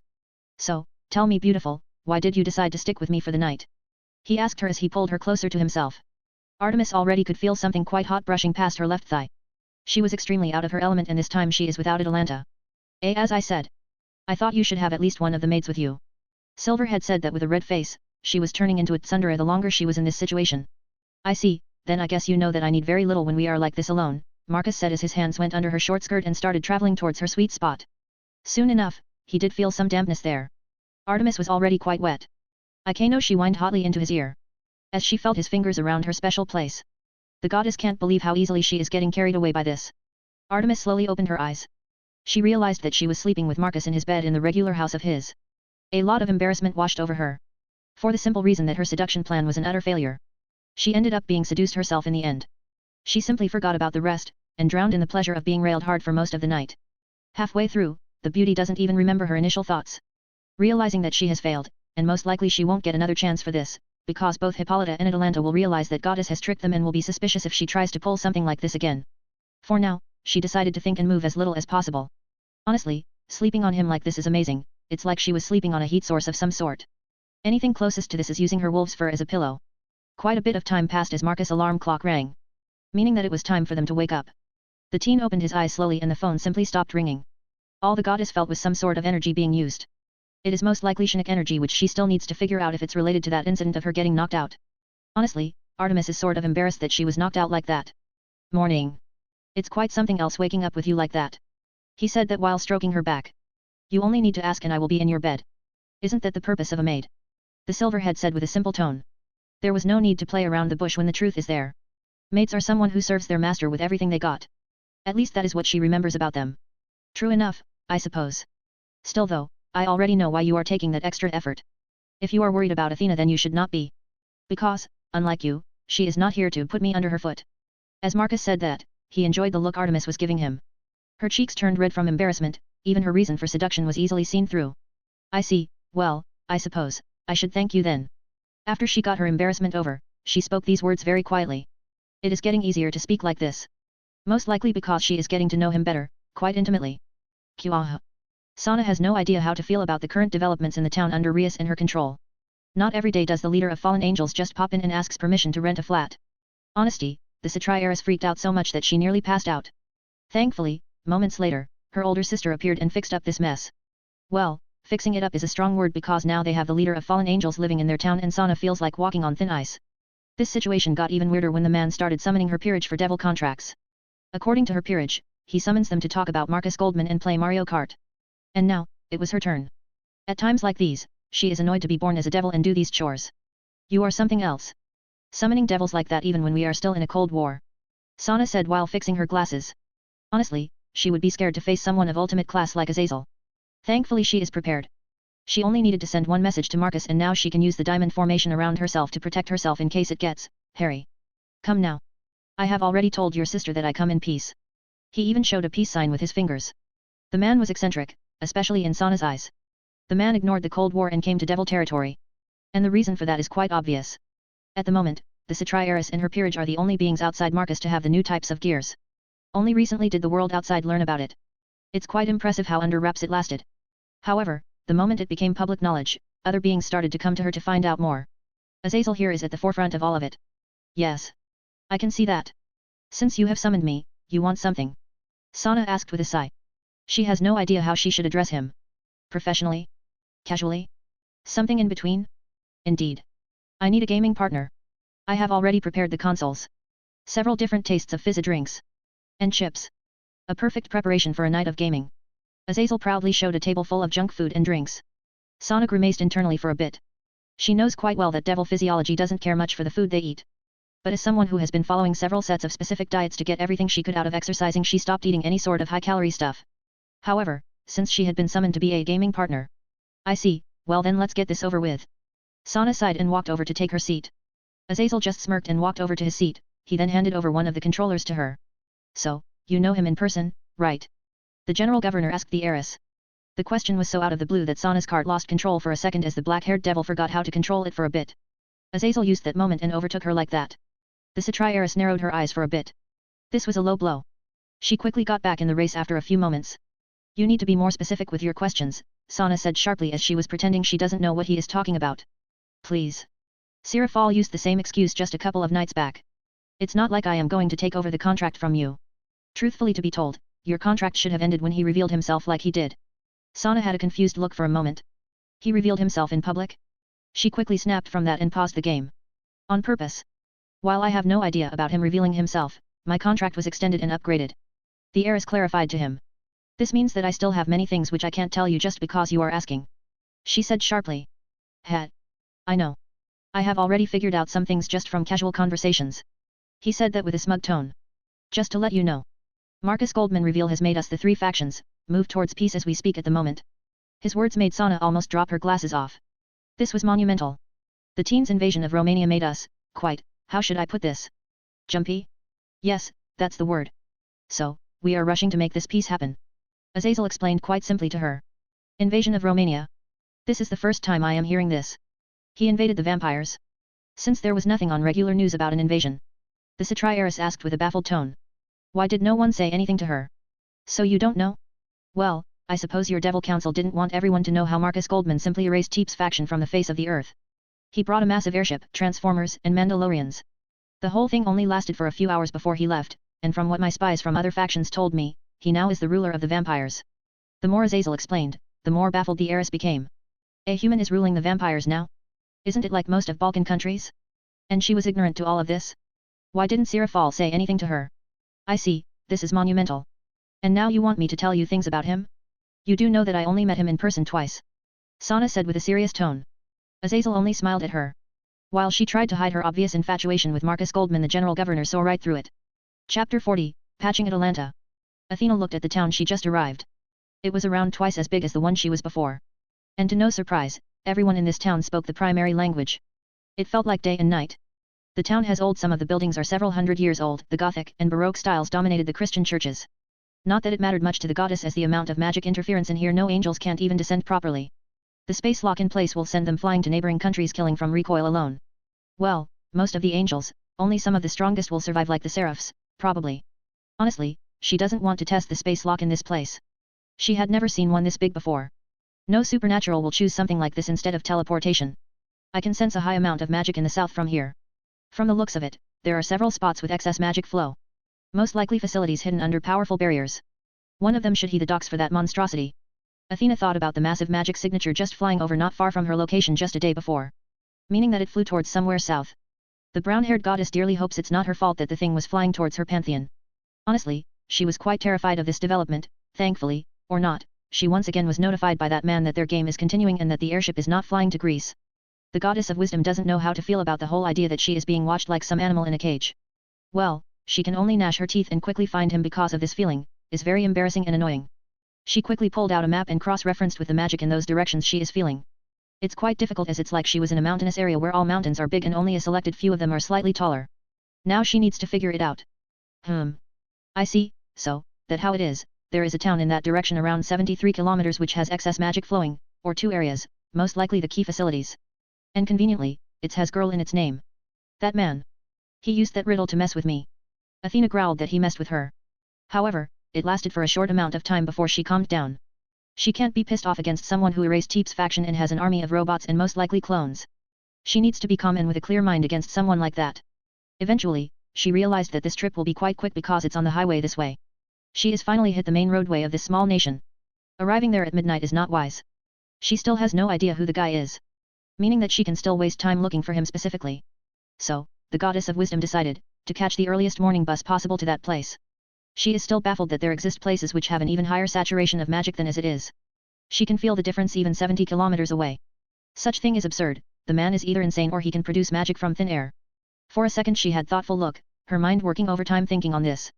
Her eyes widened to a large degree, she nearly dropped her glasses. Because she just realized something absurd. Perpetual energy. This explains a lot, like the majority of his things. The speed of his faction's progression, the army, the robots, one can build all that with endless energy, but, such output, how can he do it? Now that Athena realized this, she is even more curious. Hell, she is ready to seduce for such information. The garage. Marcus was lazily sitting on his couch and watching Athena. More specifically, her facial expressions. It would seem she realized our location. If I was a betting man, then she will be here tomorrow, Marcus said while stroking the hair of his beautiful pet. At the moment they were the only two in the garage. The rest of the maids are working. His devils are busy. Well, Atalanta is working too. She is half maid half pet. I am more shocked how a goddess is reduced to a mere human in this place. The huntress said with a sigh. She is baffled by what she saw. Athena herself taking buses? Atalanta can understand that the senses are muffled in this place because of the enormous amount of magic in the air. But why she is not flying? Don't look surprised. I have pulled her out of her element. She is adapting. If you have not noticed, she started paying attention to road signs and using proper directions. Before this, she was wandering around aimlessly. Marcus said that with entertained tone. The lion girl's eyes slightly widened as she realized that it was the truth. She was far too baffled to realize that before. You are right, interesting. She said with a nod. Honestly, Atalanta doesn't have high respect for Athena. Well, yes, she respects the goddess of wisdom like any god. But beyond that? The blonde beauty believes Athena is far too arrogant and nerdy, as they say nowadays. The woman believes in the mind far more than her body. Even though she is goddess warfare. Far too many times, the lion girl saw the woman just sitting there and telling how better she would have done. And how better her tactics would have been. Honestly, the huntress just wanted to punch her in the face. So, this current situation is, how should she put it? A guilty pleasure? The situation now is reversed. All she does is just sit around, watches how Athena is reduced to a human adventurer and has to navigate through unfamiliar lands. There is a certain amount of satisfaction for the lion girl. Indeed, tell me, my pet, did you enjoy the hunt in the entertainment dome? Marcus asked her. The question made her refocus on things happening now. She can guess that he is looking for something. Testing her? Atalanta doesn't know for a moment how to answer that. Should she just tell him that she enjoyed immensely the whole hunt in a primal place like the ancient world? Don't be guarded like that. I want to hear if you enjoyed it. He asked her while extra gently stroking her hair. His actions made her experience goosebumps through her whole body. This was heavenly, and his tender actions make her extremely hard to resist him. The lion girl eventually caves in and decided to tell him. Yes. It was like nothing I have experienced before. The vegetation was so different. There was not a single leaf-based tree. Only small bushes had those. Then the dinosaurs themselves. There were countless amount of them. From extremely small to even bigger than a bus. They were not even the biggest issue as the heat. It felt like we were in the deepest parts of the Sahara. What baffled me was this was not even 100% realism. As if Aurora did full-on realism, then we would have too much oxygen. Meaning it could make people's heads spin. And then, the girl had a somewhat dreamy look. The moon was so big, it truly felt like we were on a different planet altogether. She said the last part with quite a bit of awe and excitement just remembering the sight. Marcus listened attentively. He honestly didn't experiment that much with the realitist technomancy. Towards what Atlanta and what the group of maids did. He preferred sci-fi stuff and bringing fictional characters to life. But, what the lion girl did was different. She went nearly full realism on the dinosaur era, which had a lot of different factors. Like much smaller annoyance of oxygen in the air. For a second he thought. Should he tell her what he is planning to do in nearby future? I see, so you truly liked what you saw? You know. I can tell you something I didn't tell anyone yet. He got her curiosity piqued quite a bit when said the second half. Oh? And you going to tell it to me? The blonde turned her head towards him and looked with raised eyebrow. Something I came up with yesterday. Did some basic math in class for it. He said with a shrug, mentioning this. Honestly, Atlanta is baffled and wonders what people would think when someone like Marcus is attending classes and doing some crazy calculations which most likely going to lead to some crazy inventions. Her gut feeling is telling her that. And what did this math lead to? Atlanta cautiously asked him. She is preparing for something crazy at the moment. Time travel. I see. A few moments later she finally processed what he said. And? Is it possible? Assuming you want to travel some distant past or ancient times? Atlanta asked curiously. This was no longer some sci-fi movie some of the younger hunters used to watch on free time and she had to babysit them. Nope, after seeing the craziness of this place. It's not some pipe dream thing. Theoretically, I have an idea how it's going to work. But, again, I need someone who can use time-based magic. I already have quite large mastery over space magic and things related to speed. Marcus explained to her, as those two things are large factors for time travel. The lion girl slowly nodded. She has no clue about the whole magic stuff. All of her experience comes from using Artemis divine energy, which she can't use anymore. This means that she lost the majority of her power. This made her think that she needs to find a different way of getting power. First thing which came to her mind is her master helping her out in this. Honestly, he was the one who made her powerless in the first place. Mostly, she did the seducing. Well, seducing is a strong word. As she doesn't truly know how to seduce properly. I see. I suppose now you need to find someone who can teach you time magic. She asked him curiously. Atlanta wants to know how he is going to move from here, and how it's related to their previous conversation. Thankfully, it's not difficult to get one who can help me with this, Marcus said with a smile, as his hand returned to her hair. The inventor enjoys this very much. Honestly, him provoking Artemis like this nearly a year ago is truly one of the best things he did. Truly? I thought such magic is rare. The blonde huntress was a little bit shocked to hear that he already has a solution to this. While trying to ignore his hand at the same time. It is rare. That's why I will be summoning the next head of Agar's family. Hearing that made Atlanta have look of realization. The devil pillar has such magic. And Marcus is the second coming of Solomon. The lion girl even forgot for some time that Marcus is the successor of that man. His inventions and creations bury that. That means you will be summoning and binding a pillar. Which will cause some stir. The huntress reasoned with him. She has no idea how this works, but what if he summons the devil when she is in the middle of a meeting? Don't worry. I will prepare accordingly. You should just relax and watch things happen. He said that with a smirk which made Atlanta slowly nod at him. I will. Does this means the time travel thing will be added to the car? As the lion girl asked, her gaze went to the side where the car is. The vehicle is partially disassembled. Marcus was taking a break from his work and spending time with her and watching Athena progress. Indeed. It will be like from Back to the Future. Honestly, the amount of stuff one can invent just looking at movies is enormous. One of the reasons why I like watching them. The quite a happy tone confirmed her suspicion. Isn't it quite dangerous to change the past like this? I might be clueless about much of magic, but even I know about the butterfly effect. While she does not doubt that Marcus could eventually discover time travel. What about the side effects of time travel? Sigh. It's not as cut and dry. While if we go to ancient Greece and I kidnap Helen, the war of Troy would not happen and the history would severely change. Atlanta looked at him as if he is a weirdo. What? I want to see what the whole fuss is about her. Marcus eye-rolled at her. Seriously. He wants to see what caused one of the greatest wars in the Bronze Age. This chick should be hot for this thing to happen. But, if we go somewhere around 63 million years ago, then much we do won't going to be relevant. he said with a shrug. It won't? How come? The asteroid will hit the Earth regardless, that's the difference in scales. We can do some things on Earth's surface like hunting or collecting the DNA of the dinosaurs. But none of these actions will affect the asteroid. Because it's in space. However, if I were to go to space in that period and do some crazy stuff, then it completely different thing. As my action could derail the impact and dinosaurs could survive and humans would never take over. Her eyes widened, starting to think from this kind of angle. There are multiple periods in history where we can visit and we won't going to affect much of this. Earth went through several great extinctions. Most of them are from geothermal events. Volcanoes. She asked with realization as she remembered stories about Pompeii. Indeed. More precisely, supervolcanoes cause ice age for tens of years. This caused the extinction of nearly 95% of all life forms on the planet's surface. While seas fared much better, around 80%. Marcus explained to her. That's why, my darling. Your dream can become reality. The teen tenderly said that to her as he stroked her cheek. Atalanta that moment realized that, she will be able to experience the real deal. I see. As she said that, she changed her position sitting in his lap. She turned to the side and now she was facing him. There was a certain smile on her face that Marcus could not understand. She wrapped her hands around him and pulled herself more into him. Her tail was moving from side to side. At the moment she was very sexy. While it will be entertaining, when you did your things to me I lost all my powers. At the moment I am only as good as a very experienced human hunter. And on top of that, I am aging as well. When she said that, Marcus' eyes for a second changed. Atalanta's reaction to that was a little bit stiff. She didn't expect him to flip like that. For a second she felt a presence in her head. It was like, she was scanned from top to bottom. Unfamiliar energy washed her over. You are right. This needs fixing. Immediately. The lion girl quickly gulped down nervously. Honestly, she did not expect him to react like that. Her aging only returned regularly according to Goddess Artemis, meaning that she is only in her early 20s. There is no need for such haste. I won't be dying anytime soon. Atalanta quickly clarified. She only wanted to get a properly working bow. Doesn't matter. You need fixing up. Let's go. As Marcus said that, his hands went on her firm backside and got up from his couch. The lion girl quickly wrapped herself around him. This was embarrassing. She can walk herself. But, the teen ignored this and took her downstairs where the station for him maglev is. Once he was there, the train arrived and he boarded it to his base.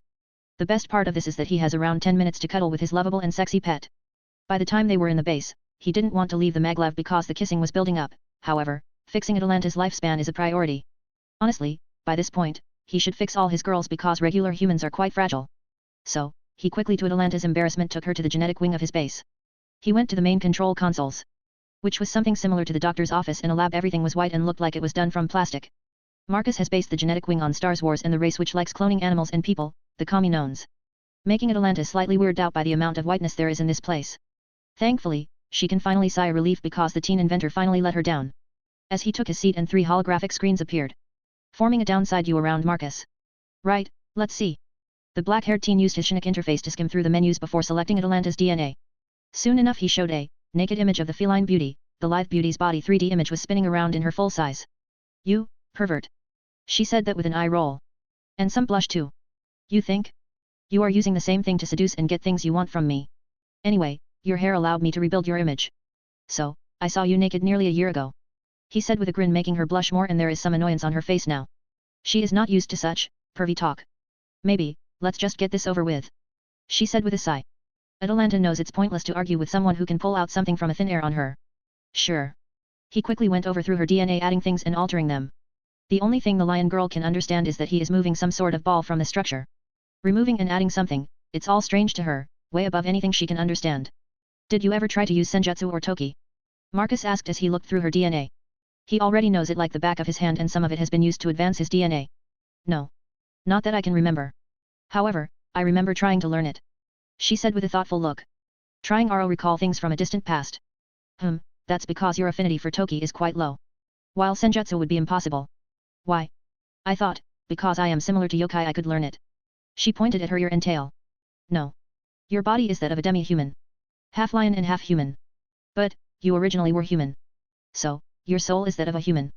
This means that you still have sometimes discomforts with your tail or your feline ears. Her eyes slightly widened and she had knowing look. As if she remembered something. Now that I have Sephiroth Graal and have a full understanding of souls, I can see certain things when it comes to bodies and souls, Marcus explained to her. Atalanta slowly nodded. So, that journey to Romania was quite important from the looks of things. It even going to help her with things she never knew she needed. That's interesting. So what kind of changes my body will go through?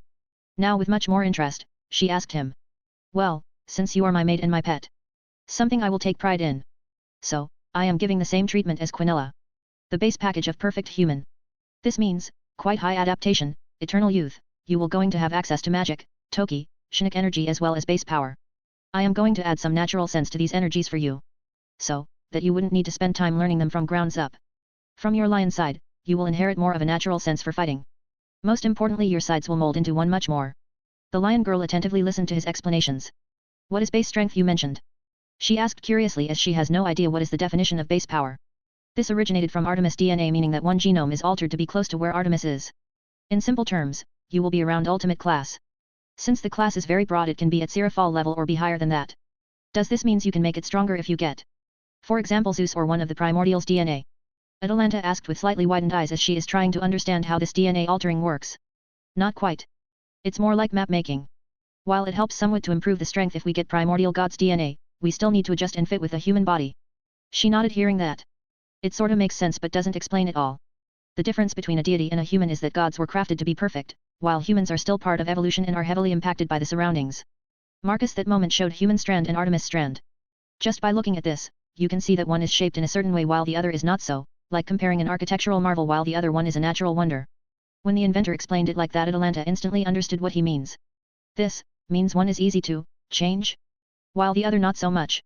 The lion girl said with a frown, this is not something she is familiar with but she is trying to understand what he is telling her. Yes. The natural grounds can be used to build something in an architectural sense. While with DNA which already built, not so much. As it's already there. For example, my DNA already has a building so changing into something different is almost impossible because it's very specific. Unless I am to switch bodies. Which, sounds gross in a sense. Marcus slightly grimaced thinking of changing bodies, he likes himself quite a bit and there is no point to switch. I see, now I understand this better, even through you explained and such. She for a second blushed since he needed to dumb down for her. Simple way? Don't mention it. I know this is new stuff for you so tried to say in a way that we would be on the same page. Atalanta slightly smiled when he said that, she wanted to say dumbed down but he either saw it and saved her or simply glossed over.